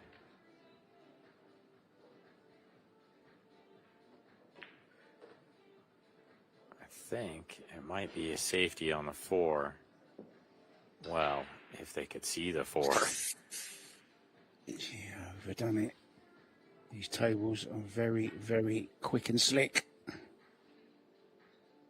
Yeah, rails nice and bouncy. Exactly what they want to see. 3 rails here, I think, Ben.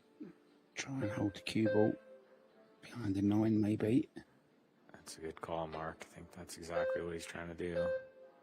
He's gone 2 rails into it. Did he call it on the side? No. No.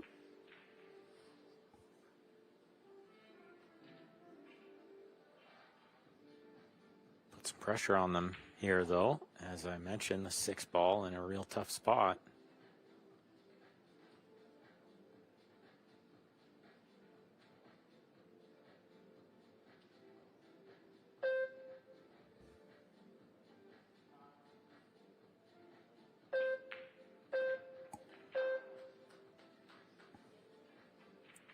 She's done really well to draw into the 6.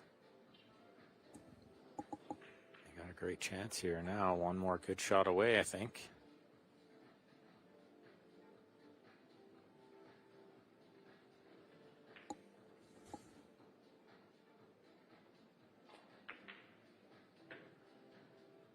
He's got it. They're perfect on the 7. Has he gone just a little bit too far? Cue ball going slightly to the right, maybe, Ben? I think so, but it should be okay. Even just a stop shot, more or less, and he can cut that ball in, knowing that the 9 is right over the pocket. Nothing much to do from the 8 to the 9.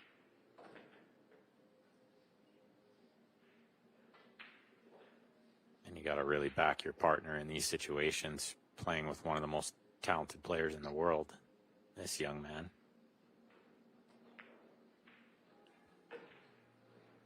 You have to say, I expected much more from Viktor Zelensky.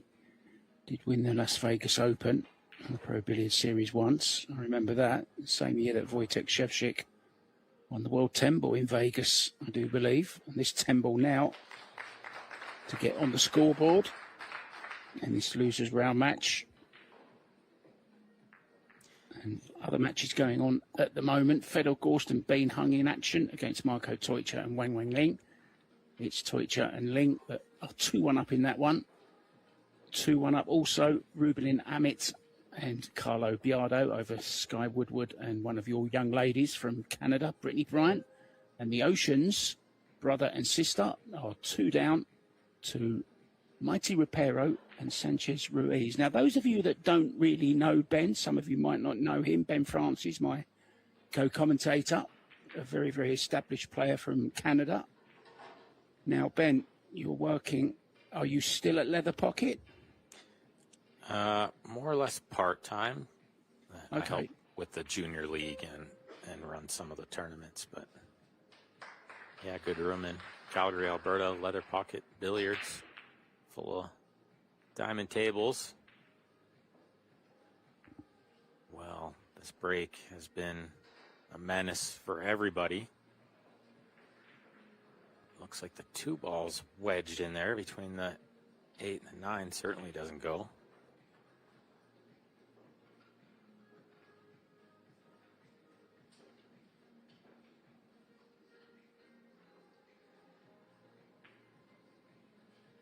Arena looking beautiful, all in red. Even the red legs on the Predator Apex table as well, look. Just the final little touches, making it look beautiful.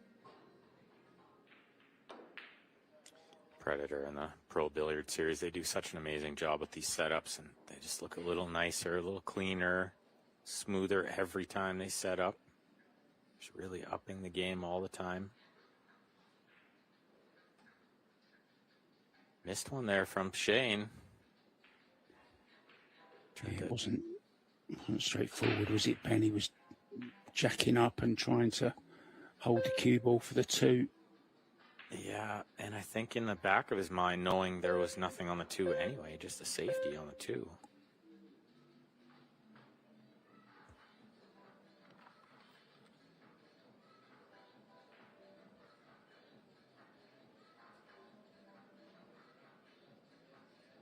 Two rails at this one, right, Mark? Off the bottom rail as well.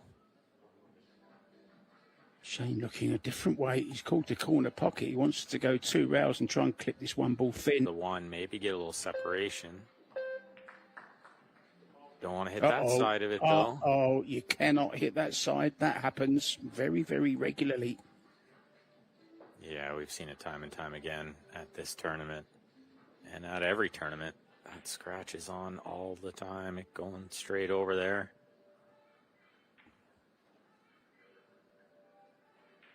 Still nothing on the 2 ball, though. Maybe another safety.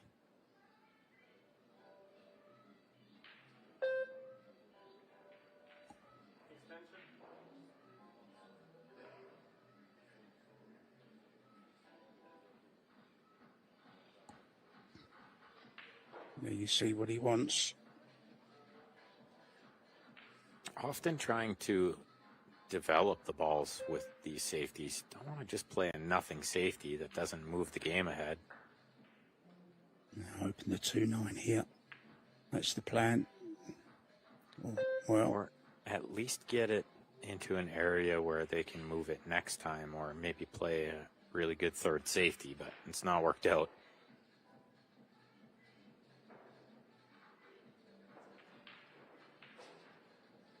I think in those situations, better to just let her find the shot. I think she's a world champion. She knows what to do. yeah, I must say I didn't like that just then. Ball in hand, she knew what to do. She had her own ideas, as you could clearly see.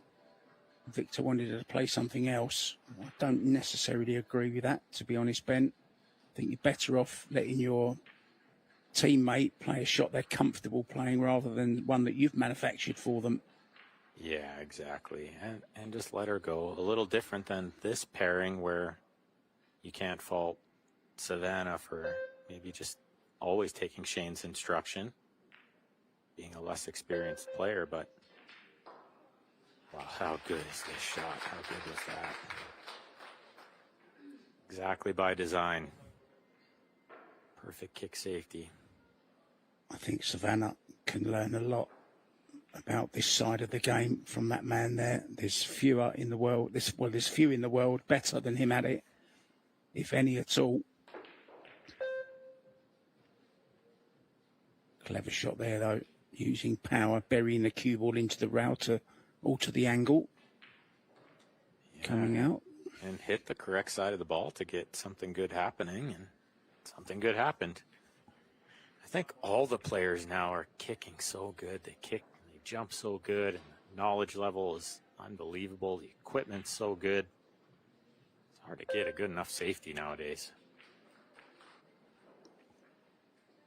Well, this might be the angle they needed to develop the two. Yeah, Shane with a little grimace on his face as he saw where it ended up. Maybe an opportunity, this.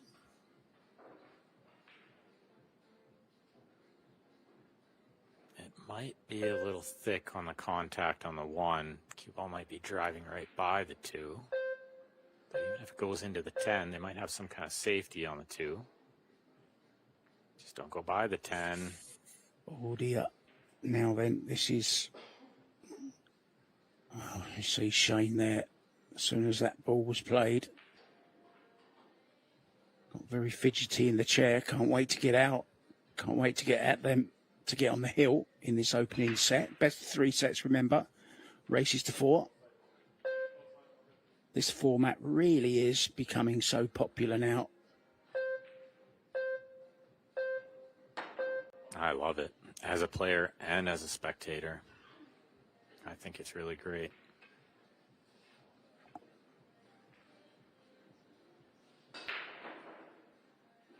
So, ball in hand, Ben. Is it straightforward from here, or are there still a couple of little problems? The 9-10 doesn't look good to me. Yeah, and the 4 ball, but ball in hand on the 2 will help get the proper angle on the 3 to come across for the 4. Definitely some work here.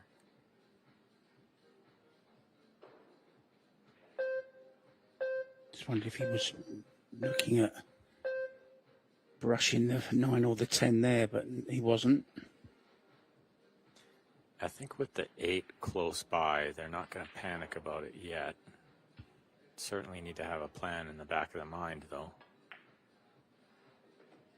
Good shot, Savannah. Right in the middle of the pocket.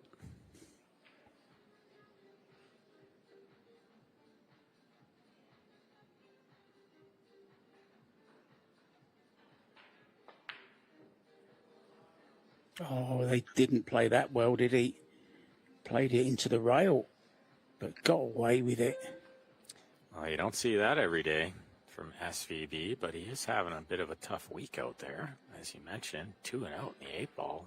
Nobody would have predicted that. I mean, look at that. He's hit the second diamond there with ball in hand position. Wasn't really that close, to be fair, yeah.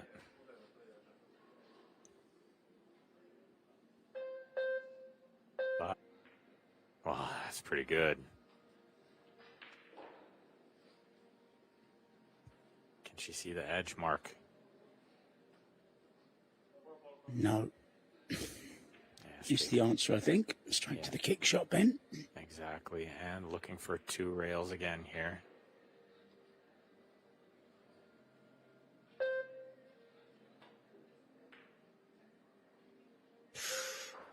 Off the back of it again. At least the scratch wasn't on that time.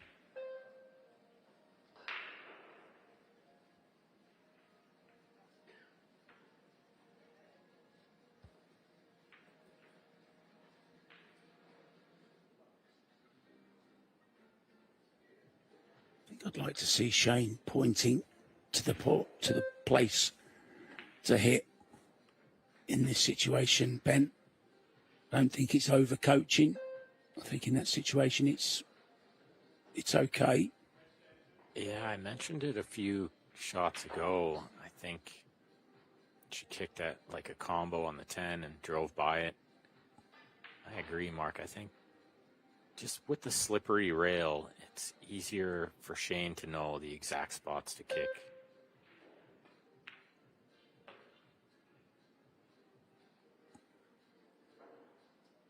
And like you said, one of the best in the game at the kick shot.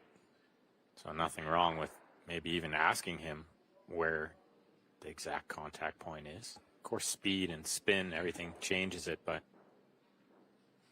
most of those kicks, they're pretty natural with no spin or just touch a running spin. Speed stuff is pretty natural.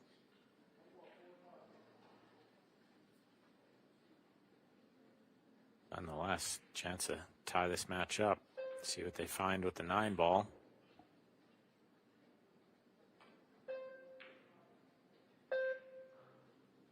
And no need to panic for Shane and Savannah just yet. It's all about this shot, Ben, about the angle left. It's not good. It's gone too far. Going to have to run off the side rail with a bit of spin. He's going to open it up or get short side on it to the top right. Yeah, I don't hate coming underneath it, and then you can make a decision. If you don't like the long shot, pretty easy safety to just stick them on the 10 from a lot of spots underneath it.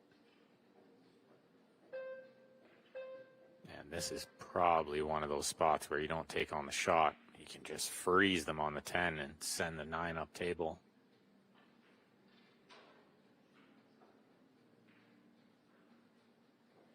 But if she feels comfortable, certainly can pot this ball.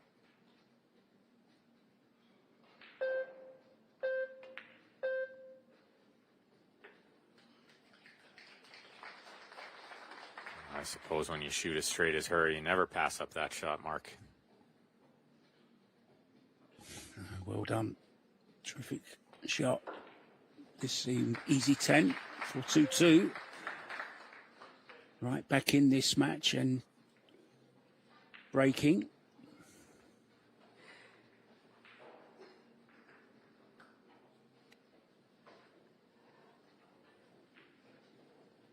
Looks like all the matches were at 2-2 there for a moment. The other 3 matches, just Brittany Bryant and Skylar Woodward have edged 3-2 in front of Rubelin and Carlo on table 3. Yeah, that's a partnership that seems to be working very well, Brittany and Skylar. Yeah, and as you mentioned, Brittany seeming to be in stroke this week. She's got 2 good wins. Women's Open already on the winner's side. Yeah, she's doing really well in that. Started with a terrific victory over Shasha Liu. She's no slouch, Shasha. Look at this break. Wow. Nice safety available on the 1. Nothing else, I don't think. Yeah, that was a good one from Victor. Good signs moving forward. Balls are going in.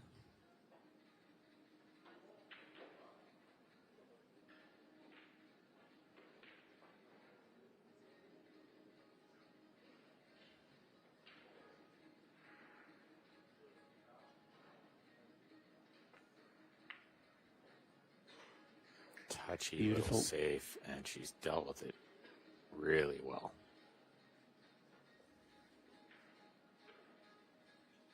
So maybe 2 rails here for Shane. I'm not sure the 1 rail kick is that great. Might be the short rail first.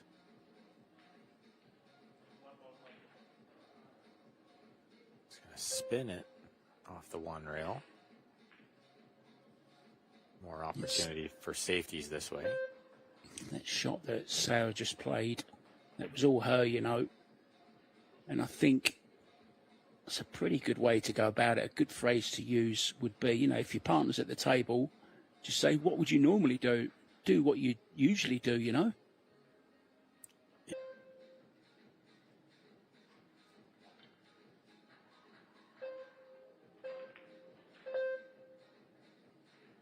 Using the 5-8, getting close to the 4. Good shot there. Lots of balls in the way. So let's see this time if Shane will point at a specific spot instead of just telling her, yeah, kick it one rail. I think she already knew that, Shane.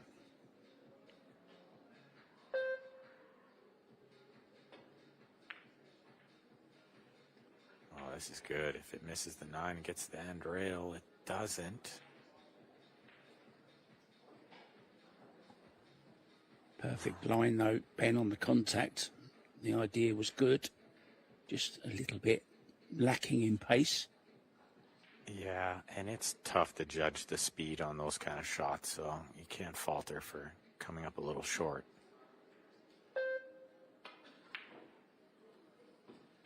Wow. Lots of movement on the shot there though, Ben. Uncharacteristic for Sauer. Yeah, you could see it. Yeah, on the replay there, you could see her flinch quite a bit. You don't see that from her very much.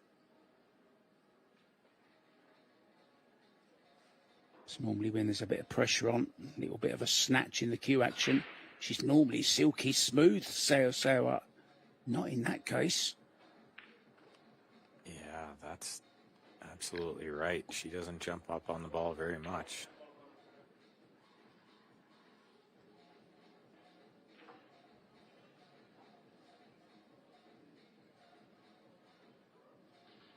Shane's going to make the 10 ball here. It's going to spot. They're going to keep shooting. 4 should stay near the 10. Oh, yeah, that's fine. Just want to point out what a great shot Savannah played there to get him on that combo. Absolutely perfect. Yeah, nice and close to it. Made controlling the 4 easier.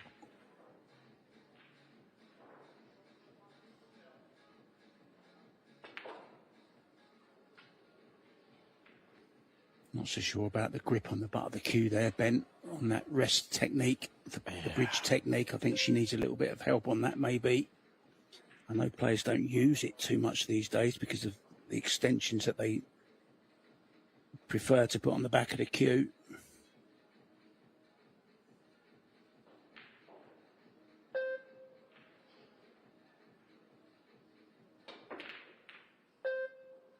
Rest shots, maybe. The bridge every day couldn't hurt. But yeah, you're right. A lot of players avoiding it. Like the Plag nowadays, they got the extension. They're shooting with their opposite hand. Shoot behind their back.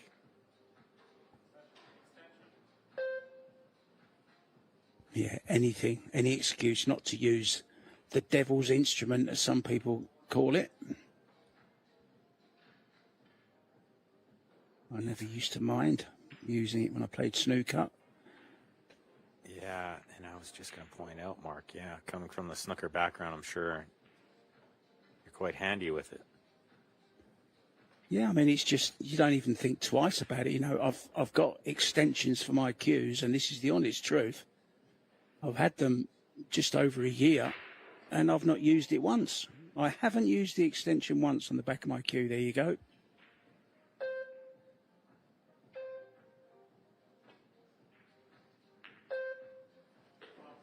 Oh dear, again.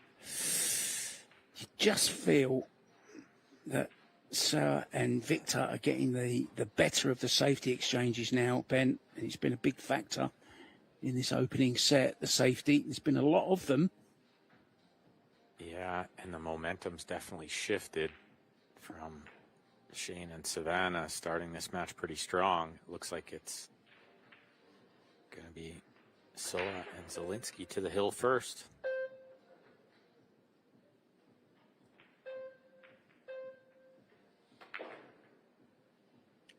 A lot of pressure on young shoulders out there. But she's shown us time and time again she can handle it. Just having a little bit of a rough patch. Well, and there's really no losing here from her perspective. Like, what a great experience playing with the great SVB. Can only go up from here.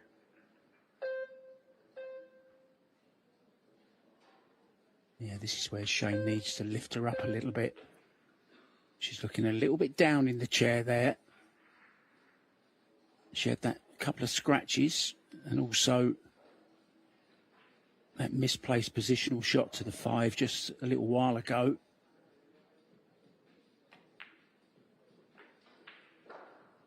Oh, struggled. Yeah, I think Shane not one to talk too much to the teammate. We've seen it in Moscone Cup quite a bit. He's more kept to himself. A little different than maybe if she played with Skylar. He's talking to her now, and this is where she needs to hear some encouragement.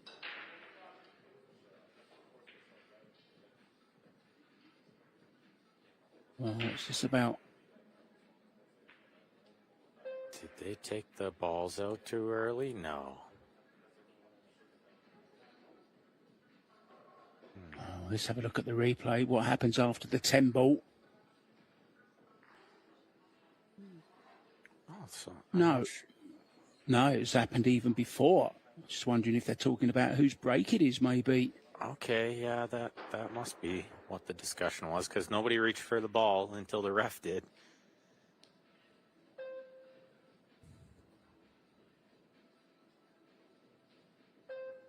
Yeah, I just think a few words from Shane now in the corner. Something like, come on, you know, we've got this. We're doing great. We're okay.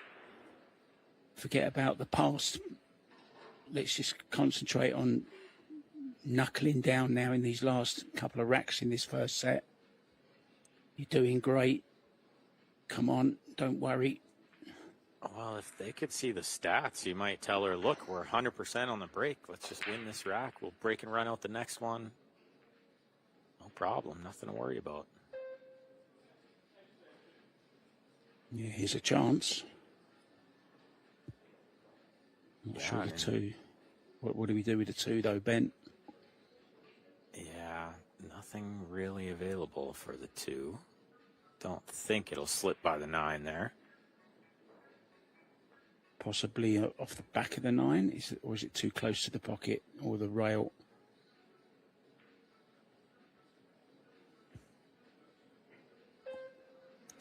Pockets can be a bit deceiving sometimes. There are times when that 2 ball will just slide right by that 9, wiggle in there. They could get close to it.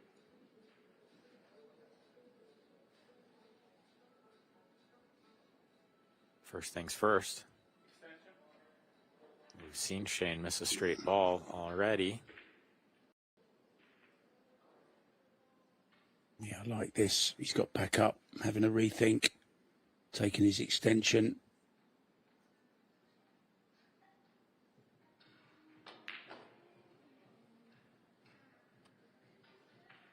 And if it does slide by the 9, this is the angle you want. A little closer to it would have been nice, but I'm not sure he could have fought to get much closer to it.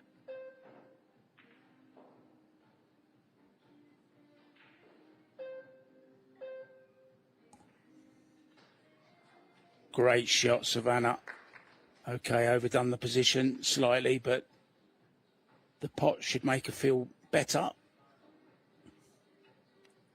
Yeah, absolutely. Confidence builder.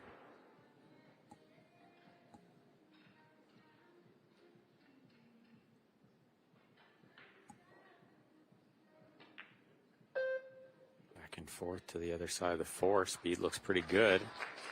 Shot. Great shot. Shane Van Bonen recovers the situation.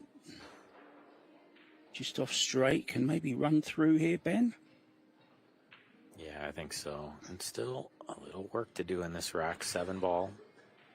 Blocked by the 9. I think the combination's okay, but a couple of balls to make before that. Need a plan for it now. Always try to think 3 balls ahead. Figure out what angle they need on the 6 to deal with the 7. That camera angle, the 7-9, looks very inviting, doesn't it?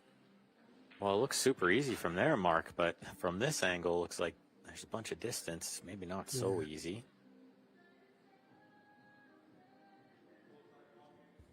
but absolutely perfect on the 6 to get nice and close to it, and straight in would be ideal.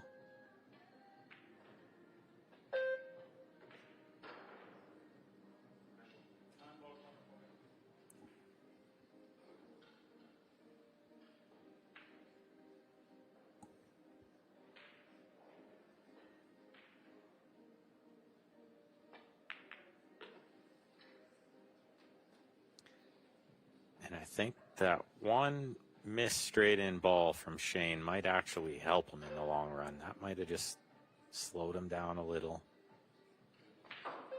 Make him pay attention a little bit more. Don't take anything for granted.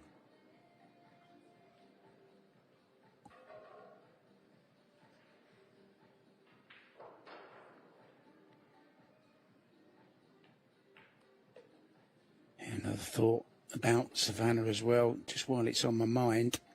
She is a little bit of a perfectionist as well. And if she doesn't even get the right position but still makes the ball, can beat herself up a little bit, you know.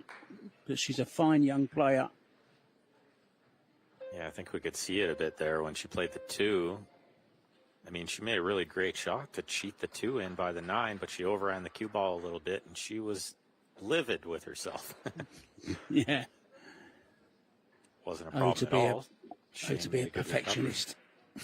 Yeah, and I think a lot of pool players are, right, Mark? We see it from players like Albin and Catchy and even SVB here. He's just a little out of position, and he beats himself up a bit. Yeah, prime example, using a snooker analogy, Ronnie O'Sullivan, probably the worst in the world. He's the best in the world at lots of things, but he's the worst in the world about being a perfectionist. And if he's an inch out on his position, he doesn't like it. He wants to play perfect all the time. But we all know, Ben, in Q Sports, just doesn't happen. Look at this for a break. Now, you did mention win the previous rack, get the break, 100% break record at the moment. And that continues. And a good look at the 1 here. Is there any banana skins, Ben? Nothing to slip on here, that's for sure. That was an SVB special, this break. He's made an absolute killing off of this break, but what's happened? Oh, dear, she's caught the 7. I wasn't in love with going forward there. I thought she had to draw it. I thought the 7 played really big going forward there. What's he got? Shane, breathing deeply. He had a big exhale there. I think he might just have this, you know, maybe a little bit of left spin.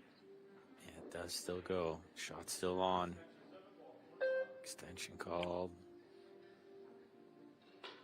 Big shot here. Hill in the first set.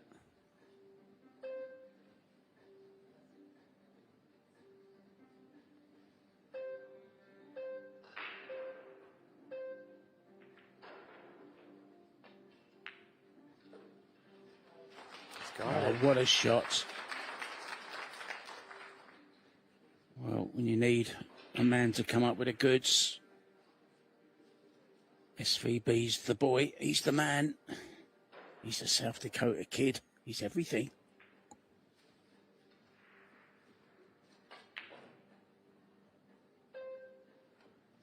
Yeah, beautiful recovery, not only with the pot, but to come around the 9 and the 6 with the cue ball perfectly. Looks like they're in prime position now.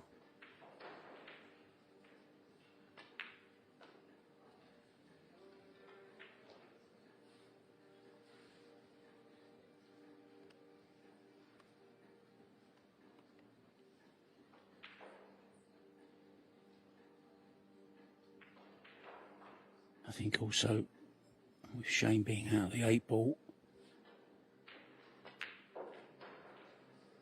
I think he's more determined, not that he wouldn't be anyway, but a little bit more incentive to do well in this event. I think you're absolutely correct. Last life here in this. Fist pump and a little round of applause from SVB and, of course, and the crowd. Savannah gone over for a little chat with her dad. I think this is an important time now for Savannah to just calm down, regroup. That's what Ben Francis and myself, Mark White, are going to do. We are prone to the odd mistake here and there as well. Players have nipped out. We're going to nip out as well. Be back very, very soon.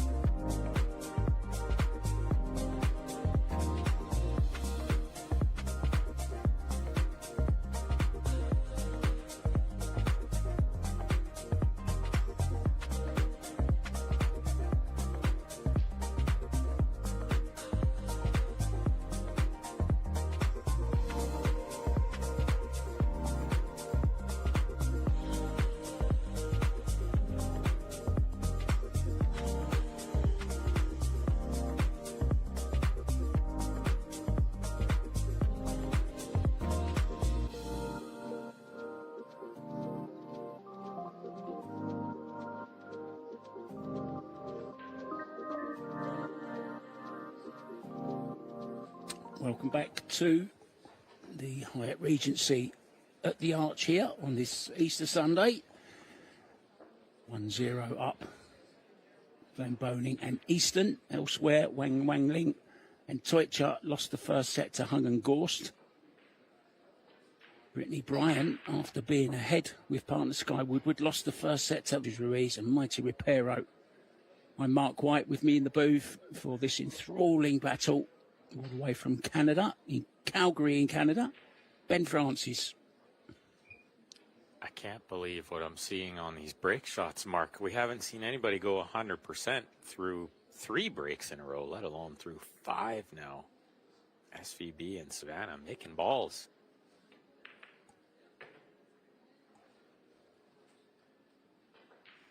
I did the Bergman-Fu match yesterday, and they went the whole match 100%, Ben. In the 8-ball? No, in this, in the doubles. That's impressive. Yeah. We haven't really seen too many players figure out this hand rack, triangle rack, referee 10-ball. Definitely most players breaking from the side rail, just trying to get anything down. Good shot on the combination to open from Shane. Looks like the 5 has space to go on the right side pocket after the 4 next.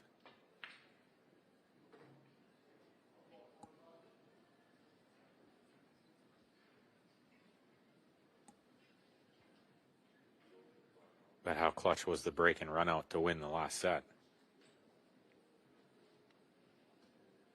Yeah, they did exactly what you said they needed to do. Win the previous rack to go 3-3, get a good break in. And they did exactly that, Ben. Starting to catch a stride here, too, by the looks of it. That was a good shot from Savannah, nice and loose on the draw shot.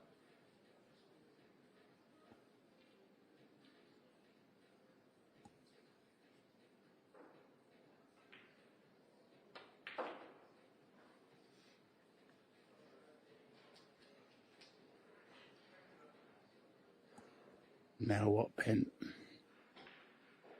Yeah, try to get the cue ball back where it is now would be ideal.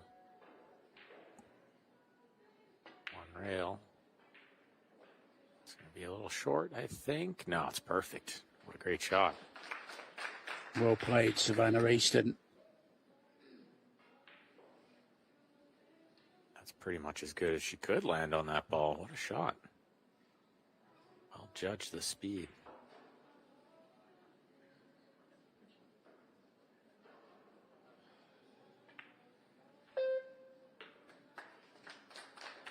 Break and run to finish the last set. Any better? Back-to-back jacks.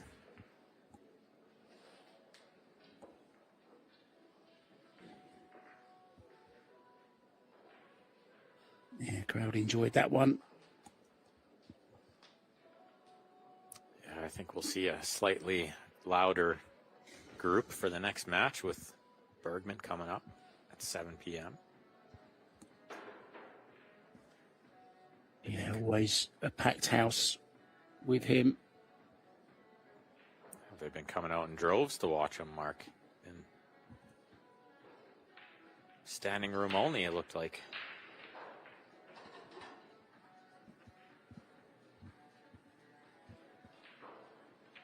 Shane sticking to his break that's become so, well, famous over the years. Placing the cue ball just left to centre as we look. Nice square hit. Pop the cue ball. Oh, 6 and a 9, so close as the wing balls. They didn't go. Trouble. This is why we've seen a lot of players move to the side rail on this break, because when you don't make a ball breaking from near the middle, you usually leave a pretty open table with the shot on the 1, which is exactly what we see here. Momentum stopped, and that 100% break success is gone with the wind.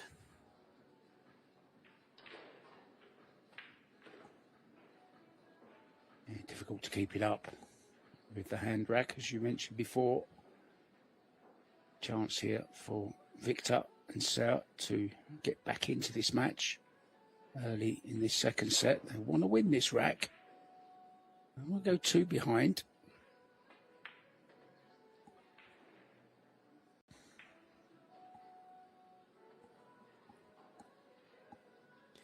It should be noted, Shane didn't hit that break as square as the one previous. Did mishit it a little to the side of the one, and I think that's what caused all the balls to miss. If he squared it up, he's probably making 3 or 4 balls again.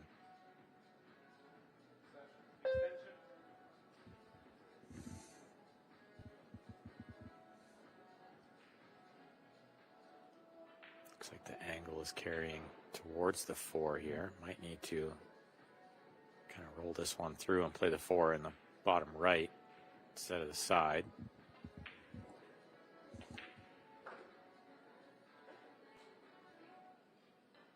Nice stunned around it to hold a nice angle.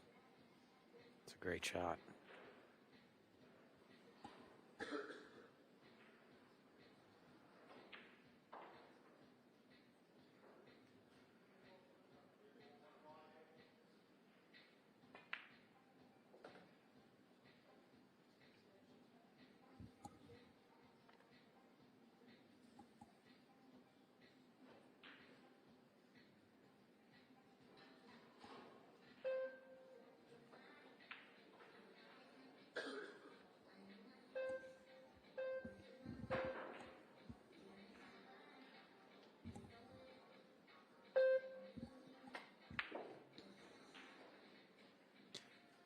Angle on the 6.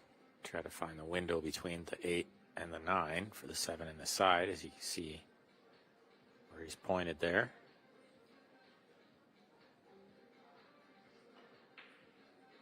Yes, such a great player as well, world champion, such a smooth cueist. She's actually a student of Kim Ga-young, of course, the great player from Korea. She's taught Sir, been a guide for some time.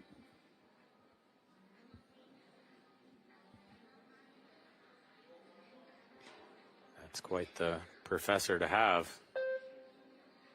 One of the greatest of all time, Ga-young Kim.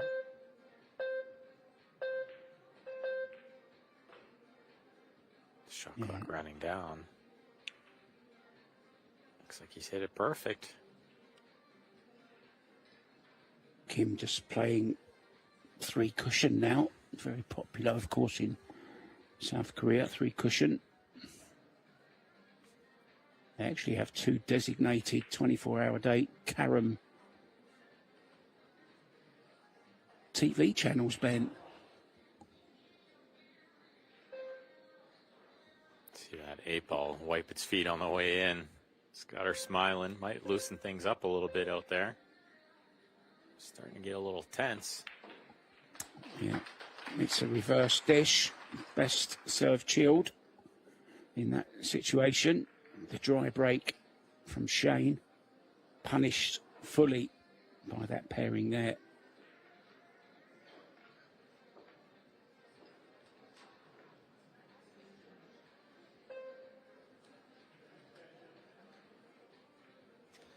Pretty close overall performance from both teams. Not much separating them here.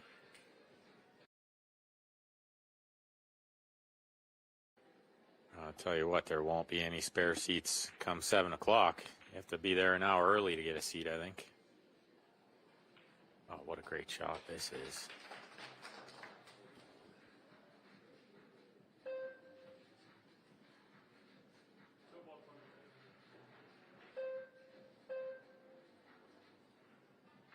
Yeah, Shane looks fully invested in this, really laser focused.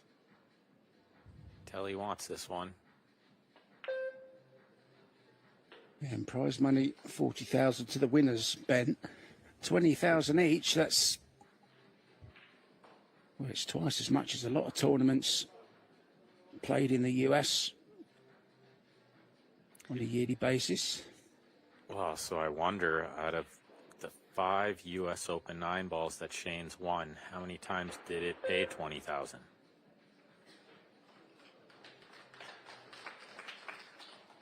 Yeah, good point.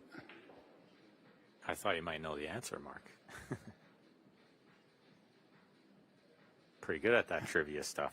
Yeah, I didn't actually get into Paul Ben until around about 2020, really. I didn't start commentating until 2021 on the big stage, shall we say. Yeah, just snooker before that. Yeah, just snooker before that, yeah. Yeah. I didn't know I could name 2 players, Shane Van Bonen and Earl Strickland, in 2020. But I've since learned a lot and studied it a lot, watched a lot, met a lot of the players, of course, become friends with a few of them as well, which has been really, really good. Well, I would have to think at least twice out of those 5 times it only paid 20,000 to the winner. I shouldn't say only, because that's still a pretty good chunk of money, but you know, for U.S. Open 9 ball, pretty prestigious tournament. So he'd be happy to win 20,000 here, but I think he'd be even happier to win 20,000 for Savannah, knowing how much it would mean to her.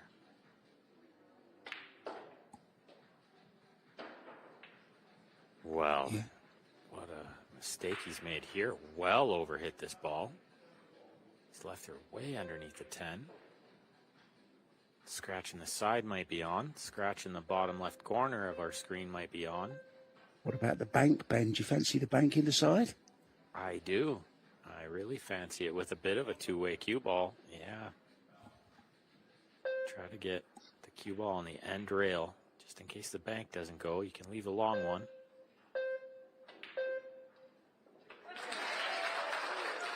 Beautiful. She bailed him out there. Yeah, well done. That will really give her some confidence. Not that she was completely void of any, but certainly there's a smile on her face now. She says, "Why didn't you just leave me straight in the corner? I didn't like the bank."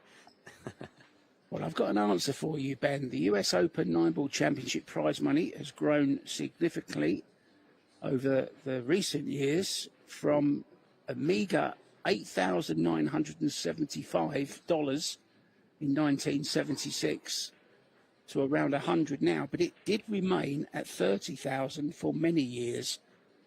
So you're not far off. Yeah, 30. I knew it was close. I couldn't remember if it was 30, 20, 40, but I knew it was somewhere in that range. And good break from Savannah again. Look at this. 1 and 2 down. Shot on the 3. 4 in the open. Everything open. 7, a little bit awkward, Ben. oh, she's getting through the break really great. Isn't it? Just joking, Shane.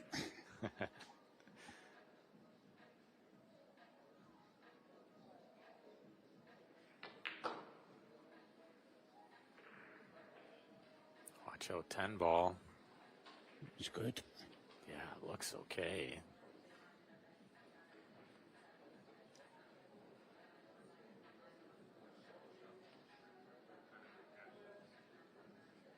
This rack to get on the board as well, Ben. Things looking very good for the American pairing. If she can get on this 5. A chance for another break and run, and what a time to do it. To try to get on the hill here in set number 2. Try to close this one out in straight sets. Get into the quarterfinal.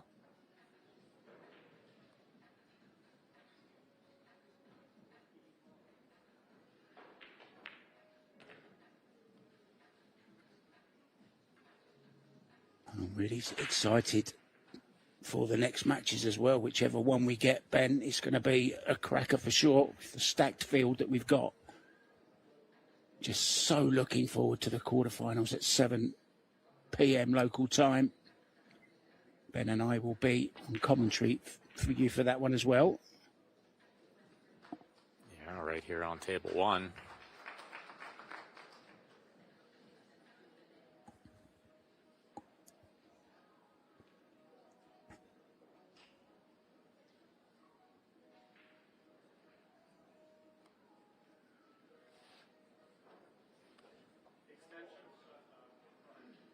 Point to the side pocket might be in the way a little bit coming back.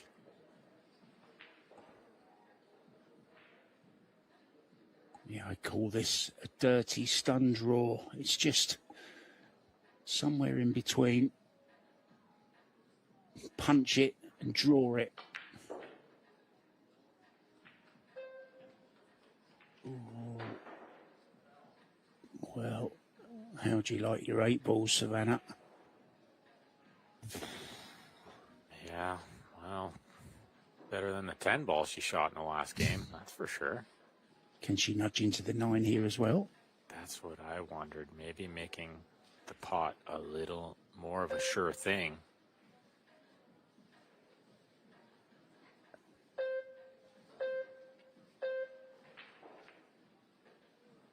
Oh, she trickles it right in there. What a great shot. Takes nerve to play that shot. Yeah, big time. Let's see if Shane can leave her a slightly easier 10 ball.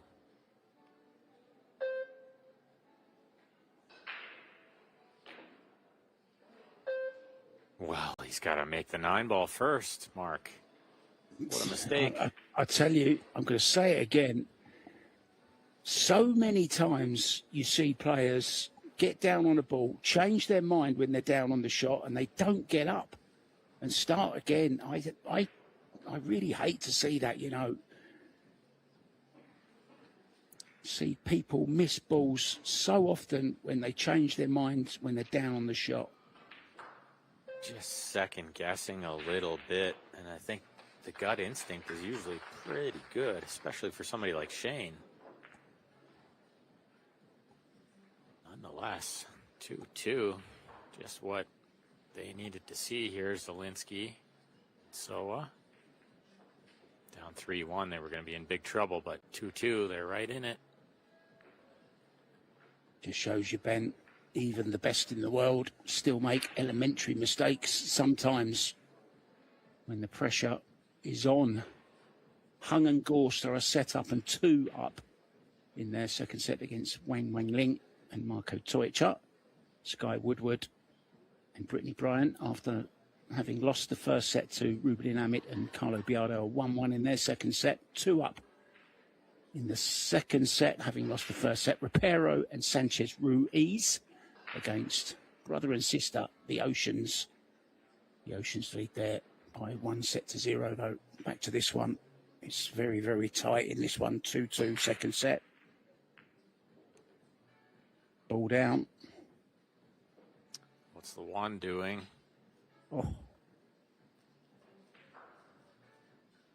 Well, early 10 isn't a win, but I think this combination is on.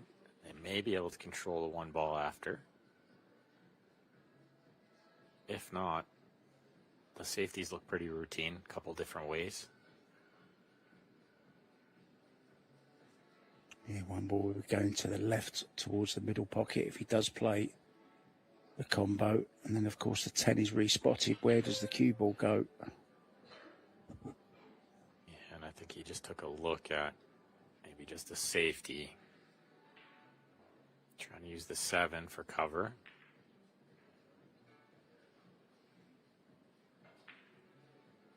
Well, he's run over to see if he covered it. I don't know if he did.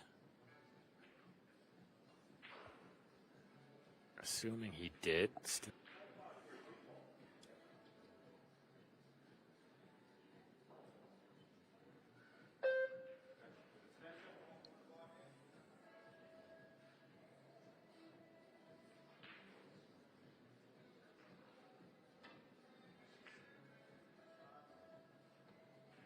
Just going back to that 9 ball, Ben, in that last rack, one that Shane missed into the side. It wasn't the cleanest of strokes either. It was very close to the 9 ball. And he seemed to just put a little bit of a snatchy stroke on it. And this is on look. What a shot. Bank on the 2 is on. Natural position to the 3 bent. Good opportunity here. Yeah, beautiful shot from Shane there with the Massey.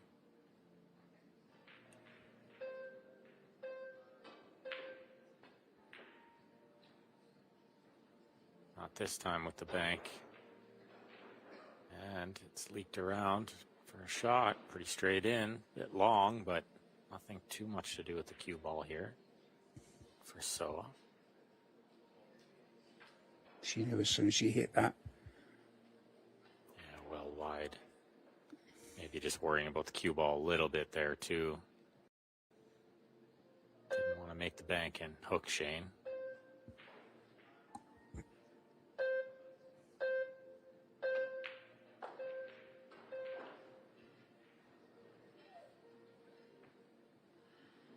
Good shot, that one. Not easy, those straight in from distance like that.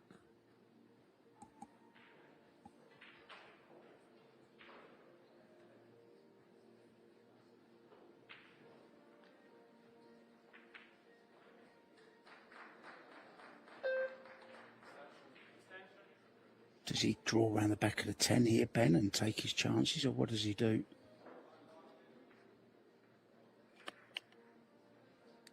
Yeah, I think so. Don't think the 4 passes the 10, so some development needed with that 4 ball.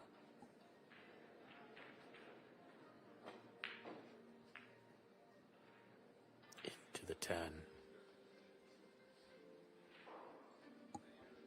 It's okay. It's on to the bottom left as we look. Cue ball over to the right-hand side, Ralph, a position onto the 5. They should be home and dry and on the hill. Yeah, and what a turnaround when it looked like it's going to be Shane and Savannah up 3-1. Looks like, oh no, she's crashed into the 7. Trying 5 here. Some kind of safety maybe off the side of it.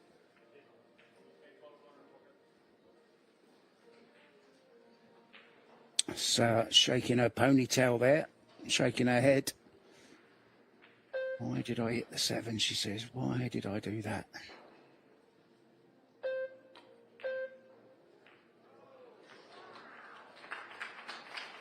He called the 8. Great shot. Wow. Mostly about a safety there, but he didn't get the safety.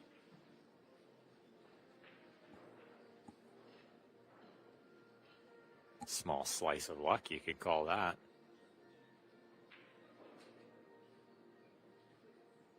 Look good on TV, though, Mark. Yeah, but it didn't look very good from where Savannah was sat, though. She was right behind it, and she knew it was in before anyone else.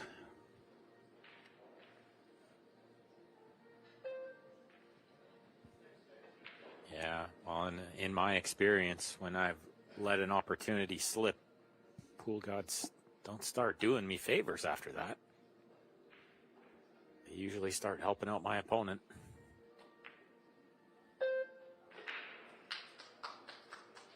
Well, if there's an electrician in the house, we have a light out on the apex table. Arena number 1, please, guys. Thank you very much. There we go. Look.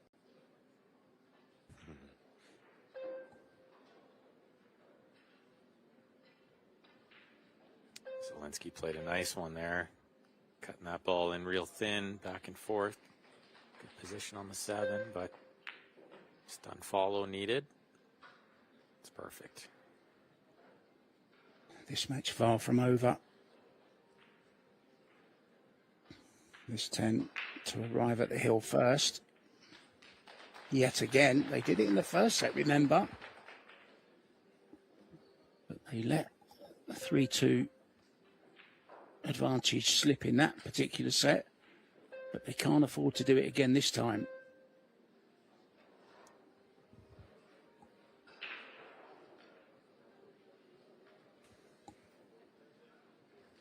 Yeah, we can see from the stats there, both teams playing quite well.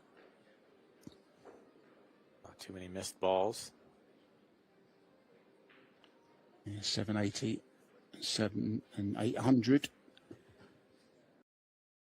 Player overall performance pretty high for Scotch doubles. Not too bad at all. Now let's talk about 8-ball very quickly, Ben, while we're waiting for referee Jarlo Kotonurmi to rack the balls.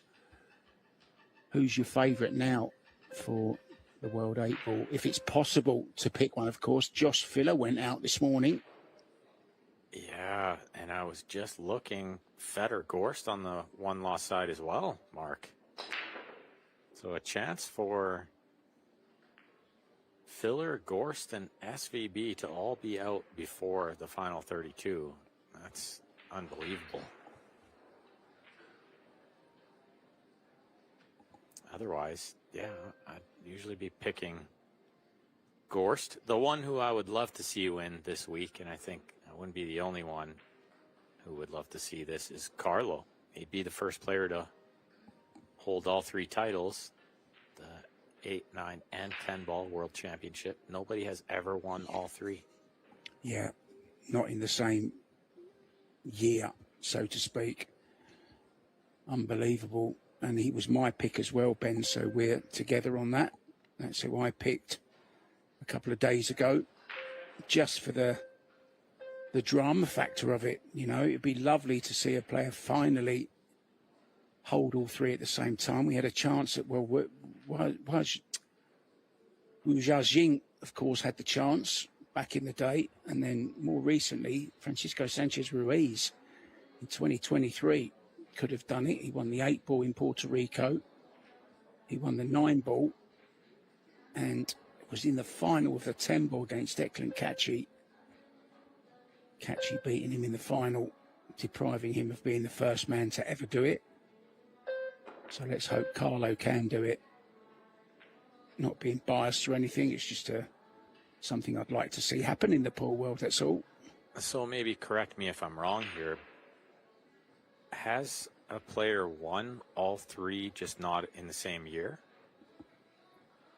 Well, Darren Appleton messaged me yesterday when we were talking about this, and he said he's actually won it, all 3 titles. But then Eric Hallefson pointed out to me after the match that he doesn't think he's ever won the American 8-ball. He has won the English 8-ball. He's won Chinese 8-ball. Okay. World Championships, but I don't think Darren has ever won this American 8-ball. Well, should be fair to say that winning that Chinese 8-ball, that Hayball event that Darren won, that's just as good. That was a tough one. Yeah, it was back in, I think it was 2012, maybe, something like that Darren won it. But a much different game. Very different. Very different. Good shot. Much harder, a lot would say, Ben. Oh, absolutely harder, yeah. Especially when it's a race to 39, as we saw in that final just a week ago there. Unbelievable stamina it takes to get through that. Yeah, semi-finals race to 33 it was as well. A couple of good shots here, returned from the safeties. Jump shot from Zielinski, kick from Shane.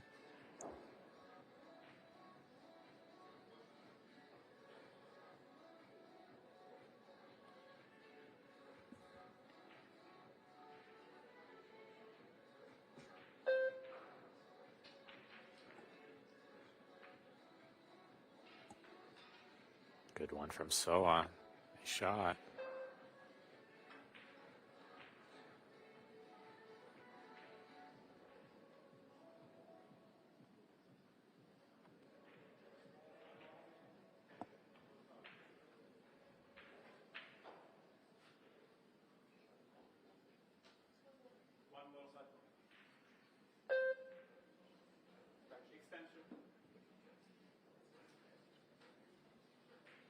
Jumping at this one, try to get some kind of safety here.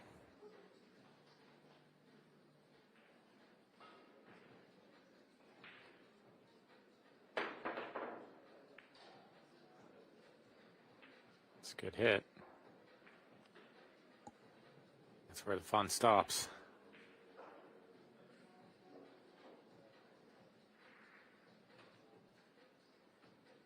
Chance of this one ball to roll it to the top left corner. Maybe carry him into the 3 ball as well at the same time.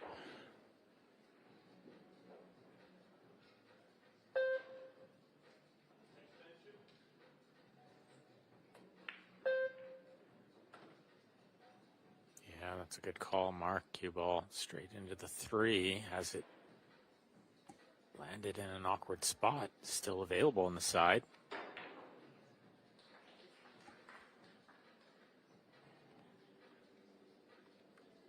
Yeah, the angle he had on that one ball made it much easier. Didn't have to do anything with the cue ball, knowing he was going to go full in the face on the 3 and hold for this 2 ball.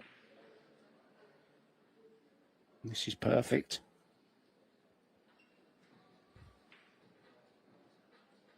Yeah, can he just touch this one in? Stay near the 6 ball. 4 is relatively over the hole, so not too much needed here.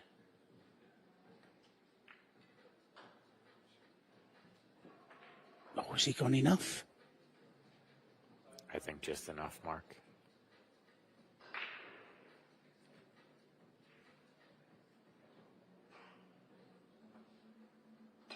Chance to force a deciding set here.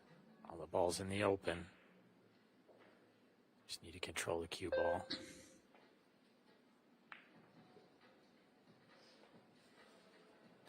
Overcut that one a little and got a big bounce on the cue ball.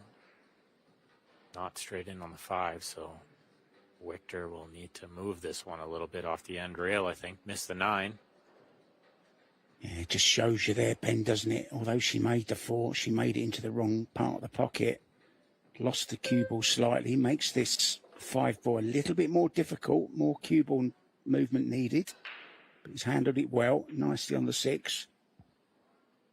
Yeah, good angle on the 6 as well to come across for the 7 in the other corner. They're looking good here.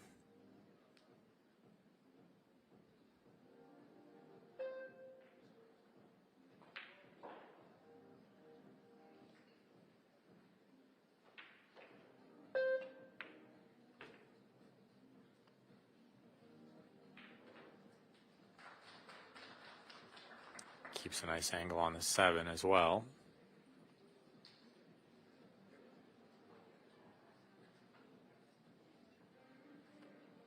Yeah, I don't think he'd come all the way across for the side pocket. These side pockets are triple tough, so land on the wrong side of that side pocket, you're in big trouble.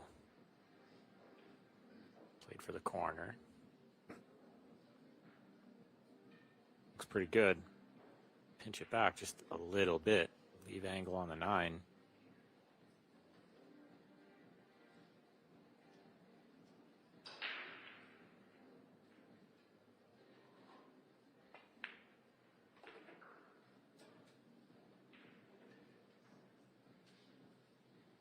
And I think we'll see him draw this ball. Little low, little right spin, wrap it out of the corner there to the left side of the 10.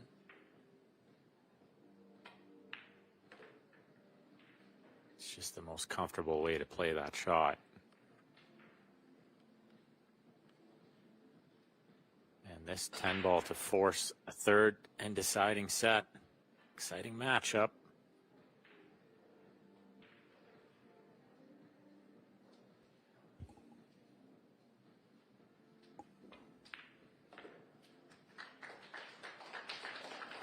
Yeah, and there it is. If ever I was a player, Ben, I make too many mistakes to win anything because I've made a mistake. I've made a big boo-boo here. Of course, it's not Carlo Biardo that's the reigning 10-ball world champion. We've had another one since then. Where do the years go? They just fly by so quickly.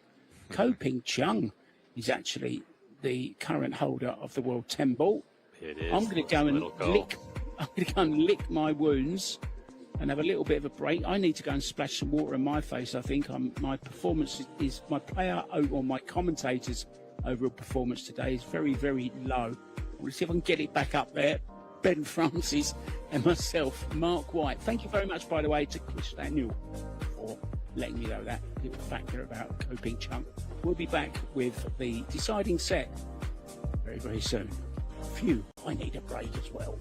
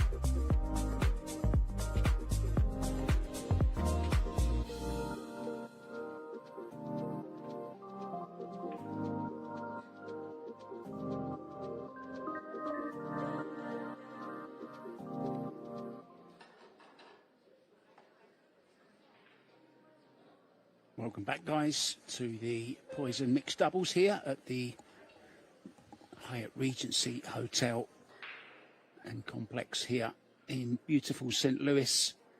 Just one result to bring you. Fedor Gorst and Bean Hung have gone through to the quarterfinals, beating Marco Teucher and Wang Wenling in straight sets. Back to this one. Ben Francis and myself, Mark White, are in the booth for this one.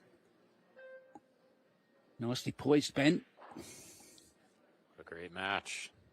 Down to the wire here. Third and deciding set. And just to remind everybody, if it goes 3-3 in this set, we'll have a shootout.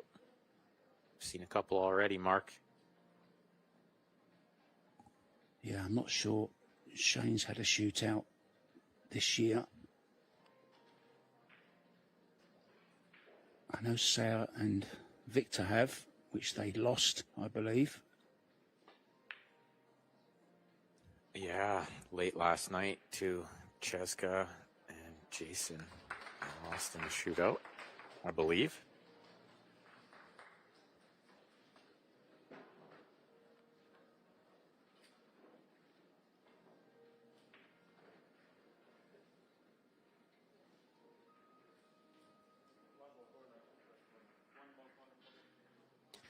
Good safety there.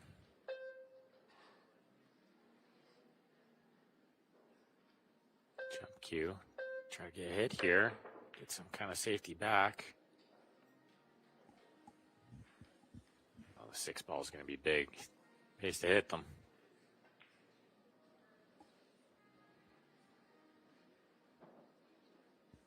Can they get through to the straight back on the one? I know they've got the left-hand side of the one ball. You can play a thin safety off. Yeah, if they have the left side, then I don't. Oh, they don't. They don't, mate. Looking to kick. Yeah, and Shane helped her a little more with the kick this time. No, it hasn't worked out too bad. I don't think this one will pass the 9 into the side.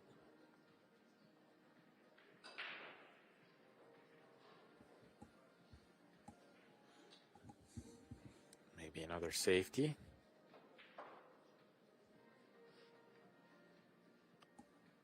Well, she's eyeing it up like it goes.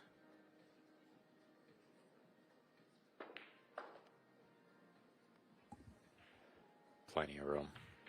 I'm not a betting man, but I would have bet that the 1 didn't pass the 9 there.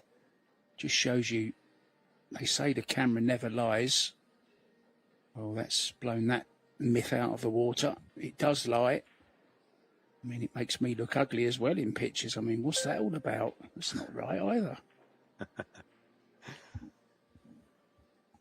Yeah, in my experience with pool, the camera always lies. Can never tell what's going on out there. But it's nice to have all these amazing camera angles, the overheads, the side view, the end view. We're spoiled, Mark. I mean, how long will it be before we start seeing player cams, you know? I'm sure it will happen one day. May not be in my lifetime, but could be in the distant future. Players will wear little cameras that stick on their head or something, so not to interfere with anything. You know, just a little ping camera, giving us the player's point of view. Oh, she's made the 3, didn't want that. Oopsie. So they will be put back in again, without doubt. Full ball snooker on the 4.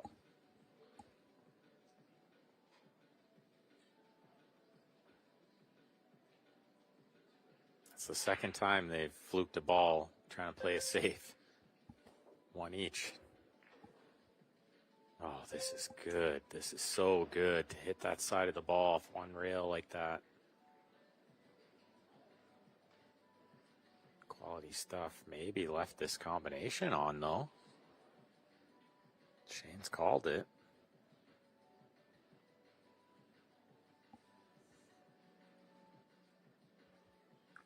Yeah, Savannah in her seat may have to get out of it in a second to play the 4 ball. Shane really fancies this 8. really eyeing it up.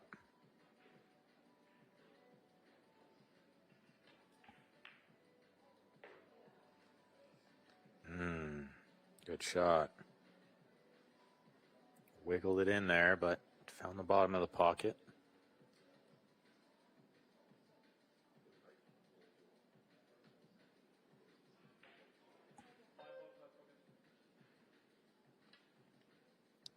Looks like she's playing a combination as well. 5 in the side. This one a little easier to control the 4. But didn't get the cue ball where she needed it. Thin one for Shane here.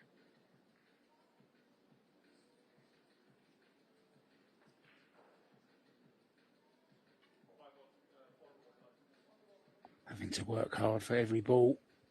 Now we're getting down to the nitty-gritty. Mistakes are magnified at this stage. Shane with a good recovery. Yeah, How how's is that it? for a shot? How's that?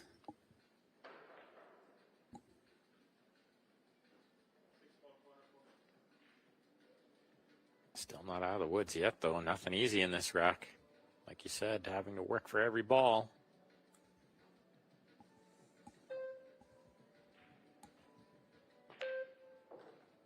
Sometimes that's really nice, though. You get through this, which it looks like they have. Really gets you going, gets the confidence going.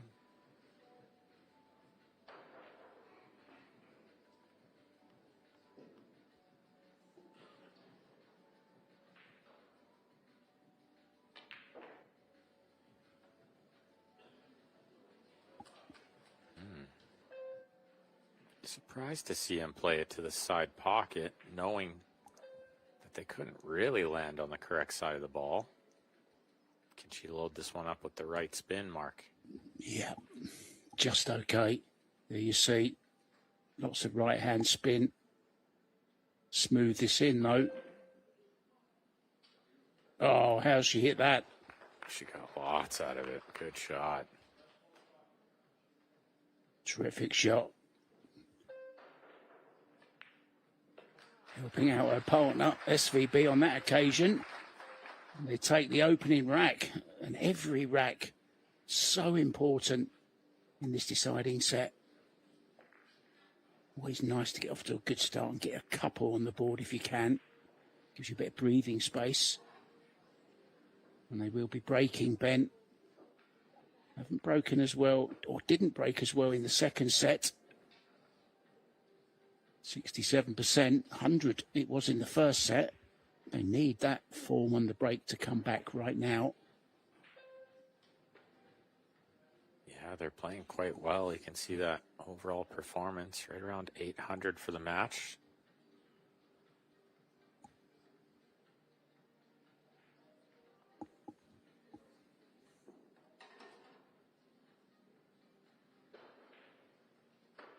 Second set between Rublin Amit and Sky Woodward and Brittany Bryant is 3-3 in their second set. Amit and Biardo 1 set up. So a must-win set for Brittany and Skylar. Similar story to the first set.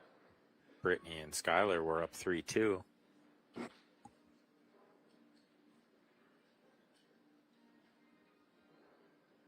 Dry one from Shane here, not for lack of effort. Let that one rip, got balls moving everywhere.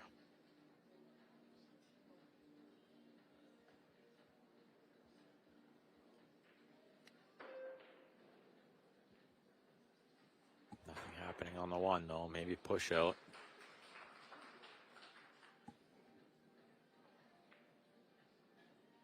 Yeah, 6 balls right up table, 5 of them in the kitchen. That tells you what kind of power he hit it with.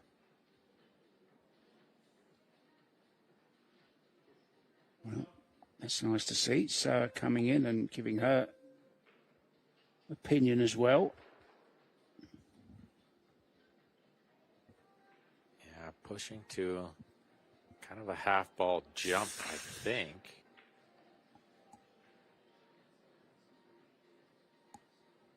I think there might be a piece of it, actually. If there is, that's a mistake. Nice, easy safety here.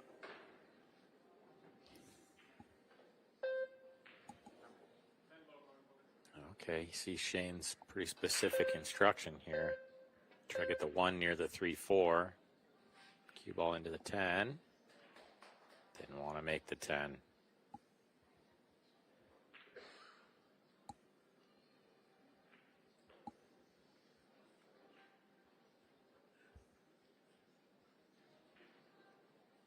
She says, I made my shot. It's your turn. I've done what you told me, Shane. He's going airborne. Don't think the 3 is on. They wouldn't be giving this back. Yeah, I agree. I think if the 3 was wired, they might have to shoot this. But they've never flinched. Didn't even get out of the chair, so. Well, impossible Savannah called the 10 just in case. It worked out good, right? Yeah.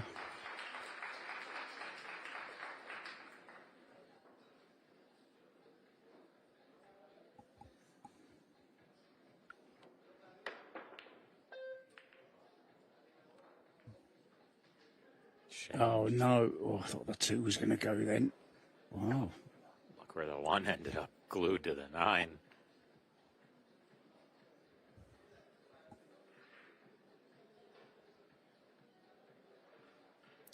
They pot this ball, or has the 9 blocked the angle needed? I think they can make this one just. Do you think so? I don't think so. Oh, no, he's going to kick it. So, yeah, that tells you it's not available. How good is this?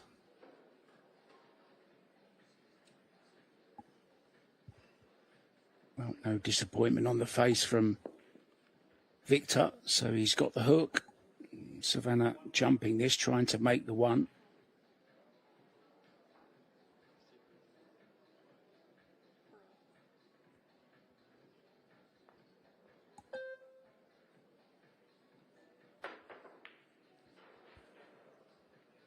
It's a good hit. It's going to leave something tough.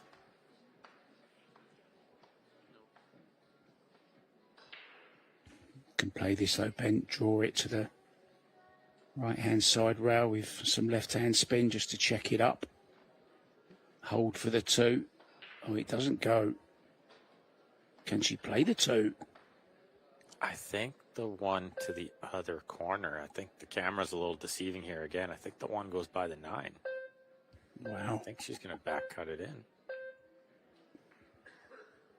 What a shot right in the middle of the pocket. Tremendous shot. She made it look way easier than it was. Yeah, she certainly did. Positional side of it as well, Ben. Well played. Yeah, dropping underneath the 2 there made it easy for Victor to get near this 3 ball. Looks pretty good. Maybe just the 5 to the 6, the only tough thing left here.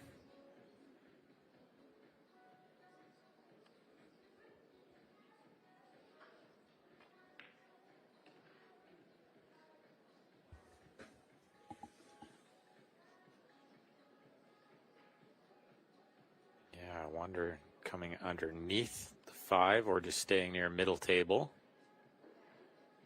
Looks like he's going to try to draw it underneath a bit, off a couple of rails.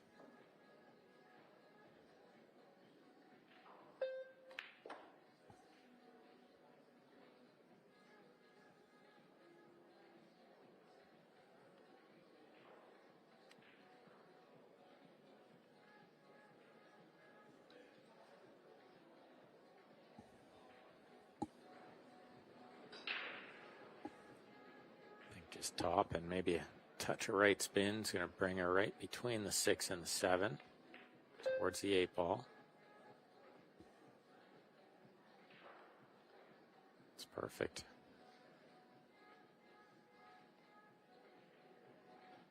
Playing this rack very, very well.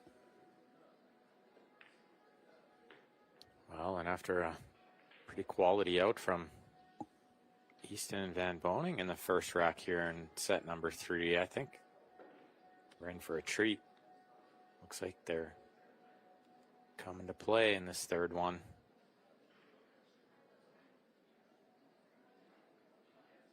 Right down the line with the Korean. Playing the shot with her, almost. She's still going well in the women's Seaberts Open as well, guys. She has a match, a winner's qualification match tomorrow morning at 11 against Brown and Miller. Brittany Bryant is up against Jasmine Ocean, Ben, tomorrow morning at 11. She gets all the easy draws. Yeah, tie of the round, I think. Rubelin Amit up against Pia Filler. Pia recently named as number 1 in the world. Fisher against Zhao Fang Fu is another mouth-watering match. But this one, well, this is pretty tasty as well, isn't it?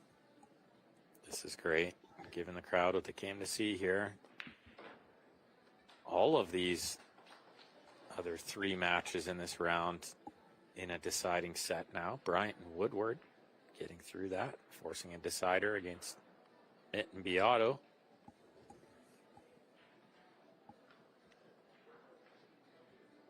Good stuff. Lots of amazing pool to be played tonight still. A few more days to come.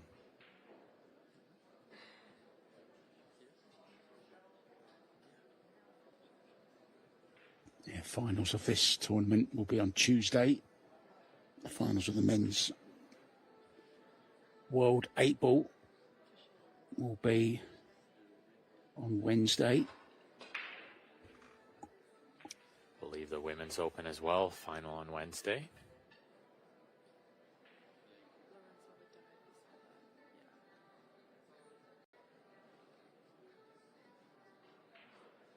Yeah, you are correct, Ben. 3 p.m.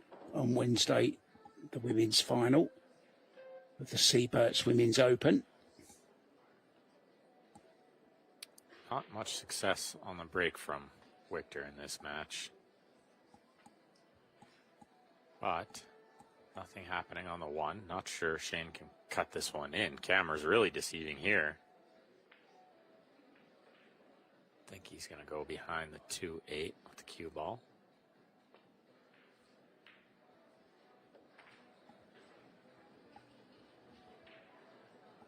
Oh, he's played the 3 nicely all the way to the end rail. Lots of balls for cover there.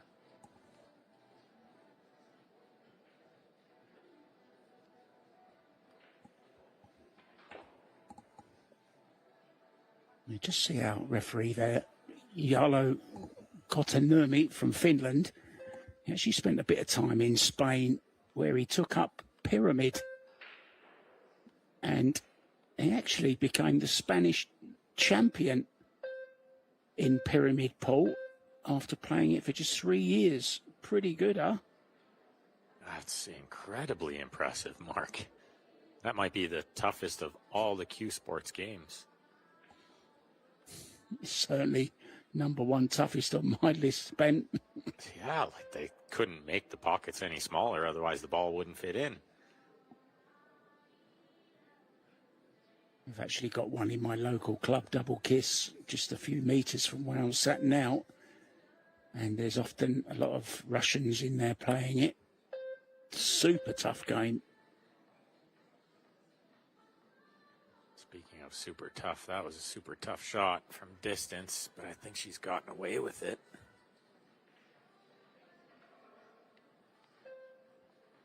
She was a long way away from the 1 there, and nothing easy on the 2, so she had to power it up a bit.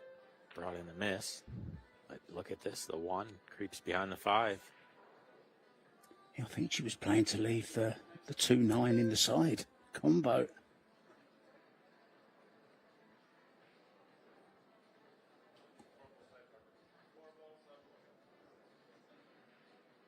Two-round escape here.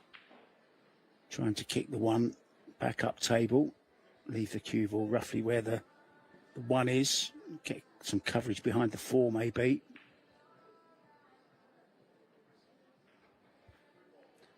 Lots of good things can happen. This might be one of them. How big is the 9 ball? I think it's huge.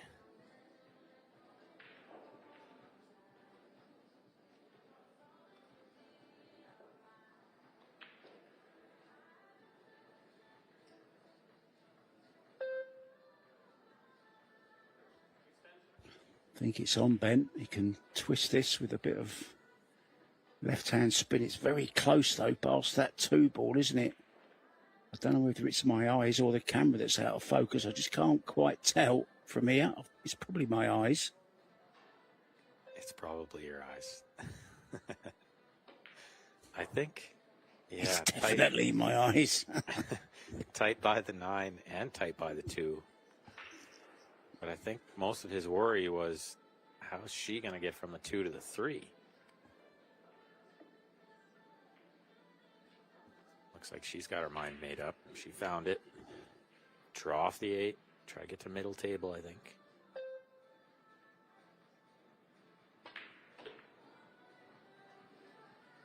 Yeah, a lot of balls in the way there. And still a lot of balls in the way.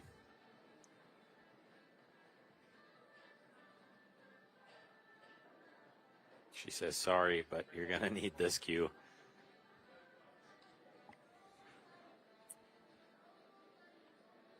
He talked about him being one of the best players with the kick shot, but he's one of the best with this jump cue, too.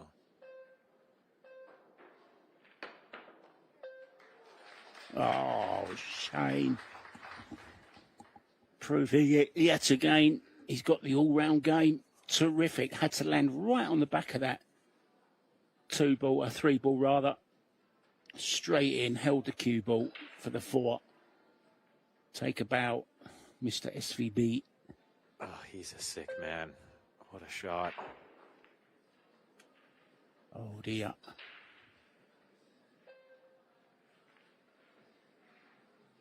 But she hasn't backed him up. Yeah, maybe just a little bit too much cue ball in her eye there after the previous shot. Yeah. Probably trying too much with a cue ball, Ben. She's got away with it, though. She's going to try and kick this in, so. Yeah, give her half a chance to make this ball if she hits it. 2 rails here. Oh, what a shot. Well, a couple highlight reel shots there. Rack number 3. 3rd set. They're bringing it.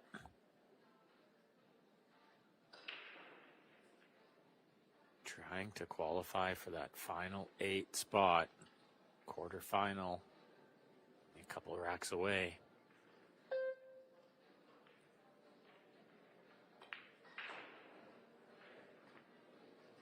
Oh, what's he done here? Into the back of the 9. He's made a mess of it. I think she can still see the 6, but it's very difficult.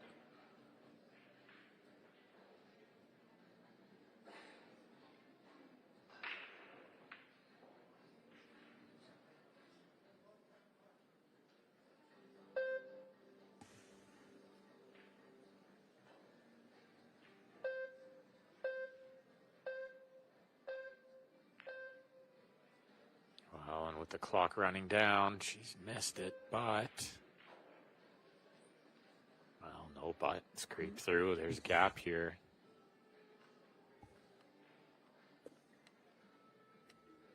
That shot extra tough with that clock running down.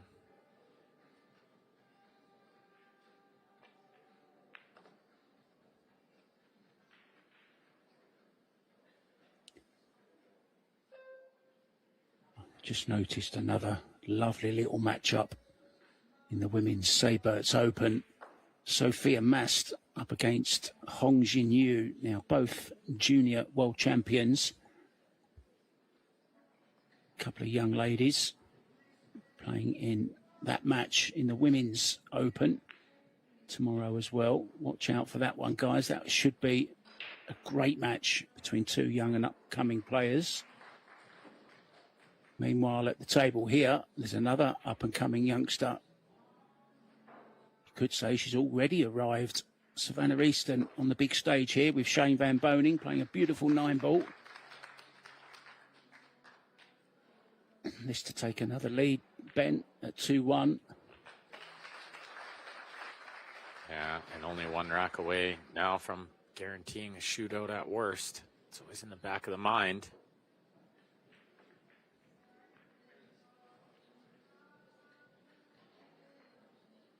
Is that David Alcady at the back there? Having a little shifty. See what's going on.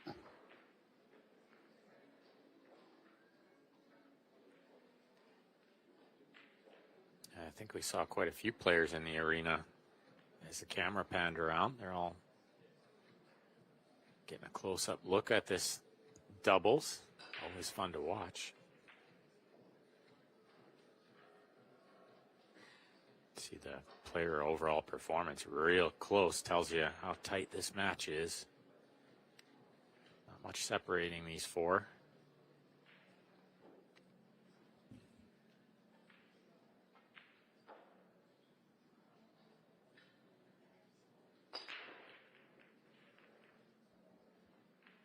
Well, her break has been great, and even just me thinking it jinxed her. I didn't want to say anything because I knew as soon as I said something she was going to come up dry, but just thinking about it, she hit it pretty sweet.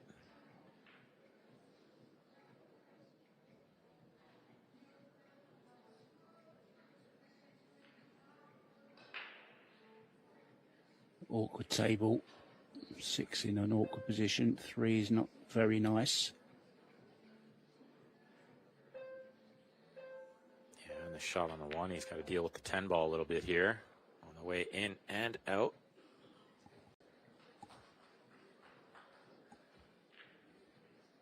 Good angle, Ben, on this 2 ball. Can do something to get close to the 3, even if it's into a good safety position for the next shot. Yeah, I like that, Mark. I think that's a good call. Is oftentimes you get anywhere over there, the safeties are pretty easy. Just gonna move the 5 though. Pretty good shot.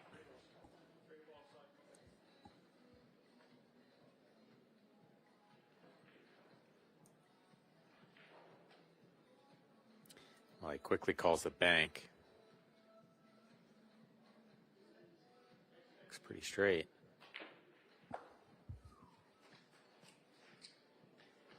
Wow. He draws it for position. What a shot. Yeah, whistles from the crowd. It went in as clean as a whistle as well.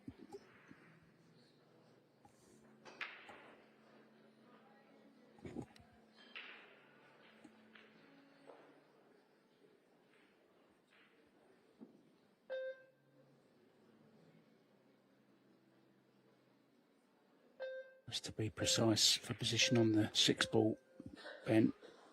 Don't want to be straight in. I think she way mishit it. Wanted to leave him on the other side of the ball, but this is okay. Just okay, I think. It looked like she slowed down on the stroke to me slightly. Yeah, exactly. Good find. Decelerated on the stroke, caused the cue ball to come up well short. Gonna power draw this one with the inside spin. Watch this zip over there. What a shot that is. Quality from Zelensky. He really loaded up the side spin there. Does it go by the 7? It's got to be a little close.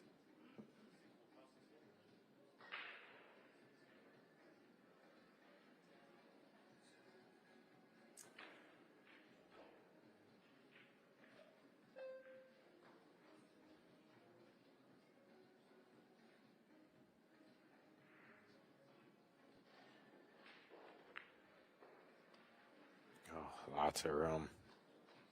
A good cue ball. Good position on the 7. Slide over for the 8. I think in the side pocket next. Looks like it'll pass the 9.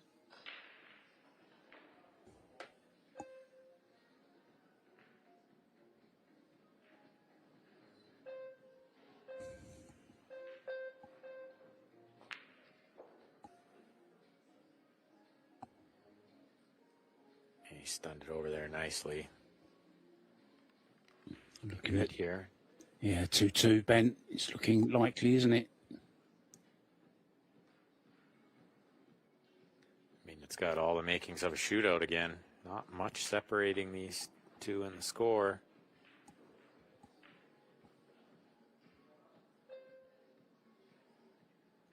Just a reminder, guys, that the loser of this match is out.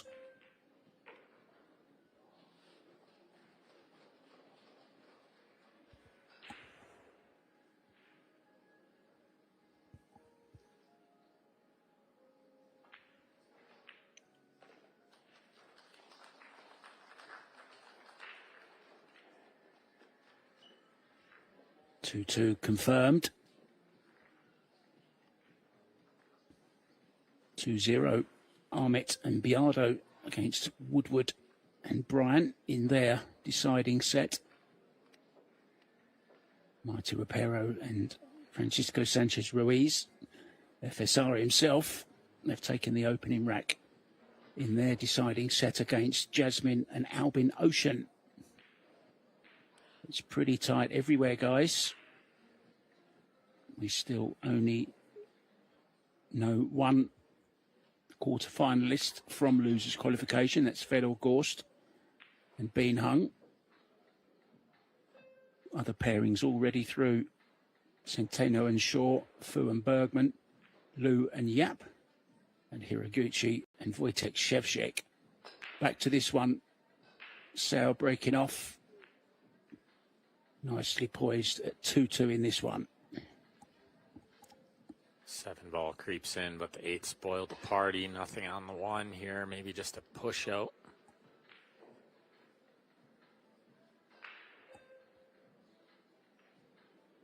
Those quarterfinal matchups that we are waiting for, they will be coming up really shortly after this match, scheduled for 7 p.m., a little over half an hour from now.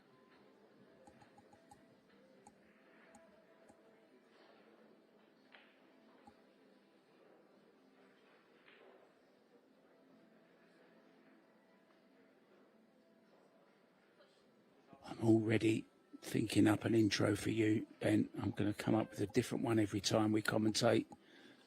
I kind of like to do things like that. Now he's put the 5 in an awkward position. It's never a nice place for to have a ball, Ben, is it? Right there. Yeah, that is a real awkward spot for it.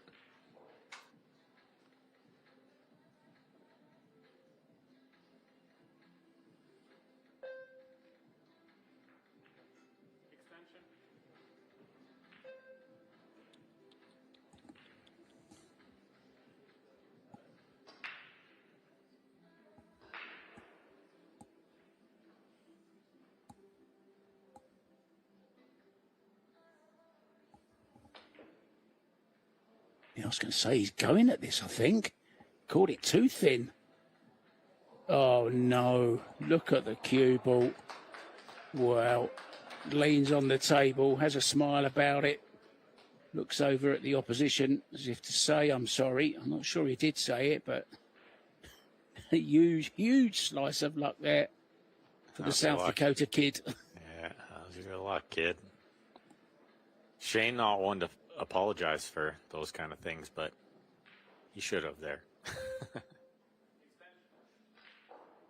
I think his body language was screaming lucky. Couldn't believe it himself.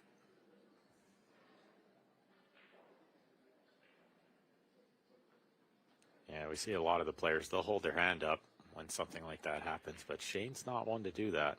He kind of just goes with the flow. He understands it's all part of the game. Yeah, it happens against you enough, doesn't it, as well?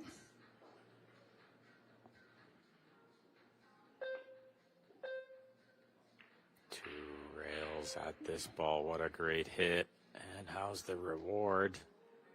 Not there. Now, the 2-ball combination is on. But a super hit. Nonetheless, got some separation. That was pretty good from where she was. Yeah, her carom experience coming into play there, Ben. The 3 cushion. She knows her angles. Nicely played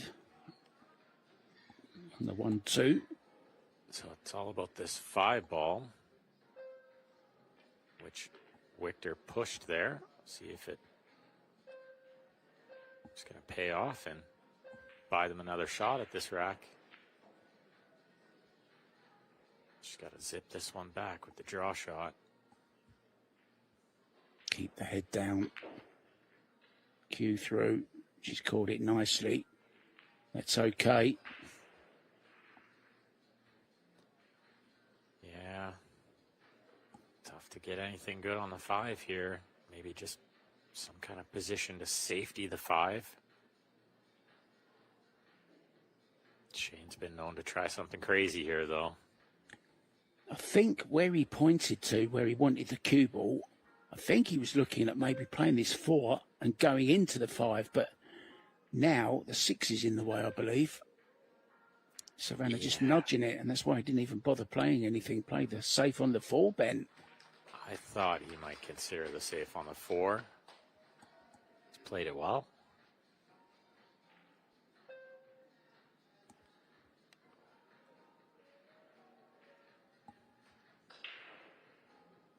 Well, do you just tie up a ball here, knowing that there's nothing on the 5 anyway? Or you take a kick at this, knowing it's a bit of a free shot.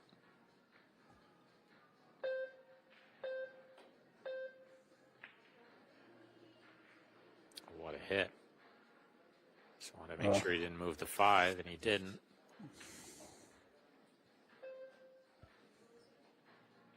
Can they see this to make it? I think they can. Hold the cue ball for the 5 to the top right. Not easy.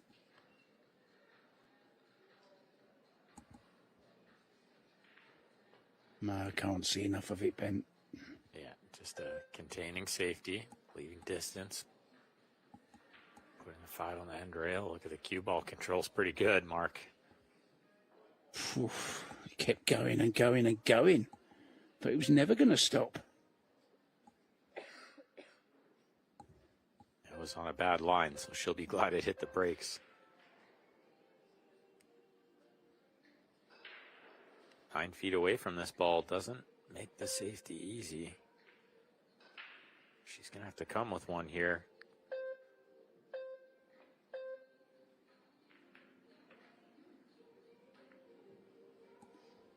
I like this because even if it goes wrong and you leave them some kind of shot or a bank on the 4, something thin, still nothing easy on the 5.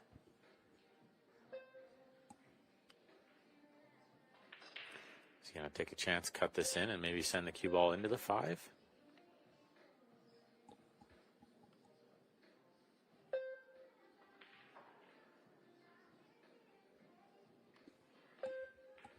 Not this time. Waiting for a better chance.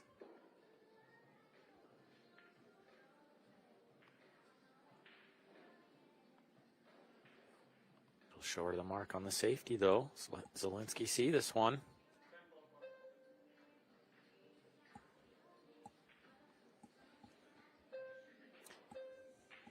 Here, I'm called a 10 ball here. I think it's just in case something funny happens. Surely he's getting the 4 safe, using the 10 to stop the cue ball. Or the opposite, using the 10 to stop the 4 ball. Good shot. Very good shot. It always takes a little bit of nerve to play those thin clips. Yeah, I just drive right by it all the time, give them ball in hand. Did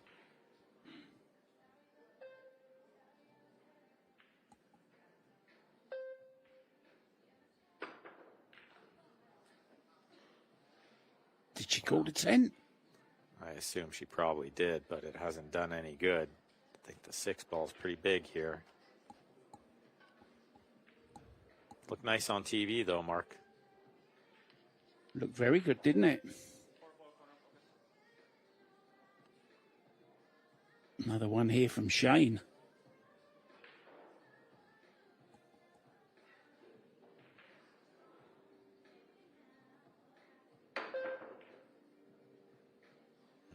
Pretty thin. What's going to happen with the cue ball? Kiss of the 8, yeah. How's your luck, Shane? It's not bad today. It's probably better than it was yesterday.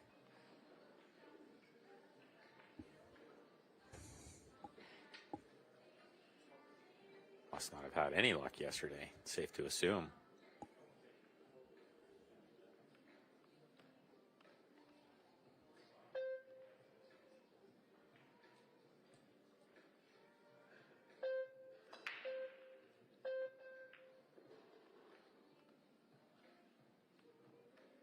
Trying to use the 8 to cover the 4 and get the cue ball safe. It's not bad.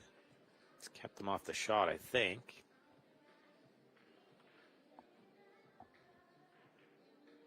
Yeah, I think Shane would be cutting this in. Yeah, no super guarantee of position, but he has told her to cut it in, try to get it back where it is now. That'd be perfect if she could. Get a cannon on the 9. Leave best shot available on the 5.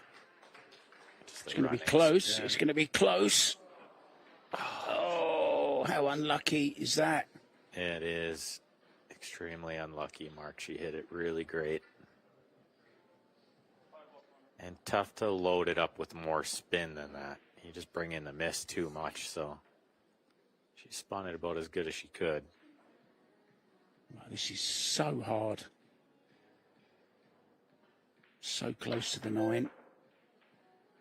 Tough to keep the balls on the table as well. But it's another chance to get on the hill for Zelensky and Sao. Well, and I think handy that it's Zelensky shooting this ball because it's a bit of a reach, but he's quite tall for pool, so won't be a problem.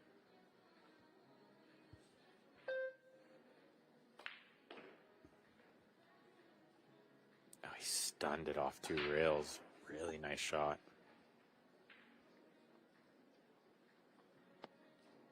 Yes, similar shot can stun round off 2 rails. 5 on the clock face on the cue ball. Or maybe she's playing high ball. Yeah, I think coming around off the 2 rails. Maybe on your home table you can play that with a little inside spin in the top, but not out here on the slip cloth in the arena. Yeah, it just won't grab, will it, Ben? Yeah, never grabs. It'll go the other way still.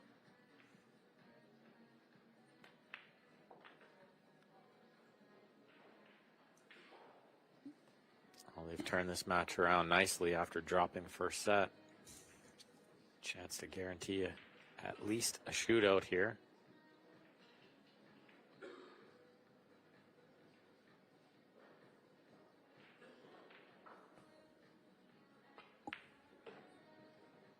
Yeah, it's going to be 3-2, and it's that score over on table 3 as well. Sky Woodward and Brittany Bryant 3-2 down.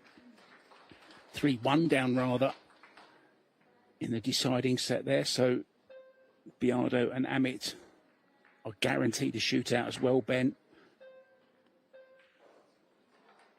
Yeah, tall hill to climb for Bryant and Woodward over there, but made a couple of good comebacks. Still alive.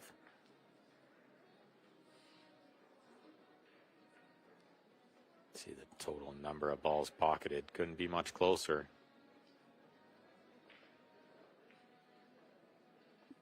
When's your next event, Ben? I know you're pretty active as a player. When are you playing next?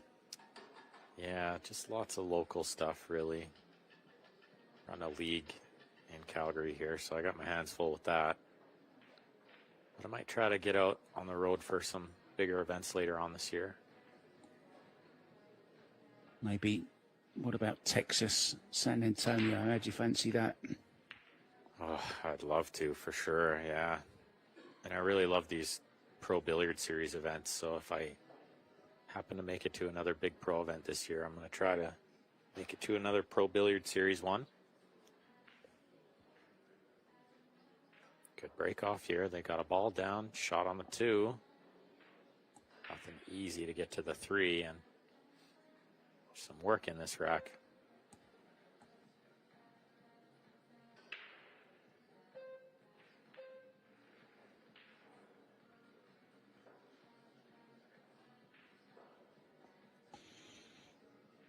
Try to cut this one in to the low left and come around the backside of the 8.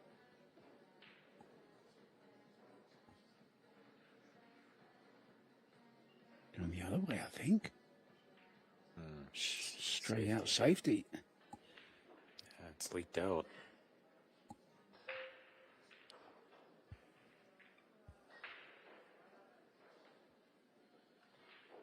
Well, can Shane find something here? Try to win this game and force a shootout. He's called the 2 ball in the corner. Is it just a precautionary call, or is he going all in here? He's not trying to hold for the 3, surely. Yeah, that would seem crazy to me, but Shane does like to play slightly more aggressive style of decision making. I think it was all about the cue ball there. Yeah, no attempt at the pot whatsoever. Just No. called it, just in case. He called it all wrong. Yeah, in case it skids or something funny happens. Miscue. But even though he got somewhat close to that top right corner, he was never trying to make that ball.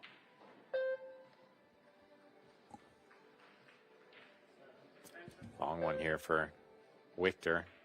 See if he takes on the pot or if he's going to find some safety as well. I think I like banking the 2 with the safety here. If he thinks he can roll this one in, it's go time.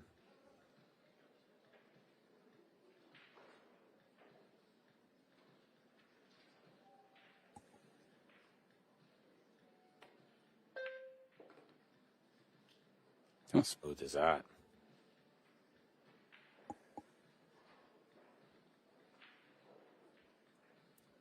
He had a bit of a backup plan there in case the 2 didn't go in.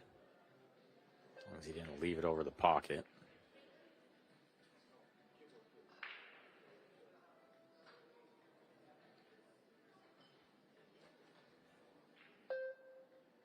Safety here.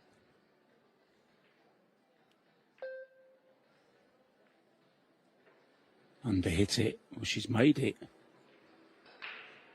She didn't try to make it at all. Yeah, that was always safety. She just cut it right in.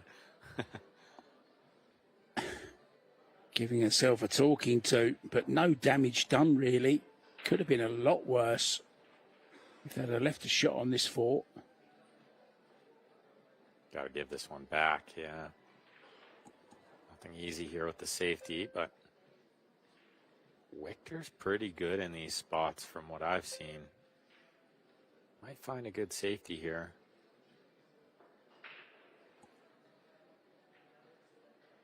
Maybe just try to get the 4 to the end rail and the cue ball back where it is now. I'm sure that's available, but if not, he could bank the 4 all the way up table. Yeah, like this.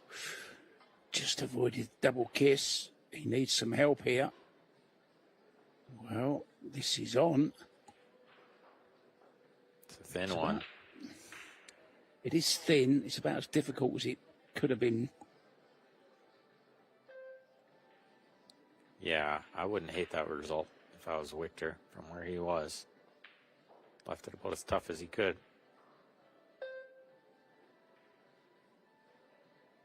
Forced her into going for this one. No easy safeties. Almost open up the 6-8 there.